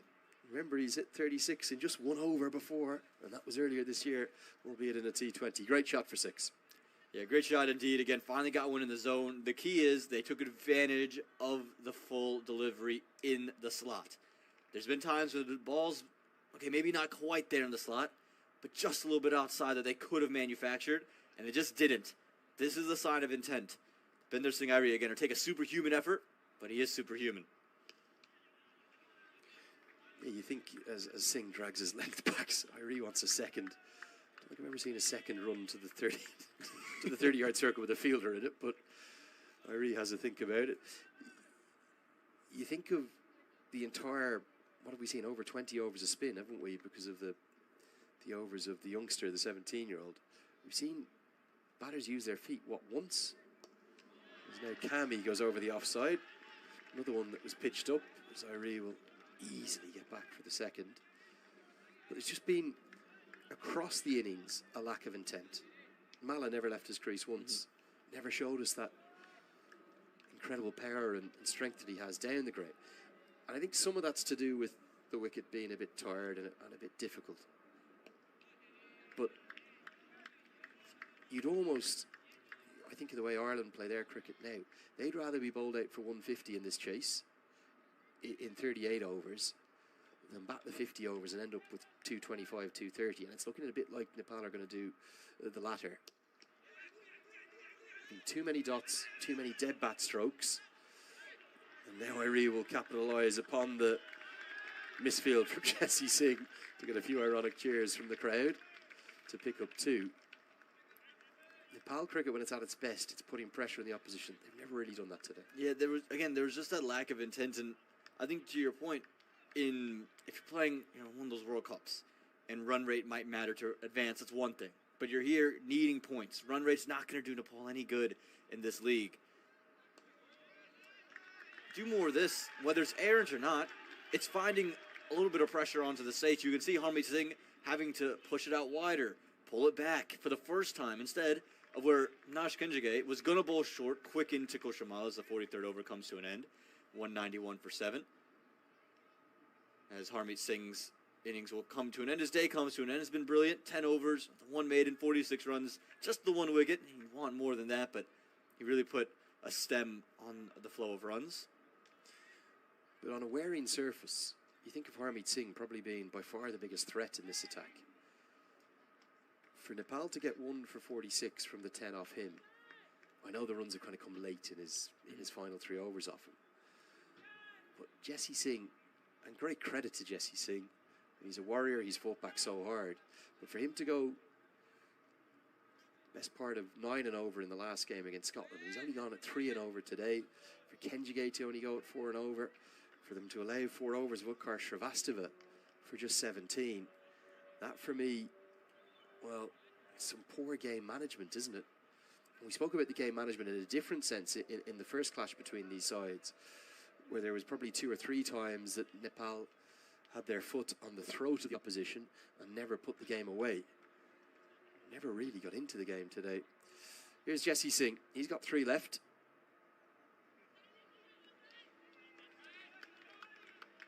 Airi needs to find something rather ludicrous. A friend of mine just recently described him as a human highlight reel. Can he produce another highlight? And Nepal fans will need it. And to your point about lack of intent, lack of getting at it, Utkarsh Shrivastava wasn't dragging it back, wasn't overly short, was just kind of in a similar area. And Kushamala never used his feet, or Kushamala rather, never used his feet to go at him. Again, I know he's spinning it away, but never used his feet to go at him. If he is able to find a couple boundaries, the task could be done by Dipender Singh Airi. Now it's almost an impossible task he's faced with. This is going to be close. Wait for the signal here from Jermaine Lindo. Must have been bat involved. If not, that would have been interesting. Maybe an inside edge for Irie will keep his wicket intact. You know, this sounded like two noises, but you have to give a lot of credit to Jesse Singh. This could have easily been a game where he could have gone all over the place, and he's been right here, consistently outside the off stump, angled in. That looked awfully close. I thought there was bat involved. Didn't look like there was anything on that replay. It was given as runs. Strange, because there wasn't a big appeal either. No. From our vantage point. Well, that looks very, very close. Irie a bit fortunate maybe. Might have been given a free run as well, because we didn't see that come off the bat. But he'll take it. Another single. Yeah, great credit to the character of Jesse Singh to be able to bounce back. I think some USA fans would have expected Janoy Drysdale to come in for him in the starting 11. But instead they stuck with Jesse Singh, and he's answered the call in a big way. Yeah, he has. Again, it's not only that the figures are the figures, but it's the consistency in which he's bowling. Right on the off stump, angled in, and then fighting through injury to do it as well, especially coming off that match he had against Scotland. Great piece of field. Great piece of fielding in the crowd. That'll be four. Oh, he's loved that, hasn't he? Can he get them going? One bounce and straight into his hands. Super bit of work. Irie gets into the 20s. Could have been given out from the last ball he faced. You just never know. And this is where the lack of runs earlier in the innings comes to bite you. You have the bats in the back end to give you an explosive finish, even on a tired surface. You just have to give yourself a chance. And you look about, that's great work in the field, but you look at way Goshamala played, Bartel almost threw it away trying to sweep Harmeet Singh. Anosa could have carried on. Just those little moments, Nepal didn't win yet again. What I'd love to have seen there is Dipender Singh recharge at him. Jesse Singh's not quick enough to worry you too much in terms of, particularly with that sort of side niggle that he has. Charge at him, try and hit him over his head for 6. Just make a statement, say, we're still in this chase. Okay, it's 14 runs per over we need. But just try to change it. Change the momentum. It's been a very, very flat performance across both innings from Nepal. And that's off a 4-day break. If this was kind of the second game in 3 days and they'd had all the emotions of beating Scotland just 48 hours ago, you could kind of understand it. It's really surprised me today, Nepal. Edged away. Edged fine. And edged for 4. Saiteja Mukamala again. Now, we haven't seen him in the field today because he's barely touched a ball.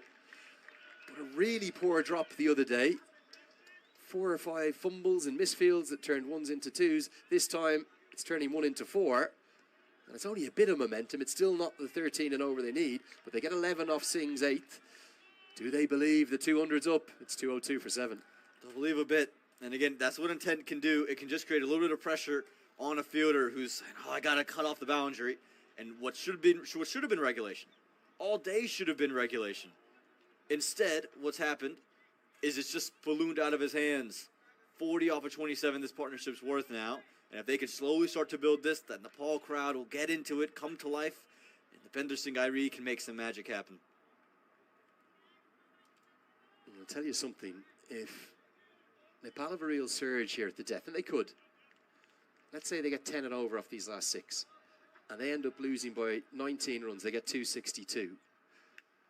The post-mortem of this game, well, it's going to be remarkable. That's not a good effort from Saiteja Mukamali. Batted beautifully earlier. I think something the USA management needs to assess with him, his task, his winter homework, if you will, ahead of January. Go away. We love your batting. You've got to work on your fielding. He's got to be sharper. Moving swifter to the ball and then collecting it when he gets there. Shadi van Schalkwijk to bowl possibly the 3 overs at the death from this end. And the ball now follows him. Does better this time. Does feel the pressure, doesn't he? You can see it there. And a look up at the big screen. Knows that he's on it. Probably knows we're talking about him. Here's the equation. 79 off 35. It heavily favours USA. Just need this experience of Van Schalkwijk to close it out. Can Nepal find something? Pretty much been the best partnership of the innings for them. And it's come for the 8th wicket. This goes a long way up and doesn't go very far. It's going to fall out of reach of everyone. Don't think Krishnamurthy could have got there. It was just kind of in that no man's land, wasn't it, between the three fielders. Deep backward point, deep cover and extra cover. Nobody could get there. Yeah, again, do you know some Bukam is going to swing? They're going to try to score every boundary they could. There's no real blame to be shifted on to any shoulder out in the field. But this is your matchup. The Bender Singh is going to have to go, to use a baseball term, yard. They're going to have to go big against Van Skalkvik in this over. Full toss, hammered down the ground. It's Mukamala who does well. Isn't it funny how the ball follows you just when you've had a I don't remember him fielding one today, and now he's just fielded 3 and 4 balls. Does much better this time. Credit to him. 2 runs saved. Yeah, again, it's very similar to what actually happened on the 4. He's had to move well to his left, and he's had to get into position. The key here is he's gotten into position quicker, and he's got the entire body behind the ball. It doesn't go cleanly into his hands, but he's got the extra body protection behind it versus the previous over. It was just his hands pushing at the delivery. No, he loves the helicopter shot, Desiree, but not able to get the base that he needed to implement. I think it's because he was thinking leg side initially. If he just held his shape from that line, he could have gone over extra. And I think he probably would have got 6, but he was already kind of premeditating it into the leg side. Finally, some intent from Nepal. It's really taken to all the way in the 42nd, 43rd, 44th, 45th over now to really have a crack. Ball follows Mukamala again. He does enough. Single. Again, and you see what the intent has done. It's forced USA to change fields, to bowl different types of deliveries on different lines and different lengths. The bowlers have to think, versus when you're just blocking it around, even if it's a good ball, just manufacture that into one, because that'll just start to frustrate and build partnerships. It'll frustrate that bowling side, and you'll get gifted runs. But you have to show a little bit of intent to create that opportunity. Cammy gets one in the slot, pumps it down the ground. Not quite going to be 6, but will be 4. Again, it's not the 13 plus they need off the over, but they're just hanging around. Just a little bit in the chase. 9 come from that Van Skalkvik over. It's 211 for 7. 5 overs remaining. Take the game deep, they say. It's good awareness from Sompokami, knowing Van Skalkvik's gone outside the off stump towards the wide line. He's come out in that direction, deep in the crease, and he's just used his hands through the line of the ball. Good work to pick up a boundary at the end. Jesse Singh will come back with the ball. And here's the look at the bowling card right now. They've used the 6 option today. And Jesse Singh's been good up until this point. But you can see Van Skalkvik's been expensive. He's the bowler they've taken on. Sarbnath Devalkar's gone for some runs later in his spell. And Jesse Singh, now can they target him? There's still some overs to go of Nash Kunjige if they wanted to use it. But you reckon it is going to be some combination of Van Skalkvik, of Singh, and of Devalkar to close out the final 5. Well, time to have a shot at the dark. Why not? They've got nothing to lose here, Nepal. As you said, net run rate's not going to be a factor, certainly not this early in the comp. They've got to take down Jesse Singh here. Find a way to turn this not into a big over, but a daddy over. And they're going to get runs. Oh, lovely bonus runs. Watch Irie. He's going to go for 3 here. And the direct hit is going to cost 2. There's no real need to throw that, was it? Not sure who the fielder is.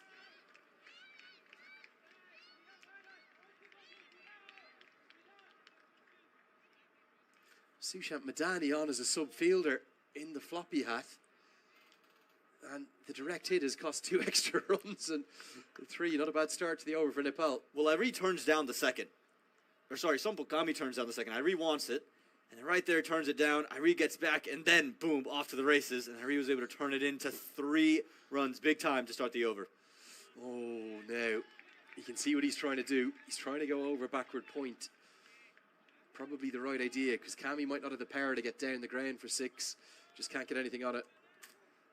Again, this is that into the block hole. And you're just wondering, would it not have been better off just taking the second run? Going for 2 here, not coming back for the 3rd to get Irie on strike to face these deliveries from Jesse Singh. He just wants to show us how fast he is. That's what he wants to do. So much so that he sprinted the second and then jogged the 3rd.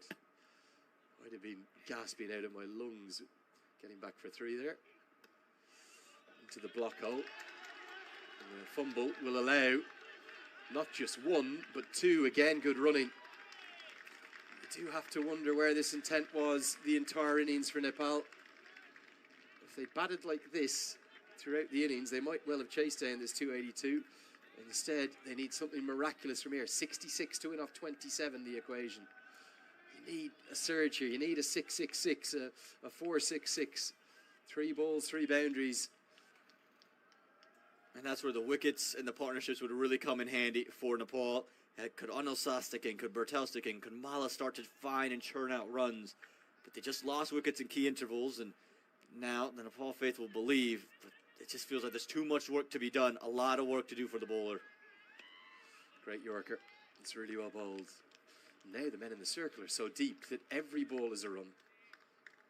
It's mystifying, isn't it, as to where any of this energy and intensity was for, what, are we talking about the first 42 overs of the chase? Yeah, you reckon close to that. Again, you can see just how deep everyone is in the circle. That point, that cover, the mid-off, the fine leg, everyone's on the ring, and it's because there's that much intent to score versus just to put the ball straight down. And that's spot on. Part of that's the game situation, the field, yes. But the other part of it is the pressure and the energy and the intensity from Irie and Kami. And I just don't know why it's taken 45 overs to come from Nepal. Really good delivery. He misses that block hole. You reckon Irie's getting that for 4 or 6. Body's going on the line in a big way here. Such bravery from Jesse Singh. Yeah, tough strand of character here from Jesse Singh. And he's bowling quite brilliantly. Again, he's hitting that block hook with such consistency that we haven't seen throughout the ODI portion of this series. He's missed the Yorker on plenty of occasions in the 2 Scotland games they've played, in the Nepal first match where he's tried to go for it. He's missed it. Right now, you could see a little bit of Major League window over there. This Washington Freedom hat, a Texas Super Kings jersey. Not sure what the logo is. That a Dallas Mustangs logo there. So some major and minor league contingents over there. Just seeing if the USA can get over the line. Big hit. That's going to go all the way. A little flourish again. It just keeps Nepal hanging around. Look at Kami almost puff out the chest and say, come on, Dependra. It's game on here. We can do this. 13 off the over. Little less than they require. But Nepal, well, the cardiac kids, they're almost being resuscitated back to life. A shock, a jolt from Sampal Kami. That's a great shot for 6. And the reason Jesse Singh's missed his line and length there is the use of the feet from Sampal Kami. He's come and attacked Jesse Singh, so now he's tried to change it, tried to pull it back. In doing so, he strayed down the leg side and just allowed Sampal Kami to hit with the angle and just time it to perfection for 6 runs. And this is why you never leave a Nepal game. I didn't want to say it on air. And I'm not going to name who they were, but I saw 3 fans leave in Nepal shirts when Kushal Malla got out. And I saw them walk out of the Grand Prairie State. You never leave this team because you never know what's going to happen. They are unpredictable, if nothing else. And it's 58 off 24. USA massive favourites, but you just never know. Can Irie find a kind of monster, a daddy over, that would bring this back into the equation? It's got to be 20 plus. They need a 20 plus over, and they need it now, and they need it immediately from Dependra Singh Irie. Can he get 2 here? He wants it, but Mukamala does well. Quicker to the ball this time. Good read on it. He's played a wide there. He was gifted that run to the USA, and actually really well done from Mukamala. It's a touch wider when Irie was on strike. Had to move well to his right, and again, you could just see that urgency in the field. And you almost sense a little nervous energy from the Nepal fans. They were dead silent. They were dead quiet. And right now, there's biting of the nails, biting of the glasses, hands crossed arms all the way through. Kami wants a wide. He's not going to get it because he's just come a bit outside the off stump. Well, there's an old saying, man, it's the hope that kills you in life. And oh, it's agony, isn't it? Supporting Nepal sometimes for these fans. They've had a good day out, whatever happens, but they just love to see a win. As soon as you get towards this required run rate, 14, 15, 16, it's not impossible, but it's pretty close to it. And you need something extraordinary. Every dot or every single, a complete killer. Edged, and going to be edged away for 4. Very choreographed, isn't it, the plan from Van Schalkwyk? 4s help, but 6s are really the ones that are needed. And I don't understand the field with this plan. I don't understand why third man would be inside the ring if you're going to have the plan to be both full outside the off stump. You know Kami's going to take big swipes at the ball. You almost reckon you would dare him to step across his line and hit you over mid-wicket. That's fine, but don't gift these 4 runs over third man. The fans enjoying the action after a real lull. Need more boundaries, Nepal. And Kami is going to provide them 4, followed by 6. Look out in that Chinese lantern display up there.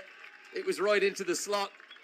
Not where you want to bowl, particularly if you're at Van Schalkwijk's pace.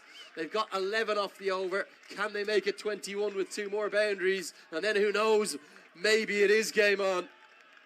A nice little counter punch here from Sampal Kami. This is brilliant. Again, he knows it's going to be wide, towards the wide line outside the off stump. He's positioned himself there, and a miss of length, this time from Van Schalkwyk, just guides it into the slot and then guides it away. It's brilliant batting from Sampal Kami. Just want to show you something here as we come out to have a look at this. Look at the surge. Look at the surge from Nepal. Why is it taking this long to come? That's the question. Again, it's the wickets and bunches in the end, and it's the lack of intent. Whether you score runs or not, you can just see the way Kami's using his crease. He's moving laterally to just throw off Van Schalkwijk's line in length. Versus when you see the other batters go out there, when you talk about the Malas, the Bertels, even the Asif Sheikhs at times, you just saw them stay stagnant on the surface.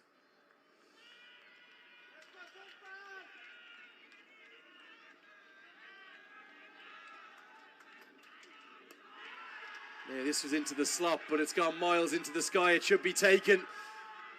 It's Saiteja Mukamala, and he holds on. And look at the smile on his face. Big, big moment for him. He put down a similar one, didn't he? That was against Scotland. Is that the winning of the game? It was Kami who had all the momentum. He looked for a maximum down the ground to get to 50, and Mukamala holds on to a really good catch. He's done really well there. I didn't think he was in a great position to take the catch. It was up in the air. He had to run all the way from the boundary rope. And if you put this down, Kami's certainly going on to make 50 and push this total. Again, we spoke a lot about Saiteja Mukamala's fielding rather critically, and probably rightfully so. He'll tell you that himself. But look at the way he's made up ground here as the ball's gone straight up. But the way he's taken that with his hands, it was rather brilliantly done here. He's not in the greatest position, but he got it stable enough with the base, watched it all the way in, and he took it sliding down. Monik Patel, wry smile for him as the young man takes the catch of Sampal Kami.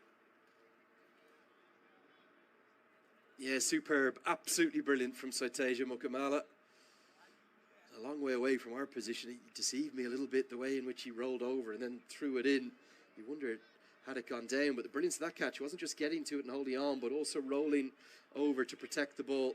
Sandeep Lamachani to the crease at number 10. He slices one away to get off the mark immediately, and they should have got the second to get Irie back on strike. But instead, he'll be stranded at the non-striker's end. It's a wicket taking over critically for USA, and the last bits of hope for Nepal. Are they all but extinguished? 46 to win off 18, the equation now. Let's get a look at the batting card. You can see here, it's only Karen KC, the injured Karen KC, to come. He won't really be able to run, will he? And look at the number of batters they've got in and then got out, Aman.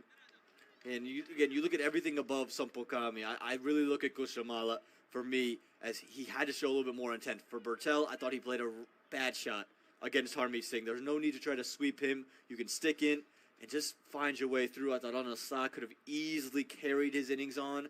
It was really a soft dismissal, wasn't it? Right after he gets 50. There's little moments in the game that Nepal once again didn't win. Karen Casey does have the pads on, and we know what kind of a character he is. Even if that's a sprained ankle that he's got, he's going to go out there and bat. He just won't be able to run much. The way he bats, he doesn't need to run much because he just pumps it straight down the ground. Lamachani, very capable of hitting a big ball or two. He'll look through mid-on and through Cow corner. Exactly where he goes. Irie could have got back for 2 possibly, but I think he wants to strike, so he's happy with just the single. Well, Depender Singh Irie, now's your time. It's 45 to win of 17. We know you've got the levers, you've got the gears. Can you show it? You're going to need, what, 3 or 4 maximums probably in this over. Yeah, you're going to have to get a big one. And it's Nether Volker's come in. It's the right time for him to come in the bowl in the 48th over. He's scheduled to bowl at 48 and 50. And if he takes the wicket here, the game's over. Iries needs runs and needs them quickly. Great bowling. Right into the block hole. Best result there is a single for Nepal. Super skills from Netravalkar. He's going to be trusted to bowl 48 and 50. Van Schalkwyk will bowl 49. You'd have to say USA dominated this contest pretty much from start to finish. Just have to apply the very final finishing touches. Just hold their nerve. And they've controlled the game all the way through. They've been very consistent with the ball in hand. That's been the big thing. They didn't let anything loose go to Nepal. Nepal can still walk away with an early win. It should be taken. Harmeet Singh nestles underneath it and holds on. As Netravalkar will see the back of Sandeep Lamachane. One of the heroics that he showed up in Canada where he made a career best 49. And it will bring the last man standing quite literally for Nepal to the crease as Karen KC will come out. Always had to go for it. There's no other choice. He needed to find a way to either get Depender Singh Irie back on strike or find the rope, and you just felt he was always going to go. Harmeet Singh's done well, looking straight up into the sky with these clouds. Makes it look easy. And now, I reckon there's no more singles in the over. It's either Karan KC, which is going to be a brave effort from him. Again, was in the field for 2 overs after he got hurt. Had to come straight off, get more treatment. He's going to go big. He's going to have to swing. You have to credit the character of this man. Yeah, great effort. I think he'll be able to kind of trundle the single, but he's not going to be able to... He won't be getting any 2s.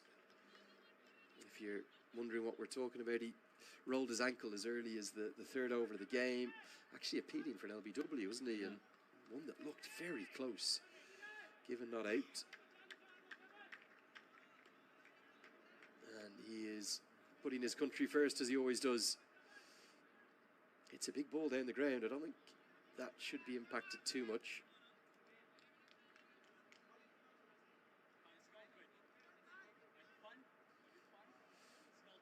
It's his left ankle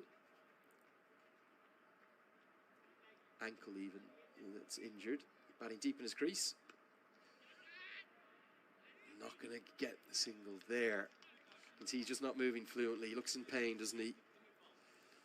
Think of all the heroic efforts coming out to bat when injured. Irie just coming down and saying, okay, if you can get one anywhere here, or is he saying have 2 free swings now? I think he's just have two free swings. I don't reckon that he's going to get a single away and then Irie's going to get a single away is going to do any good. You're looking for a boundary in the over if you have any chance going into the last 2.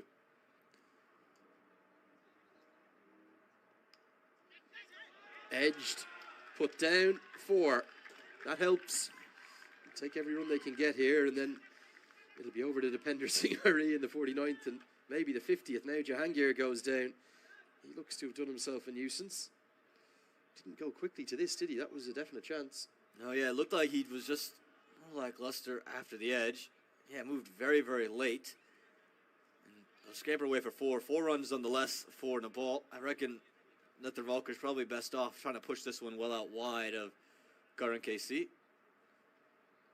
Keep it out the arc where you obviously see KC's not moving quite well. Well, a 6 would be a great result here for Nepal. Can Karen KC do it? No, I think they've decided, we're just happy with giving Irie the strike. He could have got there for 1, even with the leg injury. It's over to you now, Depender Singh Irie. 40 required from 2 overs. You need to do what you did in Qatar and find some maximums. 6 in the over would help. 48 bowled, it is 242 for 9. Just one more look at this points table. Aman, just confirmation that if USA win this contest by whatever margin, they're already above the net run rate of Canada. They they will go top of the table. Yeah, and it'll be a big way for them to close out the year. It's probably been the best year in USA cricket in just terms of the results on the field. They've been very good in the T20 game. The ODI games carry that momentum through. And they'll want to be atop the table headed into 2025. And these wins at the back end, especially after the way this tour started, would do themselves good headed into with just a little bit of momentum into January. Here we go. Irene needs 40 off 12. That, again, might have been a wide if he didn't get anything on it. He's had a couple like that. Nash Kenjige with a little bandage on the chin does the fielding. Make that 40 off 11. North American fans will be delighted. I don't think many would have thought... I know Netherlands could go past both of them with a good tour in Oman, and they may well, but I don't think many would have thought Canada and USA joint top of the table after nearly a third of the games of the tournament. Yeah, it's a brilliant time to be a North American cricket fan. No doubt about it. Canada got off to a very strong start in the league, and they're taking their advantages. Oh, great skills from Irie. Excuse me, from Van Schalkwyk to Irie, because he just nailed that guideline twice, isn't he? And it's kind of out of the hitting arc. Irie's real strength, because he's a diminutive stature, is in and around his body. Those fast wrists, those fast hands, he's hiding it away from him so cleverly. And what I reckon Irie's got to do here is take a page out of the Sumpukami playbook. Shuffle outside the off stump, get deep in the crease, and create your own length and create your own hitting arc. Over the offside. Irie sets off to run the single, then he remembers Karen Casey can't run, so it's ... This game is right on the brink now of being closed out. 40 to win off just 9. USA, you cannot help but argue they've deserved this victory. Yeah, they've been had the game the whole way through. Again, we'll talk a lot about Nepal's inconsistencies with the ball, but USA were good enough to take advantage. They dug in through the hard parts and then just took advantage when it was wide, put it away for 4, short, 4 runs. If it was down the leg side, they found the rope pretty consistently. Does get one more where he'd want it, but doesn't get the timing.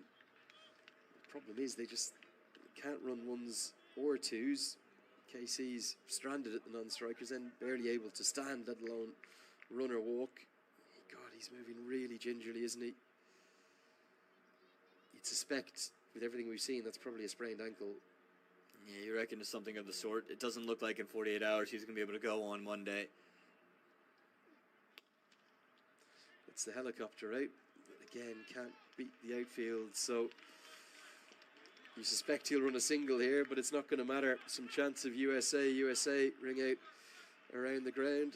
I'm not going to let you get down for the post-match presentation after this over, but just wanted to thank you for all your thoughts. Really good USA win this. Yeah, it was. Again, clinical. After what this tour has been, they needed something of this performance to show their dominance, and I thought with the ball, they were just consistent, and they pulled everything to plan. It's Aman Patel. As Dipendra Singh Irie is not even going to run the single. I'm not sure whether KC is capable of it. And it's a rather disappointed, dejected figure that both of the batters cut as we get to the end of the 49th to 42 for 9. USA will be delighted. They've got the wood over Nepal in this format, particularly after the 3 defeats.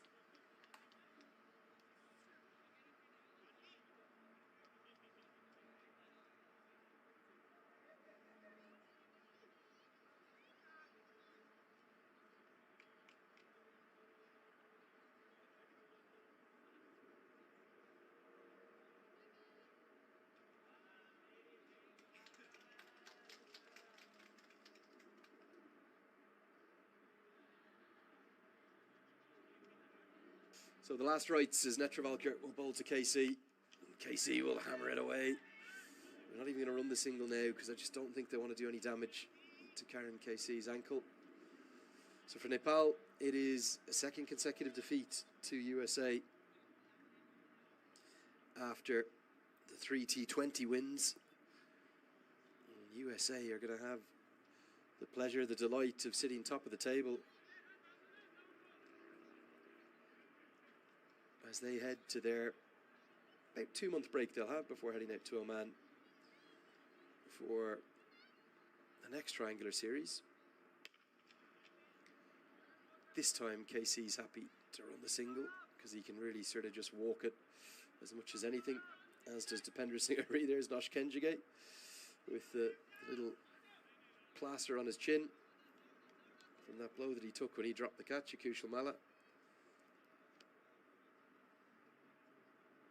Been a funny old game, this one today. Really has. Hard to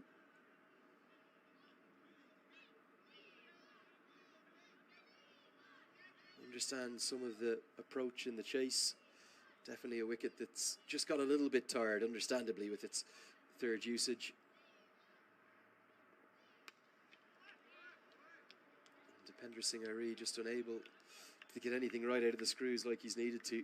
You see that there, that ball bowled into the surface by Netravalkar, and just it dies before it gets to the batters. So something that generally, apart from the final over Harmeet Singh got after Gulshan Jah, something that Kami did really well in the third power play, USA have noticed and gone with that as well.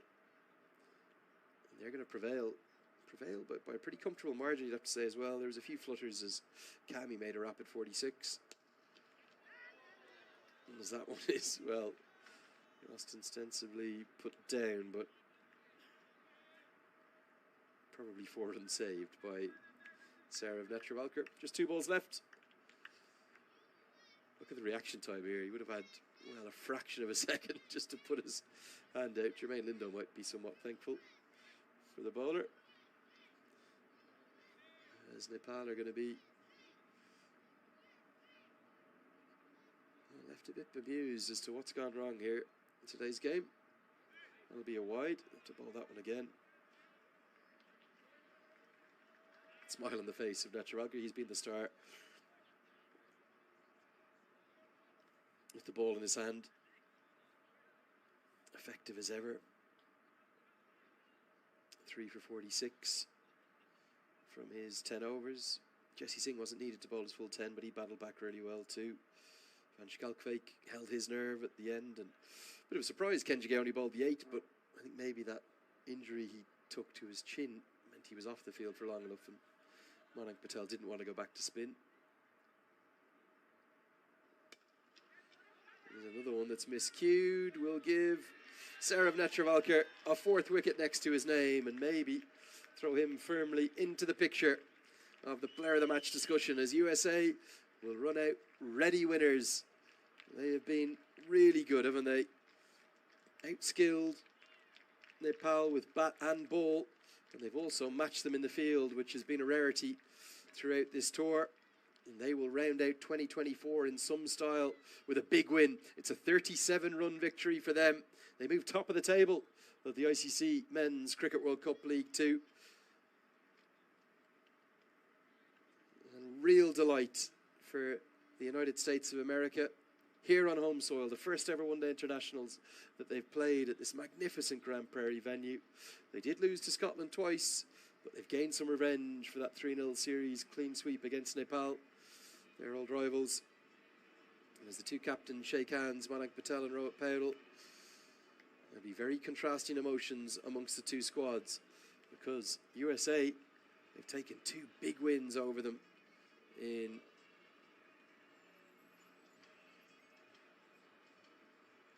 these one-day internationals.